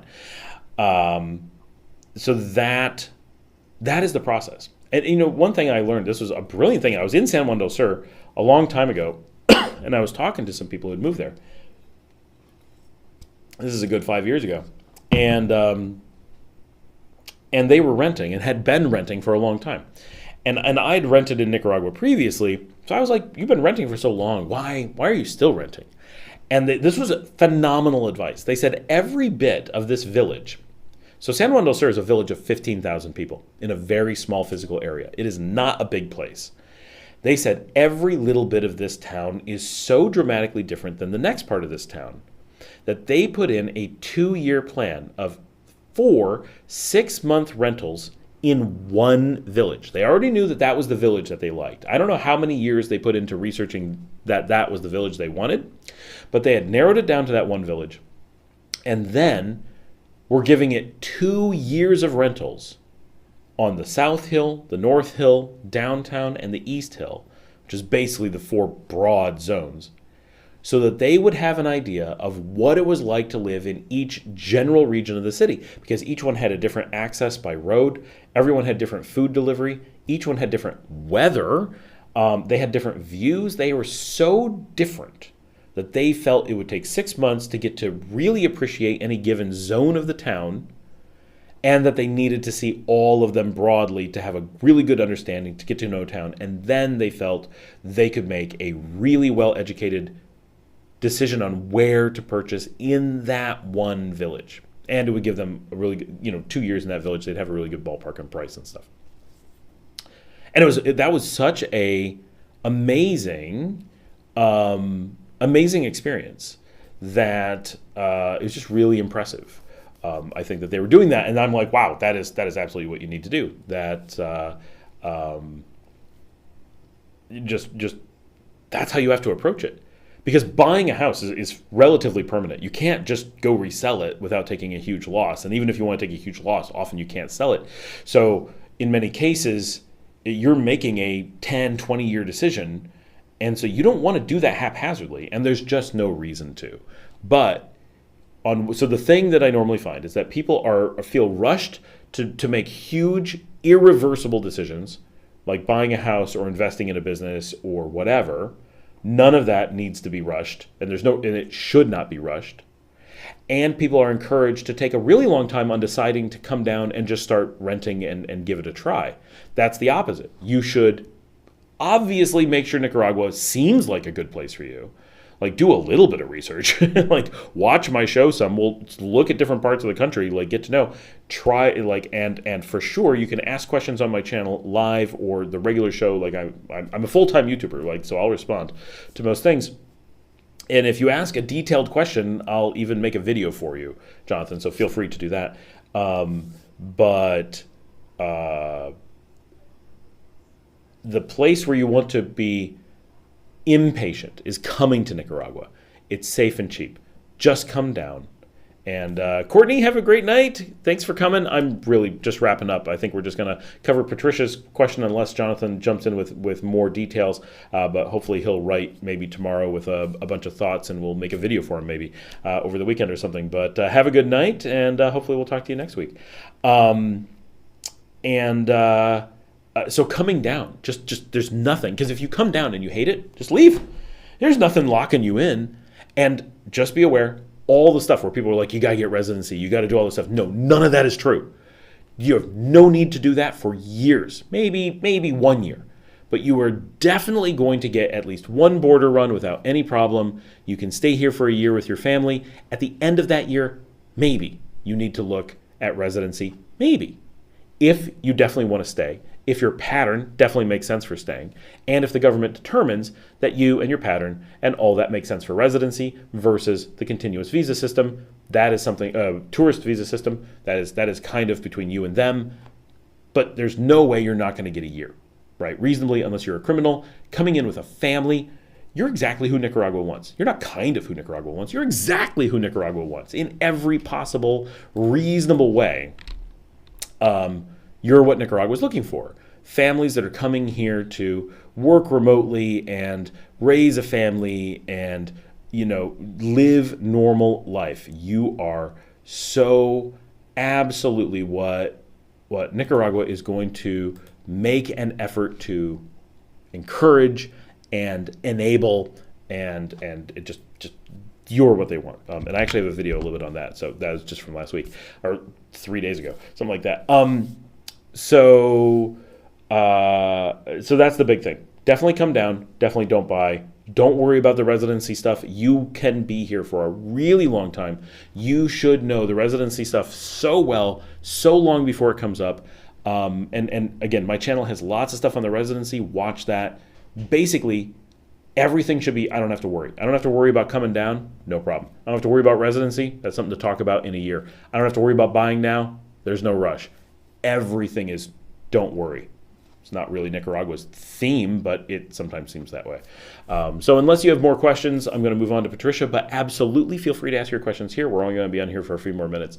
But if you ask on the videos or you can submit via email questions, and I can make a video detailing response for you, and like you could give me a whole bunch of like, here's things I want to consider. Jonathan, it's definitely a pleasure to hear your advice. Thank you very much. Nicaragua, 100 place, a nice place to live peacefully, work from home, and spend time with my family. Absolutely, lower cost, super safe. It's beautiful. We love it here. Hopefully we see you on the channel more. It's great having you on tonight. I'm so glad you found us today and joined the little community here. We really have a great community. There's always like the random troll here or there, but we really have a fun community of cool people that hang out all the time. And we think just in the last 2 years, about 1,000 families have watched the channel and kind of used it to come down.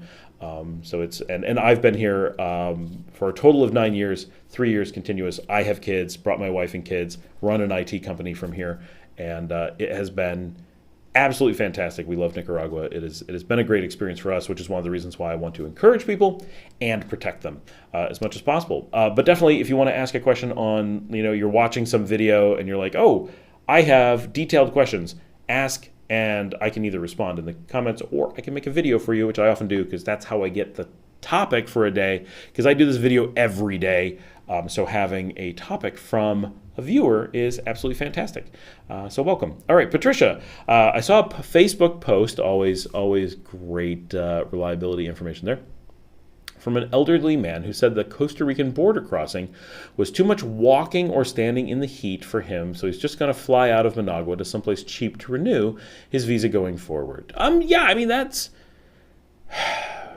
seems excessive, but so I talked to someone who was not elderly and not complaining about the crossing, like earlier today, I think. And they were just saying that with Spirit, the flights into the U.S. are so cheap that if you plan it kind of well, you can often do a trip to Miami for like $150 to $200 round trip. So that's pretty cheap, and it gives you a chance to go to Miami and go shopping. So if you're like me and have friends in Miami, employees in Miami, which is super handy, right? Like really close friends that are also good employees. They're kind of like, hey, I'm going to ship some stuff to your house and then I'm going to come pick it up. They're like, yes. So I kind of lean on them a little bit, but I have friends. So I have like personal friends that I know, they're all personal friends, right? I have friends from the channel who know me because of the channel, who live in Miami and are like, anytime, ship stuff to me, like great. And people I would totally trust with my stuff. And I then have like employee, like long-term, normal life. Zane's back. I didn't know you left. Sorry. See, you don't say you go. You only say you're back. So we don't know how long you've been gone. 2 minutes, 2 hours? We don't know.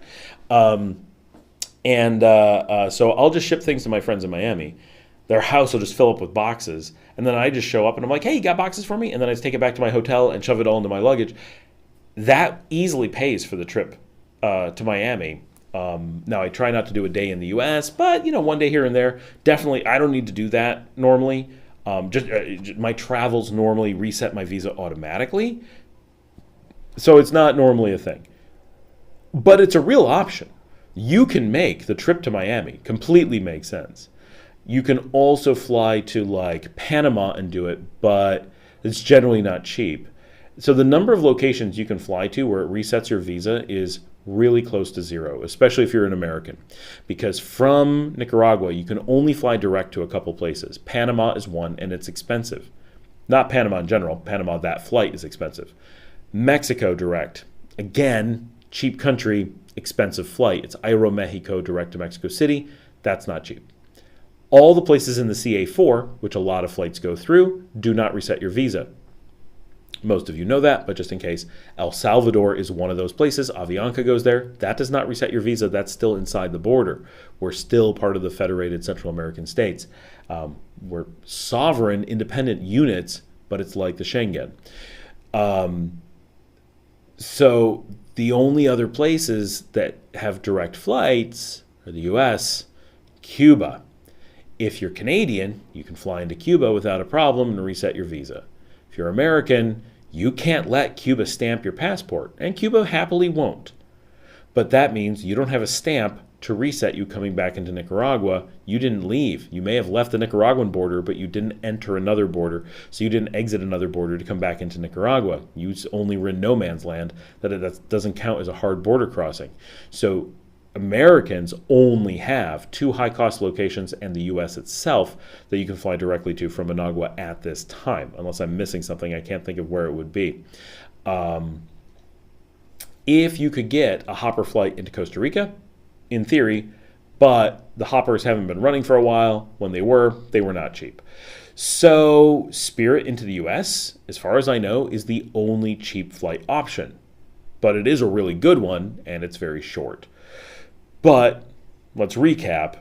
You're talking about wherever you are in the country, driving to Managua, waiting for hours at the airport, taking a 2+ hour flight to Miami, dealing with Miami, staying in a hotel in Miami, because you can't just go and come back because the flights are only every other day. There's only one flight. You can't just, they would let you, but there's no way to do it. There's no flight to do it on. You now have to spend a day in Miami, minimum $200 hotel. There's no way around that in Miami. Then you got to fly back to Managua after waiting in the Miami airport. It's Spirit, so hopefully you won't have any delays. They're very rare with delays, so that's probably pretty good. You can get points on your Spirit MasterCard. You can get miles on your Spirit MasterCard. You can get the upgrades from your Spirit MasterCard.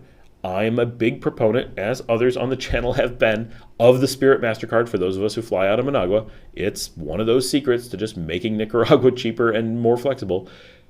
But those are very minor benefits compared to all those hours. You're talking about a 2 to 3 day process with 2 flights, 2 trips to Managua, all to avoid a 30-minute process going between the border zones. So if you go on your own and do the border crossing on foot to Costa Rica, that involves pulling up to the border, walking from the parking area to the front door. Yeah, it's a little bit of a walk, I guess. If you have a lot of luggage, it's annoying. If you don't, it's not. Walking in, going through the line, that depends on the line, right? Go at a good time of day. Often we go through in 10 to 15 minutes, very quick. It's air conditioned in there, not very well, but it is.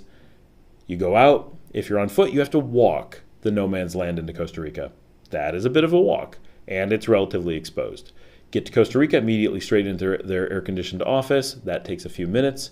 You walk out, walk around the circle, go back in, do the same process in Costa Rica in the opposite direction. There's a machine in there. You don't have to go and do the tax thing like they used to do. You still have to pay the taxes. There's just a machine now instead of having to go to an office. The machine's cheaper, just do that. And then you walk the no man's land again back into Nicaragua, do the same thing in Nicaragua, and back out. Annoying? Absolutely. Can you do it in under an hour? Probably not. The amount of time you're out in the sun, probably no more than you're actually out in the sun being exposed, doing things in Miami, getting to and from the airport and stuff. Maybe a little bit more, but probably not very much. If you find that to be too much at Costa Rica, I understand. You can take a shuttle, and they will take you right up to the door, drop you off at the door, walk through the door. They'll pick you up at the back door, drive you all the way to Costa Rica, walk into Costa Rica, do the thing, take the shuttle around, straight back out the other way. You can do this with a car so that you don't have to do all that walking and getting exposed. If you're willing to fly to Miami to avoid being exposed like that, probably it makes more sense to rent a car or hire a driver. I don't know what's really the best thing, and if you want to take a flight somewhere, you want to get points, you want to go shopping in Miami, you can easily make that make sense. It is not a big deal. But I do think that everyone overblows how hard it is to go through Costa Rica. Do it early in the morning. It's not that hot. You live in Nicaragua. How is it that hot doing an early morning walk through Costa Rica? I get some people can't walk. I get it. But I don't know that a flight to Miami is going to fix that. So that's my take. I always feel like everyone tries to make the border crossing just seem so hard. No one's willing to take the little bit of effort to make it easy, right? there's ways to make it easy. Now, what I like to do, typically, I like going to San Jose. It's a change of pace, and they have Indian food, really good Indian food. And now I've discovered that they have Lebanese food. Wait, was that Liberia? No, that was San Jose. Yeah, San Jose, really good really good Lebanese food at a place. I really like the owner in San Jose. More reasons to go hang out in a city. I do like San Jose. It's just a little bit expensive. But if I need to do all this stuff, if I need to do a border crossing into Costa Rica, super unlikely. But on the off chance, every couple years it was to come up, I just take the bus that takes me. I don't have to do any of that exposed. I don't have to do any of that walking. It's cheap. It takes me all the way to San Jose. I can do my shopping in Costa Rica. I can do my dinner, like all way better than Miami. Go to an amazing location, enjoy, it's expensive, but Costa Rica has good stuff. Do the good stuff in Costa Rica, come back and do it by bus again. Way easier than a flight to Miami, in my opinion, with a vacation someplace nice. But I totally could see myself flying into Miami to buy stuff because you know how I am. All right. Zane says, I think I'm spend a couple years working, save money to buy a house in Managua or Carretera Masaya in a residential, then probably finance a house. I think is a good plan, then work from home in Nicaragua. I would say probably that's a terrible plan if finances are what you're looking at. And the reason is that in most cases, so one, saving up for a house, generally a bad financial decision. Not that buying a house is a bad thing, but anything that causes you to wait on big life decisions in order to finance a house, generally a bad idea. If you want to move to Nicaragua and work from home, the sooner you do that, the more money you make, the more able you are to buy a house.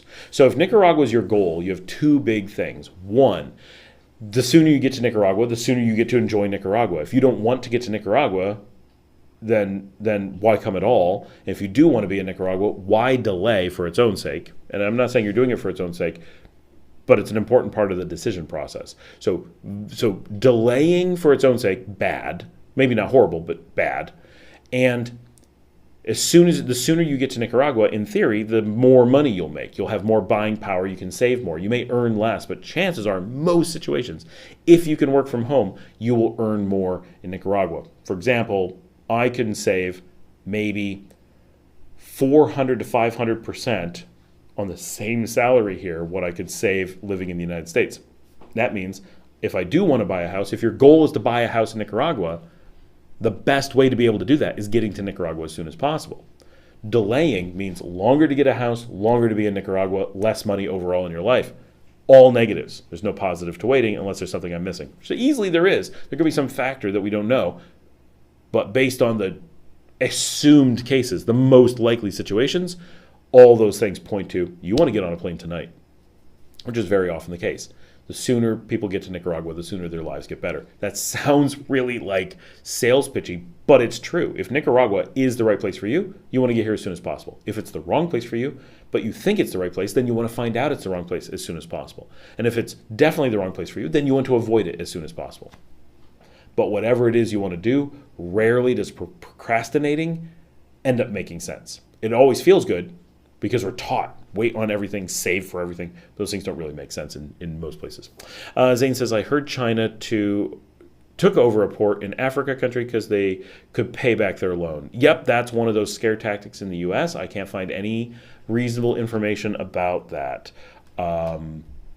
Let's do a quick search, but that is one of those ones I've heard. And does not sound like China. Doesn't sound like real news, but we're going to see.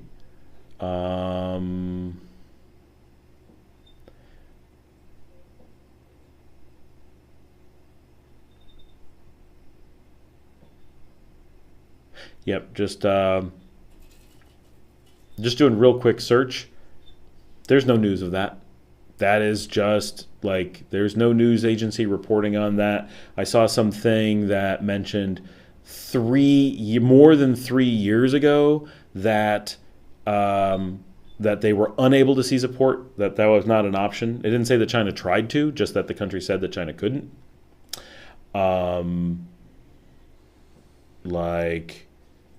Here's a report: China won't seize any assets. It is a very common thing for U.S. media to report that China is going to do things that don't make any logical sense. Why would China ever seize a port, right? China. So let's be clear: if you start seizing ports, countries start seizing assets from you. Like, that's not something you want to do, seizing national assets, because the country can stop you. They can simply, if I lend you a bunch of money and you're a country, and I say, oh, you didn't pay back your loans, I'm going to take your port. They just go, nope, and now we don't owe you money. Welcome to sovereignty. That's how it works. This is our decision. And there's nothing I can do about it. I can stop doing business with you, but that hurts me just as much as it hurts you. So that's not good punishment. But they can then say, oh, you know what? All your citizens, we can take all their stuff too. You want to take our port? We're going to take your stores. We're going to take your restaurants. We're going to take your houses. How do you like that? It's our country. We can do what we want. Shouldn't try to take our stuff. The country has a retaliatory threat that is so much more significant than the initial threat could be. That it's not the kind of thing that someone's going to really do, not on that kind of scale, not in that way. Now, if a country was like, oh, well, we got a port from you and we're refusing to pay it, we're going to steal it, and ha ha ha, they're not going to seize it. They're going to come in with military and they're going to take your country over, right? Like, they're going to, like, don't do that. That would be really, really stupid. You're basically declaring war on China. And I don't care who you are, China's going to win. But China doesn't have to do that, right? No one's going to do that to China. China's not going to do that. These are weird things, just like the canal, right? The U.S. really depends on the American public fearing China because, like, Tesla is not a viable car company anymore. This is well known. Biden has completely come out and admitted Tesla has no viability. It shouldn't be in business. In a capitalist system, it would already be out of business. So to protect it, because they want Tesla to be successful, they had to put 100% plus tariffs on Chinese cars because the Chinese cars are better at lower prices. The whole world is buying Chinese cars because they're just so much better. But in the U.S., they need to keep Americans believing that Teslas are viable. So because they've got, connections, Tesla is able to get special protections from the government because it's not a capitalist system. It is very much a government-controlled system.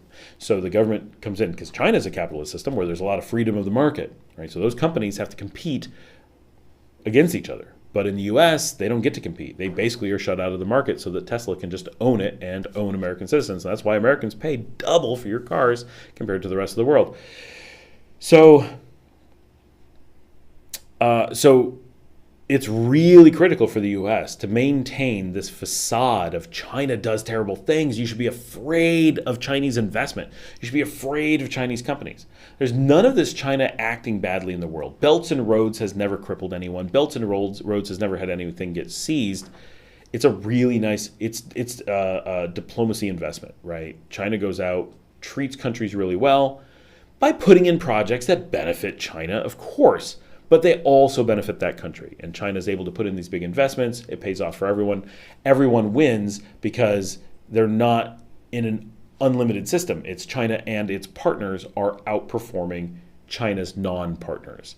And so everyone on the Chinese side is winning because they're collaborating. They're working together. And when you work together as countries, you outperform countries that have infighting, right? And that's the problem that the U.S. is having, that they tend to have a lot of infighting because they get really political with all their partner countries, whereas China tends to be like, we don't care what your politics are, just ship stuff and buy stuff, right? They're like, you're your own country, we're not here to take over.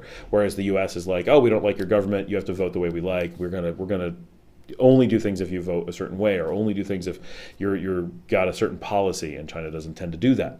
So the U.S. has to paint China with that similar brush in order for Americans to not lose it on the U.S. government for crippling them in so many ways and putting them at a disadvantage. And because Americans would turn to Chinese products if they had the option or if they believed that they could. And the same thing, the U.S. desperately is trying to convince other countries that taking Chinese investment is bad, but somehow taking American investment is good. So that's a thing that they say a lot. But this is a great example. Is there an actual port that they've taken over? No. Is there an actual port they've tried to take over? No. Is there ports that they invest in? Yes. But U.S. media is really going to push a bizarre narrative. But if you step back and say, would China do this? Does this match the China that's in the real world? Oh gosh, no, this is not how China behaves. China actually behaves really, really well on the world stage. China has a nearly impeccable record on a large scale. Internally, whatever, we don't know, right? Like China may be terrible to live in and maybe okay. I have friends who actually lived in China, like British friends who live here, who lived in China for a really long time. And they're like, yeah, I got tired of it, but I really liked it. It was a great place to live. Fantastic, safe, cheap.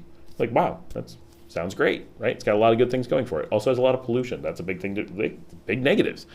It's certainly not a perfect country, but it's actually a pretty decent one. And it actually does look out for its citizens quite a bit and does a really good job on the world stage in most situations.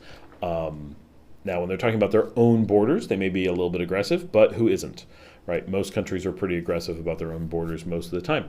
And if you look at a history of conflicts, nearly all cases, China has no real foreign aggressions. They have a few little border disputes, and they have a couple times where massively underdog countries asked China as a neighbor to come help protect them in a way that also protected Chinese borders. Outside of that, China has no history of foreign military engagement. It's not something they do. So when you're looking at trends and stuff with countries, China actually comes out looking awfully impressive. If there's a country not to worry about doing investment with, if there's a country that you can be sure is going to be a good investment partner, it's China. And these things, the amount that the U.S. is like, oh gosh, I really, really pushes this China is so bad thing, really shows how scared the U.S. is of people finding out how good China is, right? The Chinese-backed canal, the Chinese taking over port, the fear of the Chinese belts and roads, these are the thing that's really telling is that the U.S. is not just like, oh, we don't think that's a good idea, or, oh, we don't really like China. They're actively scared of China behaving well and has to try to discredit China abroad rather than trying to do a good job themselves, because they really fear solid Chinese investment and people finding out and thinking about how well China actually behaves, at least externally, right? I have no comment on how they behave internally. The things that, my opinion on the internal things in China that we've heard from the U.S., China's doing these terrible things internally. Well, I know that externally the U.S. has completely fabricated the stuff that we should be afraid of externally. If they're fabricating the stuff that we can trivially disprove externally, I have quite literally zero faith that the things that the U.S. claims are happening internally in China have any chance of being real. Why would the U.S. bother falsifying things that we can easily disprove if they felt that they could just lump on things that were hot? Like, I can't disprove what China's doing internally. That's really opaque to me. And so, yeah, that's a simple thing for the U.S. to just make accusations. Could it be true? Of course it could be true.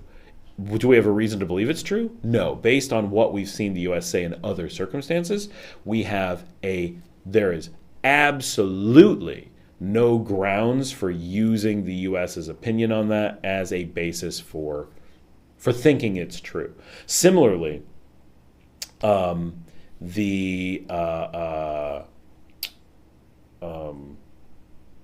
shoot, I had a really good thing. Similarly, the way that the U.S. State Department says that Nicaragua is so dangerous. We talked about this on the podcast this afternoon for My Latin Life. Make sure you're subscribed to My Latin Life on whatever podcast software, because I'm going to be on the roundtable that comes out, I think, in a couple days, and I'm being interviewed next week on a one-on-one, and Elton from Immense Coffee Movement is being interviewed tomorrow. All of those, I think, will be out in 1 to 2 weeks, but definitely subscribe so you can listen to us on there and let them know that you heard about us from the channel. So you updated what you said. I'm thinking about working a couple years to buy a house in Managua or Carretera Messiah, which kind of is Messiah, in a residential, then probably finance a car. That makes more sense than what you said the first time. Then work from home in Nicaragua. I think it's a good plan. I think come to Nicaragua as soon as you can. Start working to save up money from Nicaragua. Put that money away to buy a house, and especially work near where, or rent near where you want to buy, you think. So you really get to know the area. So you really know when a deal comes up, you really know what the values are, you really know the area, because like just a mile down the Carretera Messiah could be very different. And there's some beautiful spots that are just off the Carretera Messiah. Now, if you're buying initially, you're going to be like right on Carretera, but you're here for a while, you might be like, you know what? Oh, it's just a quarter mile back in the woods, but oh my gosh, there's some beautiful spots, which is totally true, that there is. Then that could be, you want that time to really explore the area. And then financing a car, absolutely, whenever it comes up that it makes sense to finance a car, right? At whatever point you're in a position where you can finance a car and the car makes sense for you. And if you give it a little bit of time without a car, it's good to do that, because then you have a chance to decide if a car really makes sense. If I lived in Managua, I don't know, I'm like 50-50. Taking a taxi and taking the public transportation is so safe and easy with InDrive in Managua. I don't know. Every time I'm in Managua, I don't drive. Well, a lot of times I do if I'm driving in from somewhere. But a lot of times I go into Managua on the bus, and we just take taxis everywhere.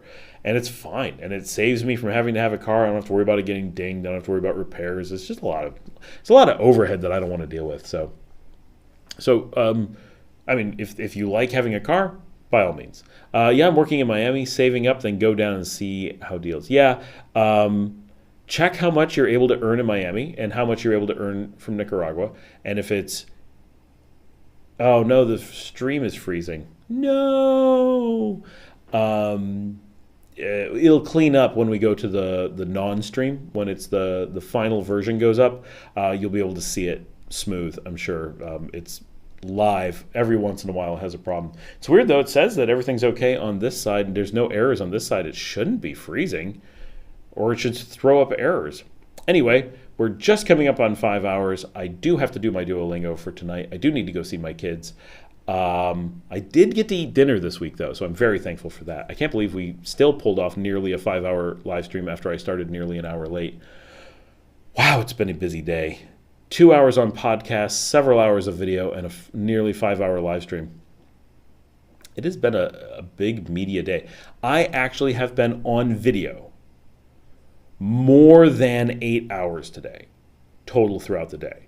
Like, I actually put in being on active media more time than most people have in a normal working day. Think about that. That's a little bit wild. All right, Zane, everyone who's left, Patricia, I think you're still here. Jonathan, maybe you're still hanging out. Thanks to everyone who joined. It's always awesome doing the live stream. Thank you so much. I'm just going to show the owl again. There's no one here. No one needs to see the owl, but he's cute, so there he is. I made him with AI. I'm obviously not an artist. I don't know if I'm obviously. I am not an artist. Maybe it's obvious. My kids are artists, though, so it could be in here somewhere. I think they got it from my wife. And always fun doing the live stream. Thank you so much for joining. As always, have a Tonya. Come to Nicaragua. Share with people. Tell people to check out the show. Feel free to sponsor with buying me a coffee if you like. Let me know what you think about the idea, if we can pull it off of the Amazon wish list. That seems cool, but I don't know how we would do it quite. And if you have questions, especially Jonathan, who definitely is new and may have a bunch of stuff, drop some questions on the show. We'll try to get to it, and I'll see everybody.